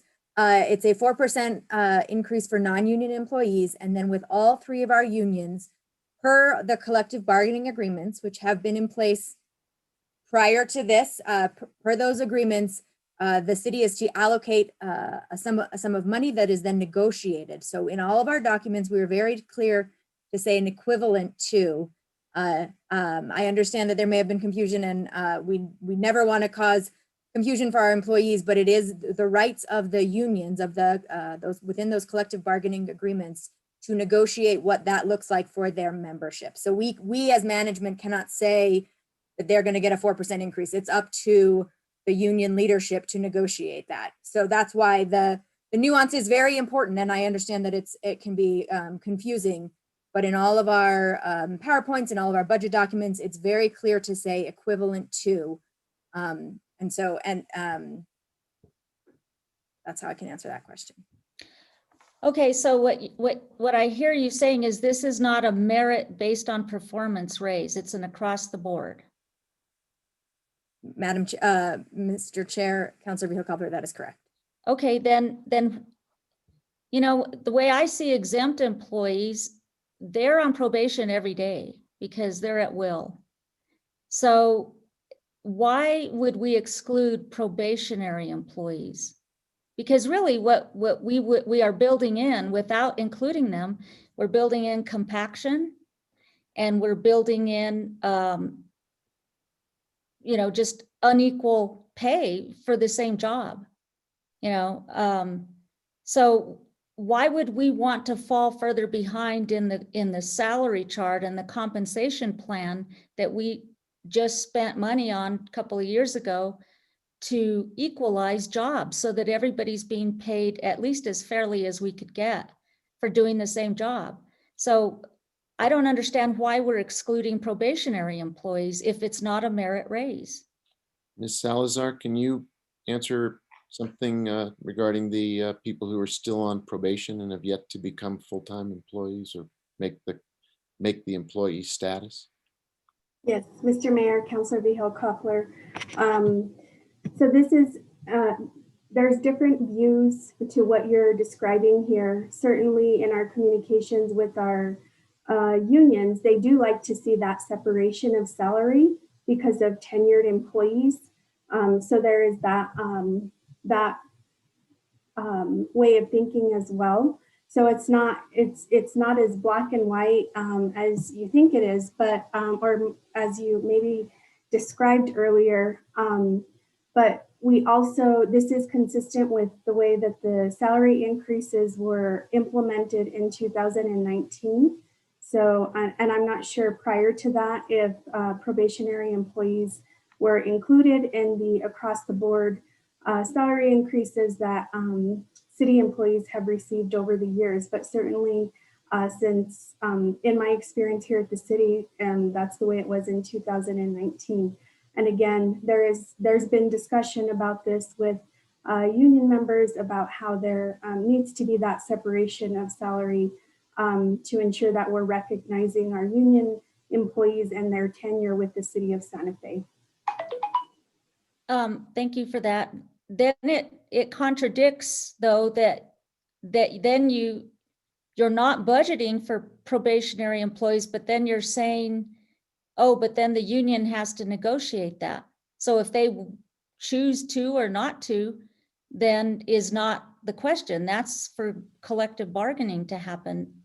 But to exclude them from even being budgeted, then it seems like that delves into the collective bargaining process, which I thought we're saying we can't get into. Mr. Mayor, Councilor Vihel Coppler, probationary employees aren't covered by the union. Well, then why did you just say the union doesn't like for them to be covered? So I understand what you're saying, but it doesn't make sense. The next thing I want to ask about then is the exempt employees. In a way, like I said, you know, if a exempt employee gets to come back to work the next day, they've done a good job the day before, because exempt employees are the true master of probationary employees because they're always on probation. So what is the counter decision on that? I mean, I'm not saying they shouldn't get it, but I'm just still wondering, not every probationary employee is in the union. So what about that? Mr. Mayor, Councilor Vihel Coppler, there's no probationary employee that's covered by a union. Well, I mean, we have professional employees that come to work brand new and they serve a probationary period and they're not in the union. Are you saying they're not going to get this either? Or they weren't budgeted? Mr. Mayor, Councilor Vihel Coppler, there's no probationary employee who would be eligible for the salary increase that's being recommended here. Regardless of if they're filling a union covered position, but their time as a probationary employee, they're not covered by the union. So their position might be covered, and once they successfully complete that probationary period, then they become a union member. But if they're still on probation during the time frame that this is going to be implemented, they would not be eligible. And that would remain the same for non-union people who are filling a position that will not be covered under a collective bargaining agreement upon their successful completion of the probationary status. Well, I guess it gets back to my point this isn't a merit raise. So why would we not cover that particular probationary employee when it's not based on performance? And probationary status is all about performance. So it's just beyond me, because then we start messing with our compensation plan that we've tried so hard to fix. And that's how a comp plan gets broken, when these kinds of decisions are made without regard to anything, because we don't have a merit pay plan. So you create compaction, people fall below the minimum range, if we hire in at minimum, and then, or they, you know, contrary, then there's others who go beyond the maximum and they're frozen. So I'm just not understanding how this can be the right way to approach this. We're treating probationary employees like their merit pay by denying them the salary increase, even though it has to do with, you know, ranges and moving people through the ranges, which is what you want. And then we're creating, I think, a morale problem where, you know, if someone is hired a certain time, it's just a smidget of time. If they would have been hired a little before that, they would be eligible. You know, like if someone's hired June 30th, you know, the timing of how they're hired, some people are going to get it and some not, and they're only going to be a few days apart. That's why you know, you create these kind of morale problems by treating something as if it's merit and then it's not. It's really, you know, just I guess, for lack of a better word, a cost of living increase or something. I'm not sure where the 4% came from, because I don't know what that's tied to. But anyway, I'm just alerting that I don't see the rhyme or reason to how this is being implemented. Number one, I don't think it's particularly fair to call it a salary increase and then say, oh, sorry, union people, you don't really get the salary increase. You have to divvy this up among other things, which brings me to my next question. Some of these other things that I heard are like safety boots, you know, appropriate clothing. If these are OSHA required, which most union employees are in those jobs, as we know, OSHA is very mindful of what we do. Why would they have to negotiate that out of any pay raise when it's a requirement by OSHA that we have these safety gear, this safety gear in place? Why would they have to negotiate that? Mr. Mayor, Councilor Vihil Coppler, certainly all employees who are required to wear or utilize safety gear or equipment are issued that gear and equipment. What's in the collective bargaining agreement right now is additional clothing articles that union members may receive. For example, blue jeans, shirts, outerwear, those types of articles. So certainly, again, the safety wear equipment is issued in accordance with OSHA regulations. Mr. Mayor, Councilor Vihil Coppler, if I can add additional clarification, there is coverage in the current CBA. What was being put out was additional funding. It's currently funded. There was asked for additional funding. I'm sorry, I don't understand what you mean. So in the current contract, there is money for all of those items. What we're hearing from our AFSCME spokesperson tonight was they would like additional money in the budget to cover additional funding for those items. They're not zero.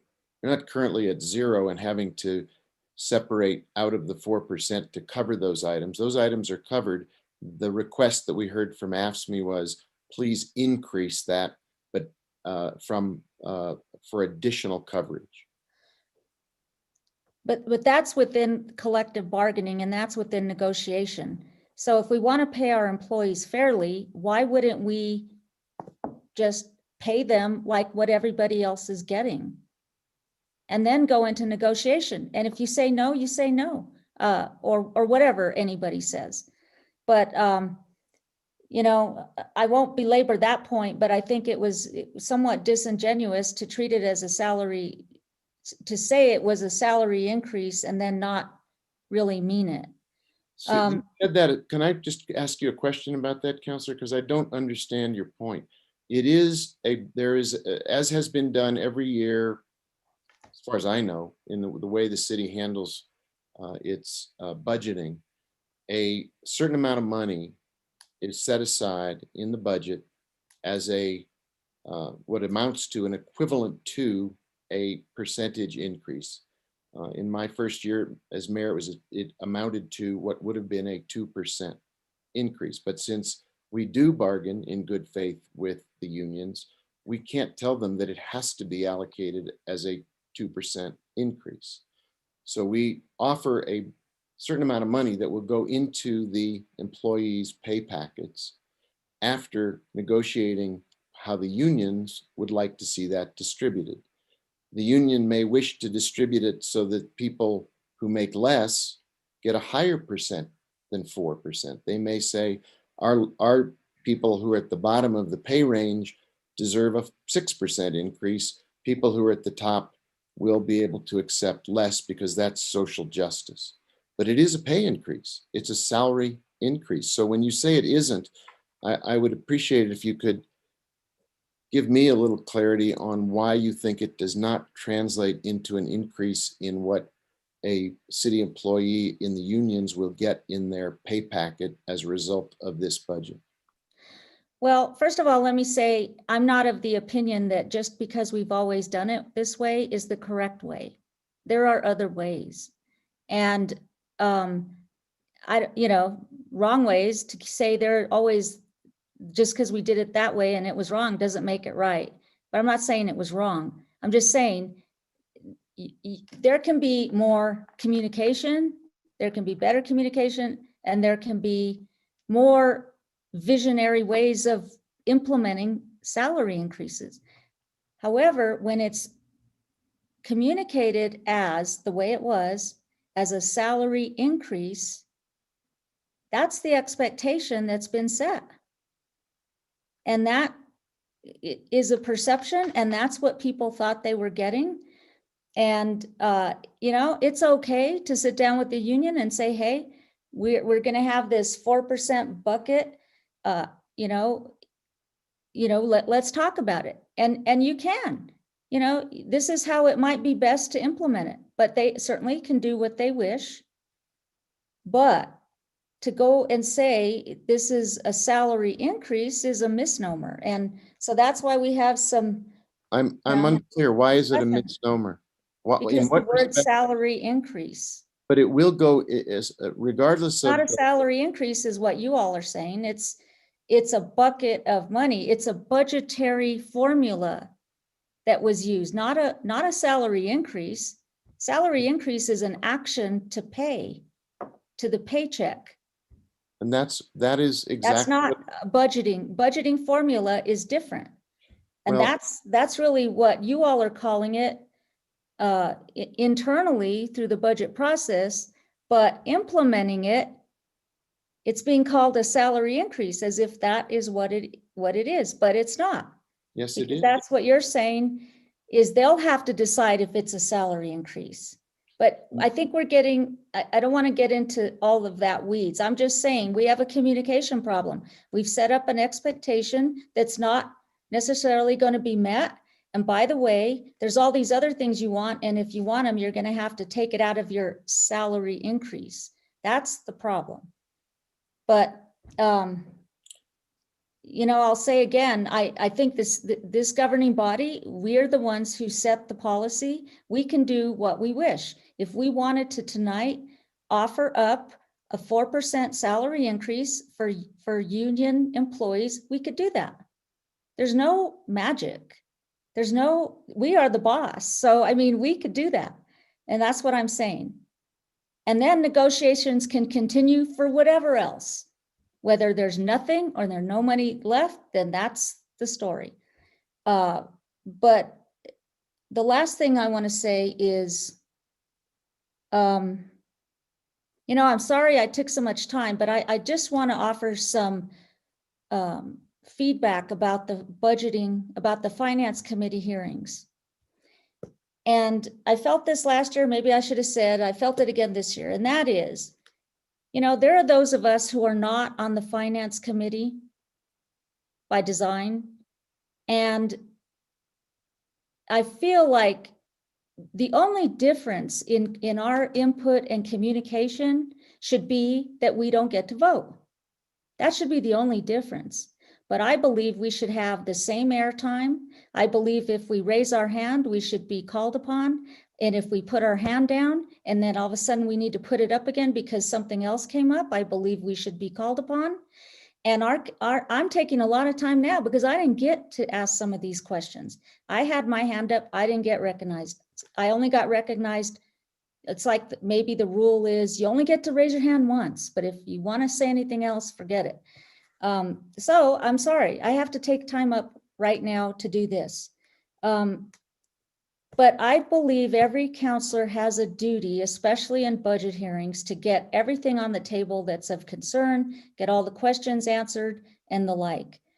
But I don't believe that, at least for me, I didn't feel like I was given the opportunity to ask all my questions because I wasn't recognized for a second time.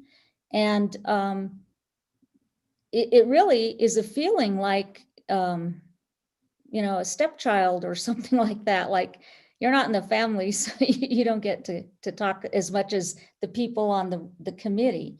And I believe that the philosophy should be, the only difference should be is that you just don't get a vote, but the input should always be taken. And I felt like my input during some of these hearings, I only got one shot and that was it. And sometimes it was so hastily trying to move the committee forward, even though we had a whole extra day for other time that we didn't use. I think we should have had an opportunity to address any matter that we felt we needed to come up, but I don't feel it was very welcoming, and I'm just going to state that here. And so some of you have to belabor all of my points tonight because I really felt like this is the only chance I get to make them. So with that, I will rest, and if I have to raise my hand again, I will. Thank you. Thank you, Counselor. We have two other hands that are up, Counselor Garcia and Counselor Cassett Sanchez. And then at some point I would, these are supposed to be clarifying questions. At some point we need to entertain a motion and then we can have debate over the motion and a vote. But Counselor Garcia, you have the floor. Thank you, Mr. Mayor. And thank you to staff for working so diligently on this budget. I really appreciate it. I do have some questions that kind of arose from the reserves conversation that we just had. And maybe if I can get a bit of clarification in regards to what does DFA require us to have as our reserves? Alexis, can you handle that? Or Alexis, do you know the requirements from DFA? Mr. Mayor, I don't have the exact number. I'll have Andy. Andy, do you have an answer to that question then? Mr. Mayor, Councilor Garcia, the amount of DFA required reserve is 1/12 of budgeted general fund expenditures, excluding transfers and excluding revenues. If to express that in monetary terms, that would be 8.6 million of the 10 million reserve that we set aside as a 10%. 8.6 million of that would be the DFA minimum reserve. In effect, okay. Mr. Mayor, Councilor Garcia, I believe is 2% less than what the city ordinance requires us to provide. Okay, thank you so much for that clarification. I really appreciate it. So that gives us roughly $1.6 million buffer of what we're required to have. To me, it does draw that fiscal concern. That's not necessarily fiscal responsible for us to, and I think looking at the numbers now and looking what our city rules require, we drew down as much as we could that our own internal rules require, not necessarily DFA, but our own internal rules require. And to me, that doesn't scream out fiscal responsibility, especially during a pandemic. Mr. Mayor, Councilor Garcia, and on that point, I'd like to remind the council that last year they waived the requirement and we continued to maintain it. They also, again, waived it. They provided for the same latitude this year because some cities and municipalities are having more financial difficulties than we are fortunate enough to not be having. So we did not take advantage of that. We maintained our reserves at our required level by ordinance. I understand that, and thank you for that info, but I mean, that's actually good news because if we hadn't maintained that, that puts us that much deeper in the hole because at some point in time, we do have to honor that. And I think, you know, as I was getting to my point of fiscal irresponsibility, I heard two different things tonight, which was also concerning. You know, when these budget hearings started, there was lots of talks about rebound and rebuilding and everything is great and dandy. But then I just heard again tonight that the economy is going south and we need to pull from our reserves. So is it great and dandy? Or is the economy going south so we need to pull from our reserves? I think we need to play the middle ground and be fiscally responsible in that sense, and not pull down and leave us with what the city would have at its bare minimum. Because if there was some instance where we weren't, our projections did come, and let's say a wave with the strain hits Santa Fe or hits New Mexico and puts us in a pandemic similar to what you're seeing in the state of Michigan, we would be in a world of hurt. That we're not planning for something like that. And I think in a situation like this, we need to do that. We're not out of the woods, and it's not prudent of us to spend everything we have just because it's there. We need to ensure that we are not putting ourselves in a position where we were last year, where we're having to furlough employees because we weren't fiscally responsible. I think that I guess then leads me to my next question in regards to, and I know this hasn't been determined yet, or the outcomes haven't been determined, but we know there is going to be a fiscal impact. And I guess my question is, in regards to the furloughs that happened last year, are we accounting for the fiscal impact that's going to impact us? Because it is. There's going to be some type of fiscal impact as we're going through these hearings, these processes. And so I want to ensure that we're taking into account for whatever resources that might come into play. So is that part of this budget? Alexis or Byrne, do you want to speak to where we are with the issue of furloughs from last time? Mr. Mayor, Councilor Garcia, those discussions and negotiations with the union are ongoing. And as far as the budget is concerned, I will defer to the finance team, but those discussions are continually ongoing. Mr. Chair, Councilor Garcia, what the resolution encompasses tonight is the operating budget, which is recurring costs. Settlement would be a one-time expense, and we would have to evaluate where we would be able to pay that, which fund or the funding we would use to pay that one-time expense. Okay, thank you for that. So, and I guess because the costs are hypothetical and you know, that it's challenging, but I've got to work with the hypothetical situation to ensure that we're planning responsibly, fiscally responsible. If I recall correctly, the furlough amounts were, I think, 1.2 million.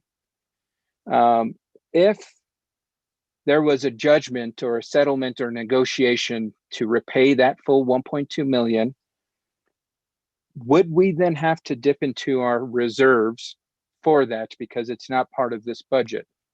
And if yes, then that to me is a perfect example of why we should not be pulling down our reserves to the bare minimum, because then not only would we be below our city's requirements that we've set for ourselves, we would be dangerously close to DFA's requirements. And we need to be planning for one-off instances that might put us in a situation where we need to dip into reserves. And it's not fiscally responsible to spend everything just because you can. I think the pandemic has taught us that.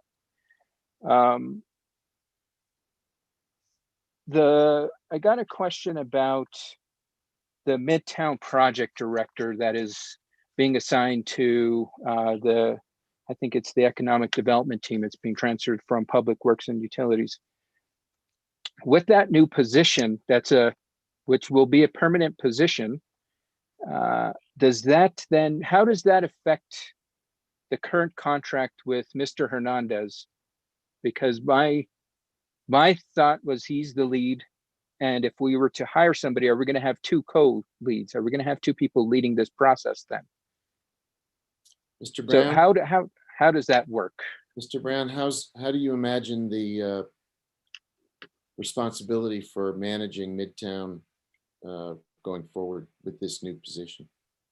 Mr. Mayor, Councilor Garcia, Daniel Hernandez has a role on the land economic and development side. And this role of the project administrator was actually a role we were trying to get the finalist developer to have, becoming an applicant for rezoning, to figure out the infrastructure planning, to look at the access of roads, and also be a local partner in the redevelopment of the process. So they have very different roles on the same team. So Daniel works on the sort of the land economics, the public financing, the development planning side. And this local project administrator actually will do and actually work as, first of all, as the applicant for our rezoning process, which will take a little while. So that's kind of how they separate out. Okay, thank you for that clarification, Mr. Brown. So then I guess that leads me to another question is, are we planning on hiring a full-time person for this position, given the length of time it is going to take to develop the Midtown campus, or are we going to continuously hire a contractor for the next 10 years? Mr. Brown? Councilor Garcia, no, this project administrator will be hired on full time. And I think in one of our last conversations, I don't remember when we talked about this, I think Councilor Cassett Sanchez asked me the question about, is there a shelf life or not for this role? And it's a long-term role. So once we finish the sort of zoning and infrastructure pieces for Midtown, this person will stay in community development because we have a lot of more private development connecting with community development and city goals to be done. So that's what this person's role will play. So they have there's a longer term game plan for this role just beyond Midtown. Okay, so, but I guess the second part of my question was, does that mean we're going to continue to hire a contractor to do the work that Mr. Hernandez is performing, or are we going to look at hiring a full-time staff person to carry out that work? Oh, I'm sorry. I'm sorry, Mr. Councilor Garcia. Sorry about that. Yes. So I forgot when Daniel Hernandez's contract ends. I'm sorry. I don't remember the date that it ends. So, but it's laid out so that when we get to the master plan, his contract really ends. When we get to the disposition and development agreement with master planning, project developers, et cetera, that's when Mr. Hernandez's contract comes to an end. So based upon what we have in our resolution from 2018, that's what we're moving toward, and that's where his contract is. But I think it ends right now. I think the contract ends on December of 2022. Okay. Thank you for clarifying that. And then if the services are needed beyond that, I would hope that we would look at hiring a staff person, not continue to contract that work, because there is still going to be that need. I don't know where we'll be with this process in 2 years, given that we are taking the heavy lift of this. And I think we're gonna need probably some support. So I would like for us to really start thinking of 2022 and beyond in that instance. But thank you, Mr. Brenner. I appreciate the clarification. Sure. There was, I think, I was going through my notes, one additional question that I don't think I got some clarification on, and this was in regards to the chart contract that we're looking at. And I brought this up during the Finance Committee meeting because to me, it was concerning in the sense that the resolution that the governing body ultimately approved called for an FIR of, if I recall correctly, $276,000. It did not address a fiscal year, but with the proposal in front of us, that is $326,000. That's for fiscal year 22. We've already spent in fiscal year 21. We're planning on spending $60,000. So that's where, the extra $100,000 above what was initially approved or told to the governing body that it was going to cost us for this process. And so I had asked for a breakdown of how we are arriving at the cost of $326,000. And I hadn't got a breakdown of that. So I don't know if we were able to break down those numbers just to have a clear understanding of where we're going to and how we're going to spend those resources.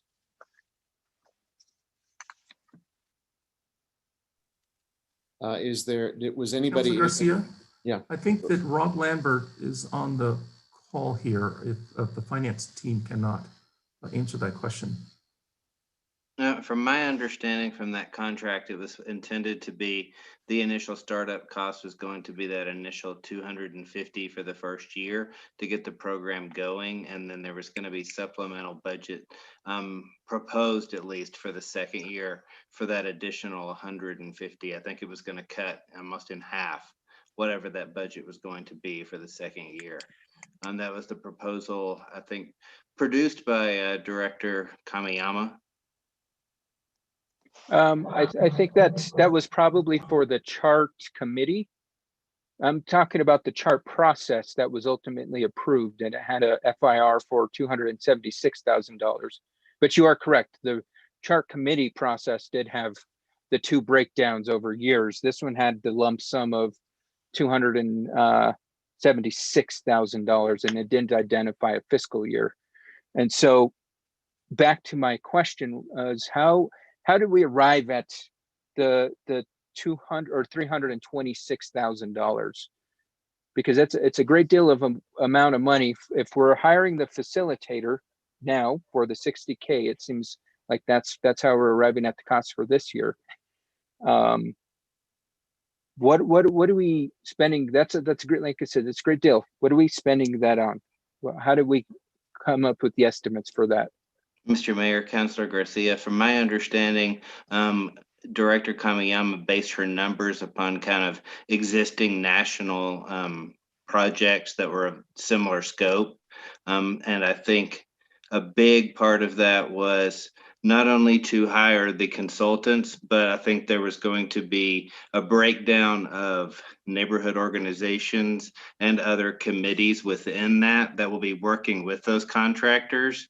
And I'm assuming it was leaving room for stipends and other things to help engage the public. I think there was probably all kinds of event planning and event organization to bring groups together and gather data. So I think a lot of that is all included in that total budget. The initial contractor role is just to find somebody to set up the facilitation groups. And then there's going to be a whole lot of programming that happens below that with subcontractors. Okay, thank you for that info, but it just continues to raise the concern for me in regards to what I saw as a consistent concern for me throughout the process in regards to how we've arrived at budget figures. We should not be developing a budget in the sense of, well, this is what it costed another city, or this is what I think it's going to cost. We should really be, especially coming from the pandemic where we had to tighten our belt last year, we should look at actuals. We should look at what it costs us last year. We should really get down in the budget and determine why we're determining that particular figure. I brought up this concern as we were going through the council and mayor's supply and travel budget, because that's one thing. I mean, that's one request I would like to make to this budget.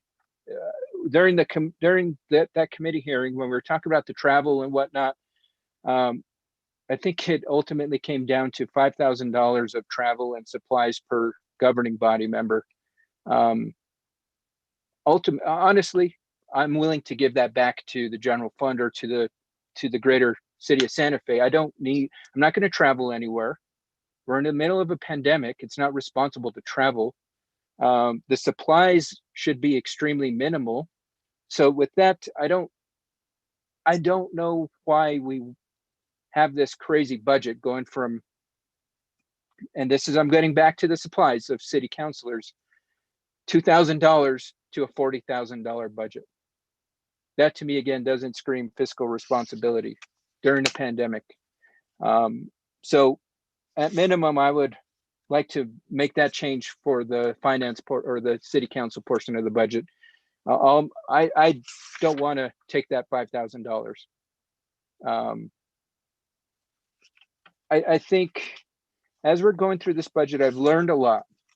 I learned a lot last year as we had to tighten our belt, and I saw that as an opportunity for us to really examine where costs were needed and where we can potentially work together to fill gaps that we had last year.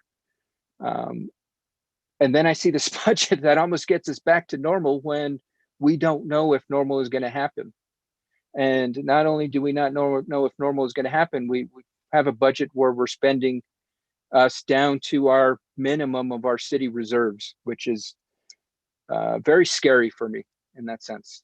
I think we should have taken last year as a learning opportunity and developed a budget that says, look, we learned last year, and this is how we're going to be fiscally responsible as a city and ensure that we're not having to do things like furlough employees, fire employees. I'm thankful we didn't have to lay off employees, but we need to ensure that we're creating a budget that is going to lead us into the future and not, as Councilor Vigil-Koppler said, this is the way we've always done it. I think maybe that's where we need to have some imagination and develop a new way of doing things. With that, Mr. Mayor, no other questions at the moment, but I do have some concerns about what's being proposed right now. Thank you, Councilor. Councilor Casas Sanchez, you have your hand up. You have the floor. Thank you very much, Mr. Mayor. I just wanted to circle back real fast to get some clarification on the discussion around the request from the unions and the allocation of dollars and how money gets allocated. I felt that the last conversation ended a little not as clear. So I want to make sure that I'm understanding. So if my understanding is correct, we do not have the capability to say, based on our bargaining agreements with the union, we don't have the authority to say, you're going to give a 4% raise across the board. Here's the dollars for your members. I believe this is probably for Ms. McSherry. Am I correct, Ms. City Attorney?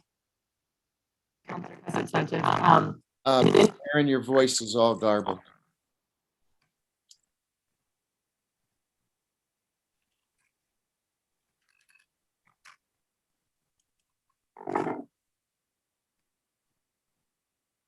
Can you hear me?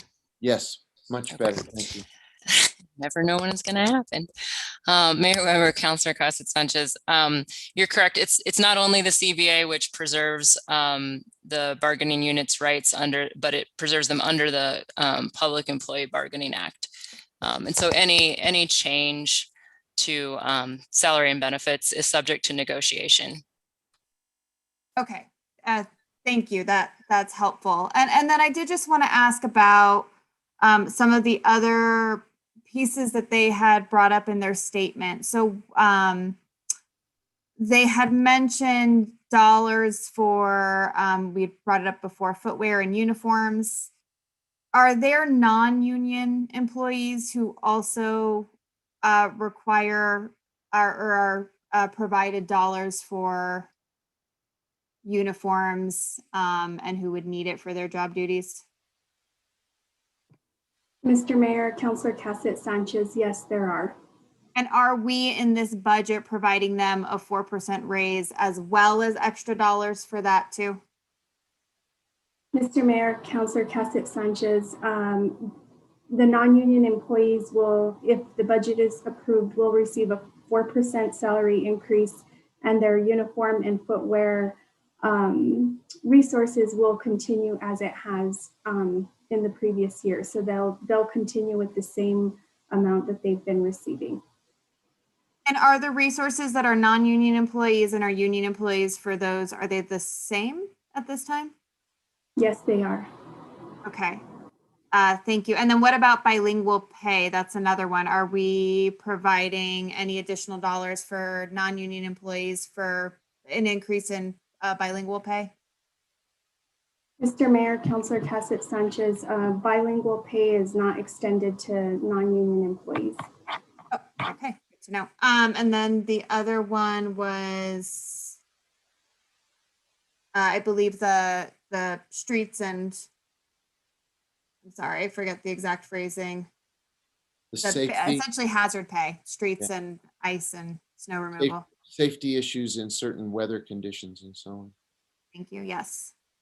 And do we have non-union employees who receive that as well? And are we increasing that this year? Mr. Mayor, Councilor Cassett Sanchez, that also does not apply to non-union employees, so there's no increase to happen. Okay, thank you for clarifying that. I appreciate you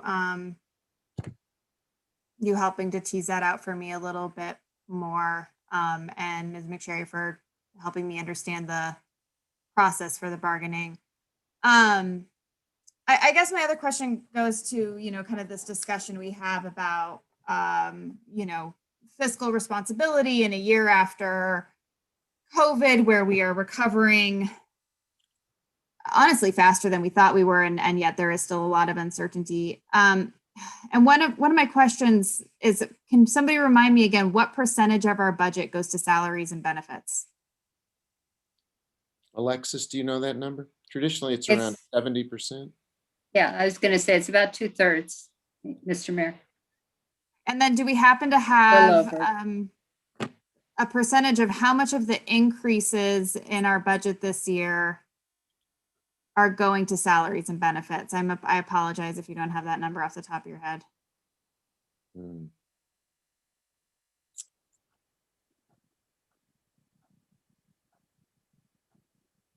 Give me a moment quickly. Mr. Chair or Mr. Mayor, Counselor, I have those numbers. Right now, for all fund expenditures by category, this is coming directly from the budget book. The proposed salaries is $84,103,494, an increase of $10,668,190. Benefits are $40,179,434. Or excuse me, the proposed budget's $42,716,937, or an increase of $2,537,503. Okay, and then are you able to do some quick math and pop that into percentage for me? So of our increase in budget from FY21 to FY22, what percentage of those dollars is going to salaries and benefits for our employees? Salaries is going up by 14.5%. Benefits are going up by 6.3% for a net combined total of 11.6% for personal services.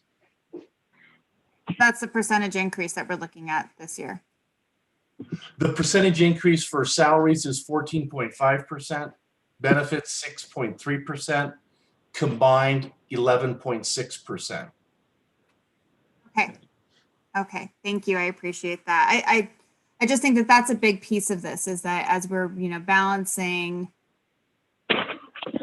how do we move forward? I mean, and this, doesn't even begin to discuss some of the investments that we're making in our community to help them recover from COVID, which I think it's an important discussion, and it's a really important balance of how do we help our economy? How do we help our residents who are facing a lot of challenges? But then also, how do we make sure that we are taking care of city staff, that we are providing them with the resources they need to do the job? We had a lot of discussions about people wearing multiple hats, and a lot of concern. It was something that Councilwoman Villarreal and I frequently brought up of concern of people taking on multiple jobs. And so I think that that's a really big conversation, as well as how are we providing additional support so that our city can deliver the services that we need to and would like to deliver.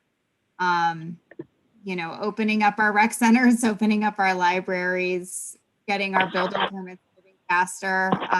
All of that takes people, and people takes dollars, and that's a lot of our budget. So thank you for helping to illustrate how much of our budget really goes to salaries and benefits, and providing the people power that we need to get the city moving. I don't believe I have any other questions. I'm now jumping into deliberation, so I will stop now, so I make sure that I respect the process. Thank you. I have a few questions that I think it's worth putting out on the table, because we've been discussing. Andy, can you mute yourself there, please? I think I apologize, Mr. Mayor. I was just going to break in with to answer one of Councilor Constance Sanchez's questions. The total increase in the all funds budget is $36.1 million. Of that total increase, 37% is going to salaries and benefits, or $13.2 million. So just to add a little bit of nuance to Brad's response there. Thanks, Andy. I didn't mean to shut you down. I thought you were accidentally leaving your mic open. I have a couple questions, Ms. Salazar, because we've been touching on the question of whether we are being really respectful and responsive to our the folks who work so hard for the city of Santa Fe and provide the services that power the city. There's some things in the budget that we really haven't touched on yet. Maybe you could just provide a little context. So the city is putting $2.3 million toward health insurance costs next year, rather than passing those costs on to the city's employees. What does that mean in terms of the actual pay packet experience of a city employee? I'm not going to get hit with an increase in my healthcare costs. That's a direct financial benefit. That is as good as a pay increase at some level, isn't it? Mr. Mayor, yes, you're correct. So if we're not imposing a rate increase for employees' biweekly deductions, they will not see that reduction in their take-home pay. So that's great news for our employees. And as you may recall, during our budget hearings, we also are not recommending any plan design changes for our insurance plans for this fiscal year. This is, medically, probably a lot of things have had to be put off during COVID. And so we want to make sure that our employees are taken care of with regard to those services as well. But to answer your question, the employees will not receive a reduction in their take-home pay, because they will not see an increase to their biweekly deductions.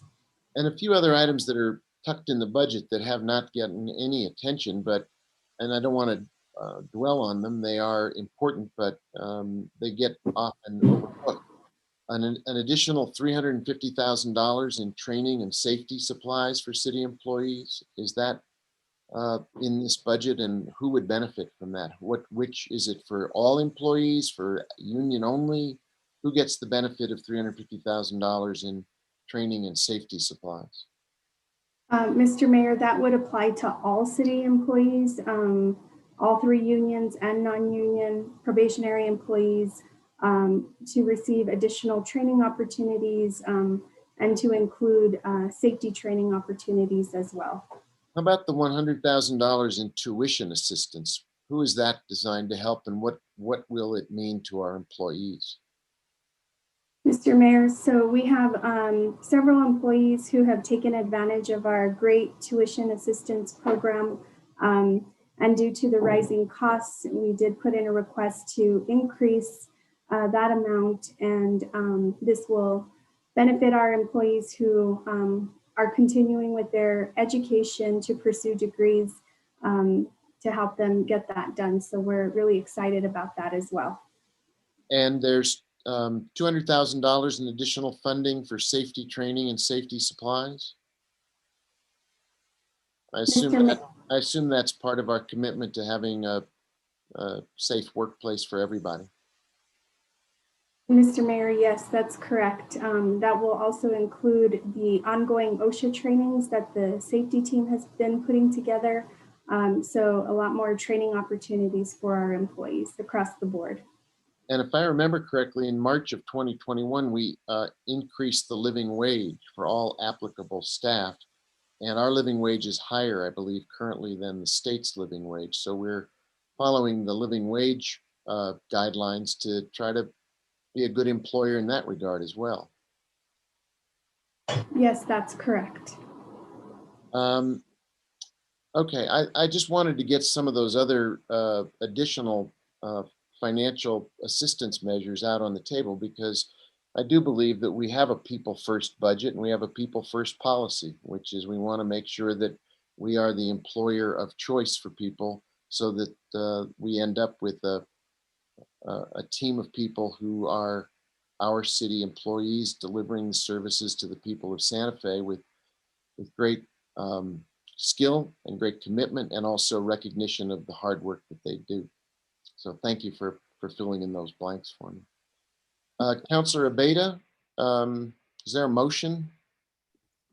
Yes, I'd move for approval of the resolution adopting the City of Santa Fe's fiscal year 2021-2022 operating budget and organizational chart.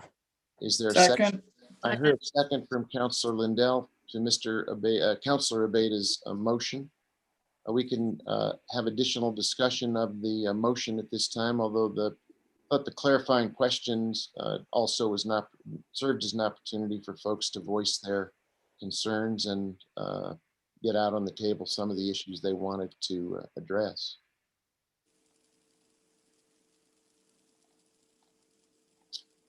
Could the clerk call the roll on the motion, please? Yes, Councilor Cassett Sanchez. Yes. Councilor Garcia. Yes, and I'd like to explain my vote, please. Okay. Councilor Lindell. Yes. Councilor Rivera. Yes.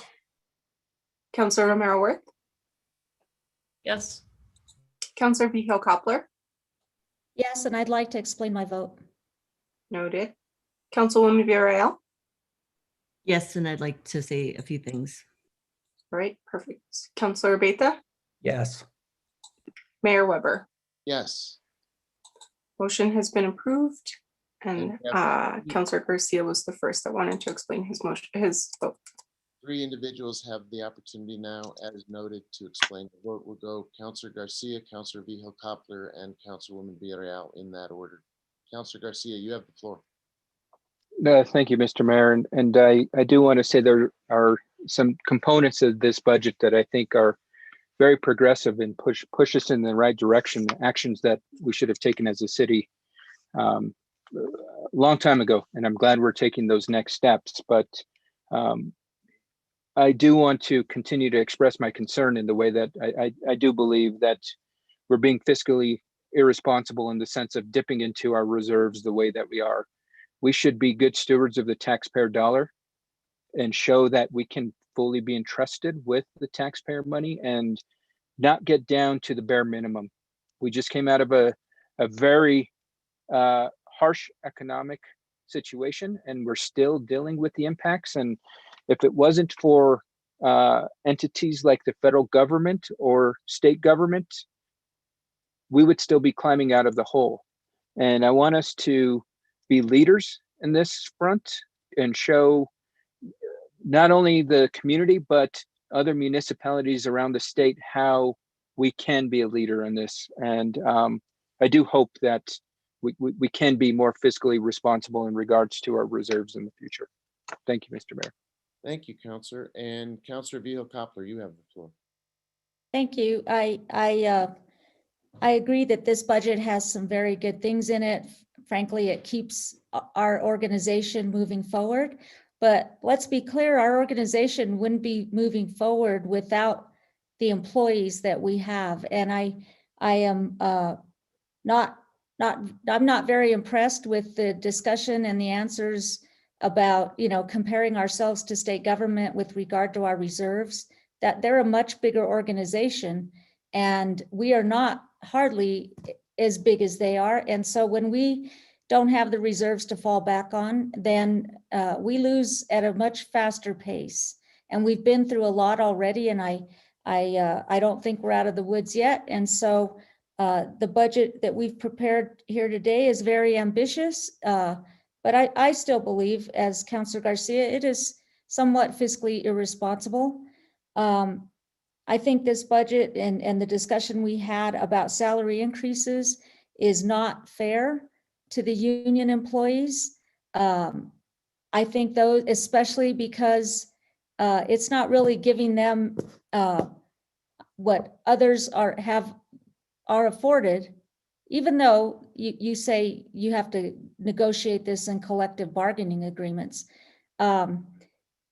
These are the same employees who you furloughed and who were the lowest paid employees. And now it's the same story once again.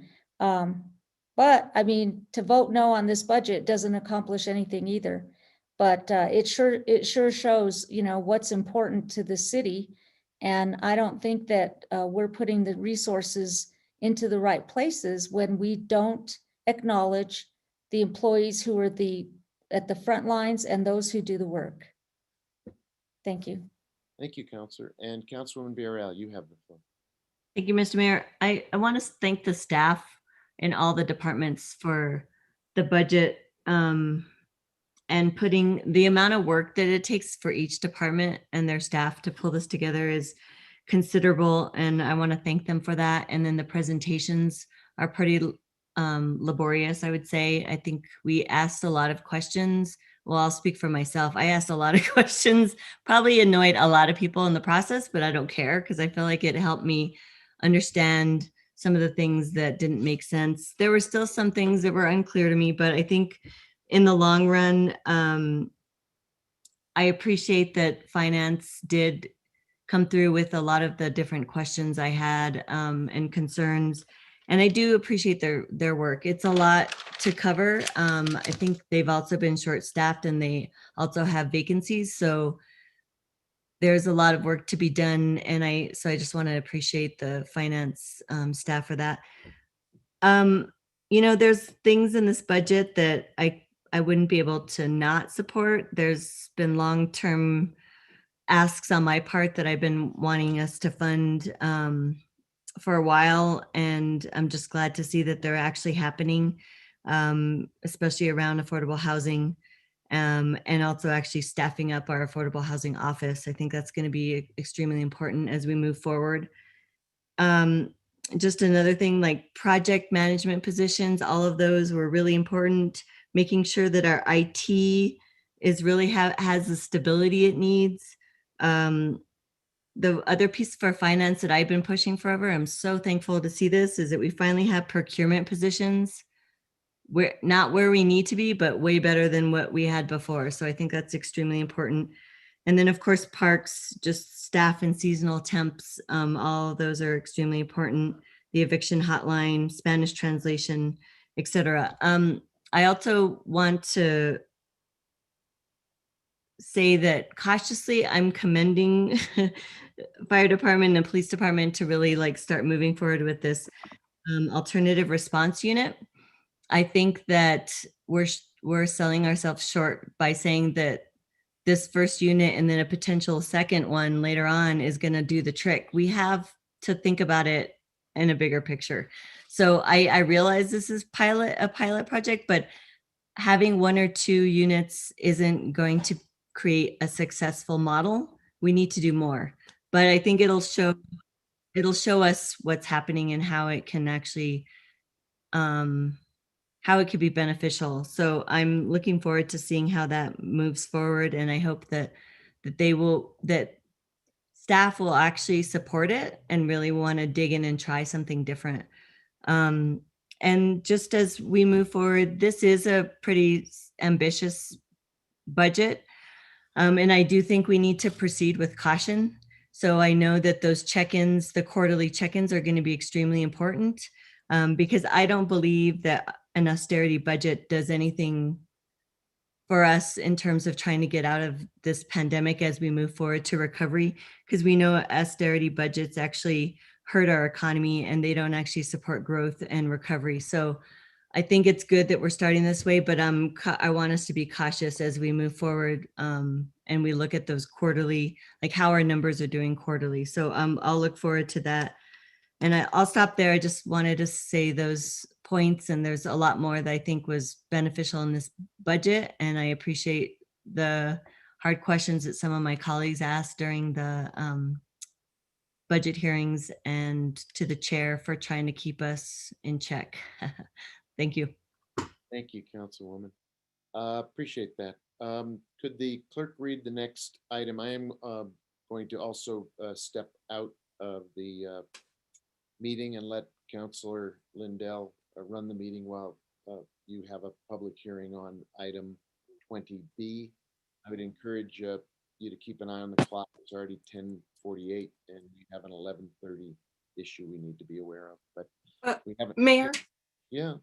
Oh, sorry. I'm sorry. Before you popped out, I was going to say I can just put you on hold. I do know how to do that, and I'm actually co-host, so I can put you on hold if you would like. Yeah, that'd be fine, but I am recusing myself at this time as you read the item. And leave it Perfect. to Councilor Lindell to run this part of the meeting. Okay. Councilor Lindell? Yes, Counselor. I will also recuse myself on this. Thank you. Madam Clerk, will you make sure that Counselor Vigil Koppler is put on hold also? Yes, I will. And actually, for some reason now, it's not letting me put them on hold. So if you both will leave, I'll just text you as soon as we're ready for you to pop back in. That way we don't delay the meeting any longer. Thank you. Sure. Sorry about that. Okay, we're ready for the caption. Yes, item 20B is consideration of Bill 2021-8, adoption of ordinance 2021. It would be -9 if it is approved. It's sponsored by Councilor Rivera, Councilor Romero-Worth, and Councilor Lindell. It's an ordinance regarding the Independent Salary Commission, amending section 6-19.1 SFCC 1987 to make clarifications, amending section 6-19.2 SFCC 1987 to change the effective date of the salary to align with the term for mayor set forth in the Santa Fe Election Code, section 9-1 SFCC 1987, amending section 6-19.3 SFCC 1987 to establish an application process and modify length of the commissioner's terms, and amending section 6-19.4 SFCC 1987 to set the future schedule for the Independent Salary Commission. Our City Attorney Aaron McSherry is available for this item. Thank you, Madam Clerk. Ms. McSherry, is the proper thing to do? We do have a ordinance, and we also have an amendment on this. So should we look at the amendment initially and see if that passes, and then depending on that outcome, get a motion on the main ordinance? Mayor Pro Tem Lindell, councilors, I'm actually not aware of an amendment on this proposed bill. It is an amendment to the independent salary ordinance, but I don't think there's any proposed amendments to the bill.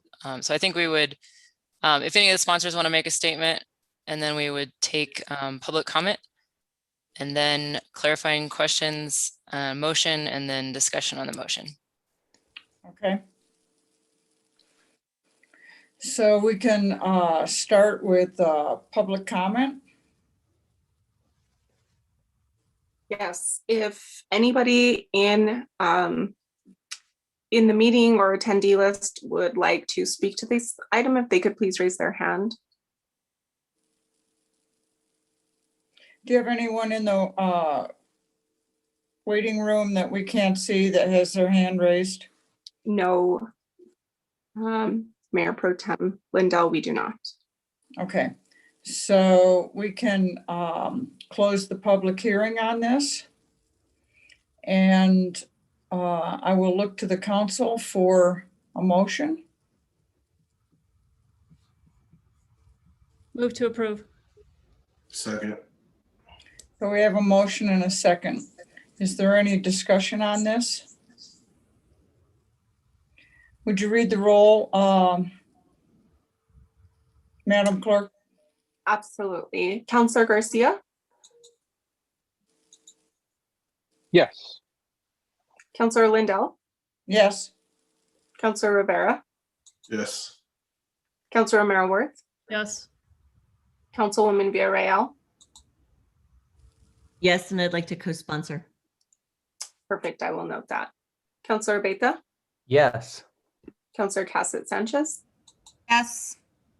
Motion has been approved. Thank you.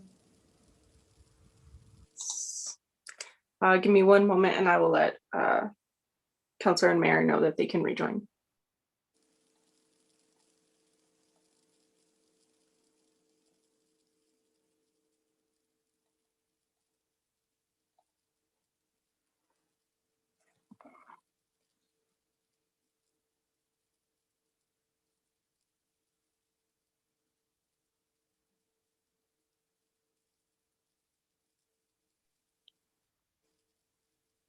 Okay, it turns out I just left the room. I didn't even leave the meeting. So thank you for bringing me back in. Appreciate it. Are we all back together? Actually, we're waiting on, there's Councilor Vehil-Coppler. Okay. Thank you. Thank you very much. Could we take up item C then, Madam Clerk? Yes, we can. Item number C is consideration of bill number 2021-9.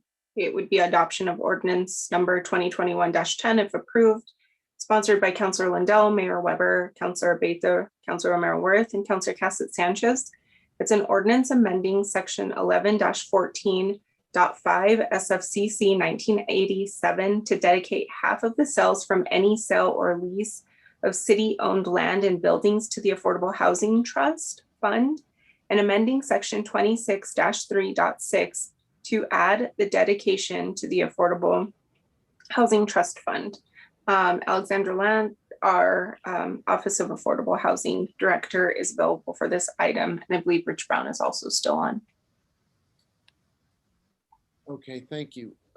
Move to approve. There's a motion from Councilor Romero-Worth to approve this item. Is there a second? Second. And we do. Isn't this a public hearing?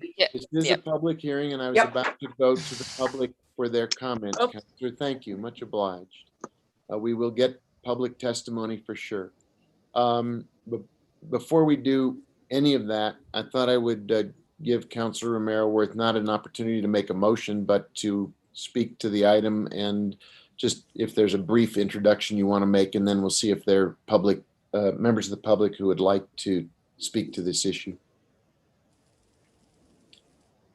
Councilor Romero-Worth, any? Mayor, I don't think I need. No. I don't think I need to speak to this. We can speak to the amendment, but I'm sorry, I forgot about the public. Yeah, we'll get to the amendment after we public go through the public, wanting- after we get through any public input and then a motion. But let's scrub the floor of any motion or second at this time and go straight to anybody in the attendee room who there's nobody in the attendee room, so I assume that there really isn't anybody with us at this hour who wants to testify. So in that case, we will bring it back to ourselves. And Move to approve. I will entertain a motion. Councilor Romero-Worth has made a motion to approve this. Is there a second? Second. Councilor Casa Sanchez has seconded it. And Councilor Romero-Worth, there is a amendment piece to this proposal. Do you want to introduce? Yes. So I would actually move the amendment and then I can explain it. Second. And so the amendment in our packet has been moved by Councilor Romero-Worth and seconded by Councilor Casa Sanchez. Do you want to explain the amendment that you've just introduced? Yeah, so it's pretty simple. The original bill would have taken half of the money we make from leases of city-owned land and or buildings, and half of the money from any sale of city-owned land or buildings. We had a presentation in the Quality of Life Committee and heard about the economic development work that is being done with that leasing money. And so we do not want to impact that important revenue stream for economic development purposes. And we are taking leases out of the funding stream for the Affordable Housing Trust Fund in this bill, and we will only take 50% of any sale of land or buildings. And this is an amendment sponsored not just by me, but by the other sponsors, Councilor Abeta, Councilor Lindell, and Councilor Casa Sanchez. Okay, thank you. Is there discussion of the amendment? Can we call the roll on the amendment? Yes. Councilor Rivera, Yes. Councilor Romero-Worth, Yes. Councilor Vito-Coppler, Yes. Councilwoman Villarreal, Yes. Councilor Beta, Yes. Councilor Casa Sanchez, Yes. Councilor Garcia, Yes. Councilor Lindell, Yes. Mayor Weber. Yes. Motion has been approved for the amendment. So we now have a main motion as amended. Councilor Vihil-Coppler, you have the floor. Thank you. I wanted to ask Mr. Brown, in the FIR, it says the impact of this reduction would affect professional services contracts and impact programs such as SCORE, the Santa Fe Business Incubator, YouthWorks. So how do you intend to make up those funds for those organizations? Mr. Mayor, Councilor Vihil-Coppler, I think with the amendment that just passed, we would not have to pursue any reductions to those contracts because that was the money that was a recurring cost of the leases. And I'd have to, in the new fiscal year, sort of look at how to reduce them down. But if the leases are not being affected, then it just would be any windfall from new land sales. And so we would split that with the housing trust. So we don't have a cause for worry right now. Okay. Thank you. Mm-hmm. Anything else, Councilor? Nope. Okay, thank you. Any other questions or discussion of the main motion as amended? If not, could we please call the roll on this main motion as amended?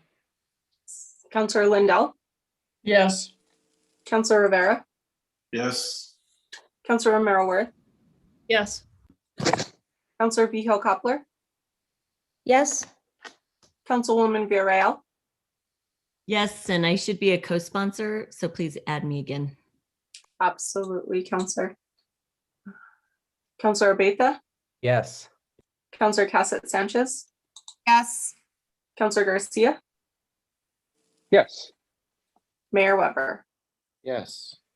Main motion was approved as amended, and Councilor Villarreal will be added as a co-sponsor. Thank you. Could you take us to item D, please? Yes, sir. Item D is consideration of bill number 2021-10. If adopted, it would be ordinance number 2021-11.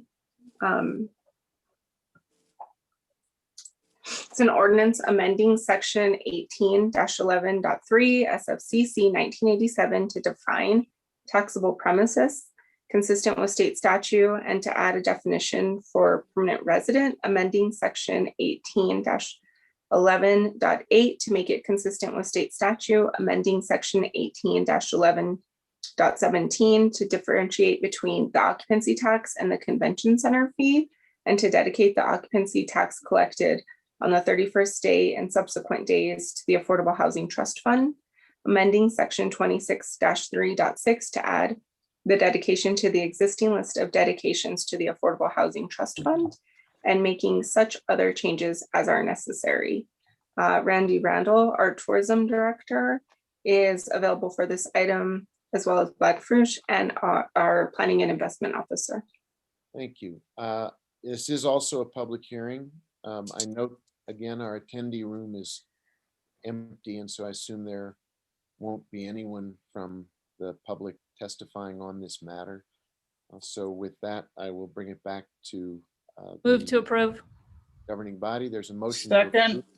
from Councilor Mayorworth and a second from Councilor Lindell, and now discussion and any questions for either Mr. Randall or Mr. Brown as the governing body would wish.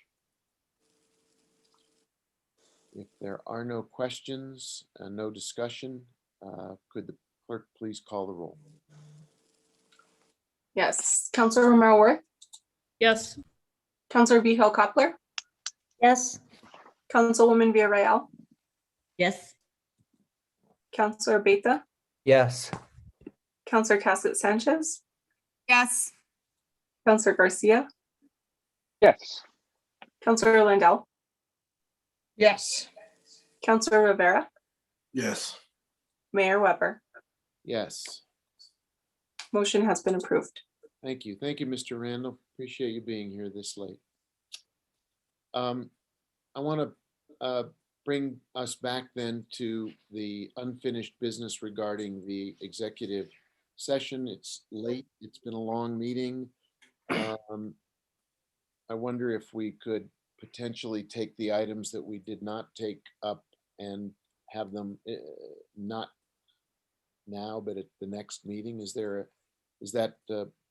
really, this is up to the governing body, but I'm asking the city attorney whether there's anything that was scheduled for those executive items that could not be deferred if it were the will of the council to so do.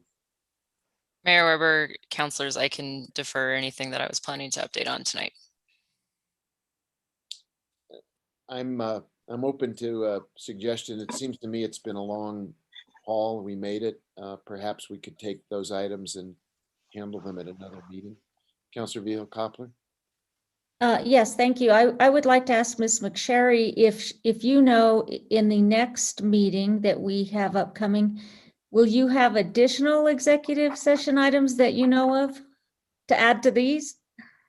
Mayor Weber, councilor, I work with staff to come up with that part of the agenda, so I don't always know, but I'm hoping that no. I think a couple of my planned guests for the evening are probably already asleep because we didn't anticipate that this would happen. I think the same matters would certainly be able to be briefed on. I'm not aware of any other ones, I guess, if that answers your question. Okay, I just want to point out that looking at this agenda, it looks like we have 2 appeals next meeting as well, which are also timed. Yeah, they run late, don't they? So, if we're going to have a long executive session and then have these 2 appeals, I don't know. Well, what's the we could do we could do, for example, Ms. McSherry, if you wanted to do if we wanted to take the next 25 minutes, let's try to clock it by 11:30 or 11:25 and call it a night. Could you do the litigation overview and hold the other? Because that's something your guests would not be, if they're gone, they're gone. But the litigation overview we could handle internally, presumably. Mayor, councilors, to the extent, yes, we can handle it. Yep. Would you all like to do like 20 minutes of litigation overview and call it a night and make sure we're out of here by 11:30? So that we check that box and it's not pending for next time? In the spirit of what we did last time when I said let's end meetings, I mean, let's chug through. I mean, we've got these agendas that just get more jam-packed, and I'm concerned that next meeting we're just piling on to whatever's going to come on. Okay, so let's meeting on the 12th. I think your point's well taken, Counselor. Why don't we get back into executive session? I would like it if we didn't extend ourselves past 11:30. I think that's really getting a little gruesome. But if we could take 20 minutes to tick off one of the boxes, we'll at least have one less thing to take up. So, Counselor Rivera, you want to make a motion, please? I'll make a motion that we return to executive session to discuss matters listed on the agenda as recommended by the city attorney. Is there a second? Second. The item was second, or the motion was seconded by Counselor Vihel-Coppler. Can we call the roll on that motion? Yes, Counselor Vihel-Coppler, Yes. Councilwoman Villarreal, Yes. Counselor Abeyta, Yes. Counselor Cassett Sanchez, Yes. Counselor Garcia, Yes. Counselor Lindell, Yes. Counselor Rivera, Yes. Counselor O'Meara Worth, Yes. Mayor Weber. Yes. Motion Okay. has been approved. So let's hop into that other room and give ourselves like maximum 20 minutes.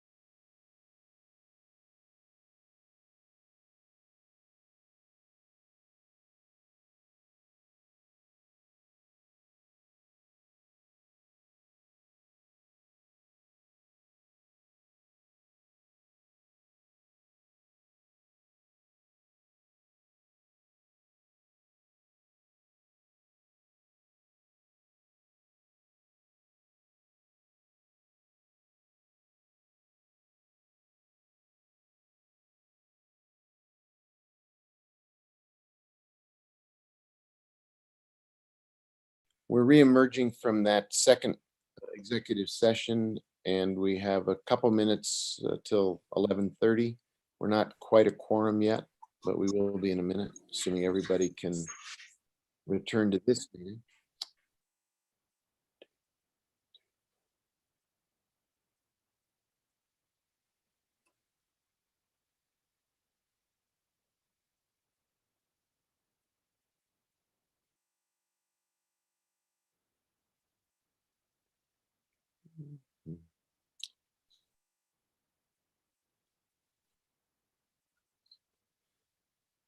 Actually, I think we do have a quorum if we want to proceed. So Councilor Rivera, do you want to make a motion?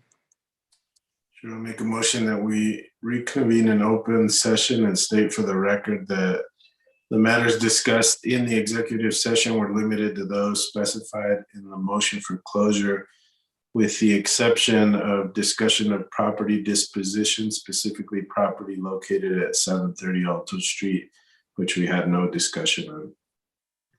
Second. And there is a second from Councilor Vihil Coppler. If the clerk could please call the roll on the motion. Yes, I can. Mayor, you might. Okay, wait. I think everyone hopped in. Okay, perfect. Councilwoman Villarreal. I didn't hear the motion because I was waiting. Oh, I did hear. Sorry. What Chris said about Yes. coming back. Okay. Yes. Councilor Abeta. Yes. Councilor Cassett Sanchez. Yes.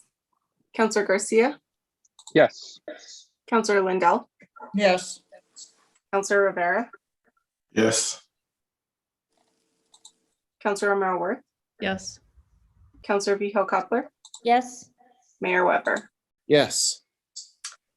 Motion has been approved. Motion has been approved. It's 11:20.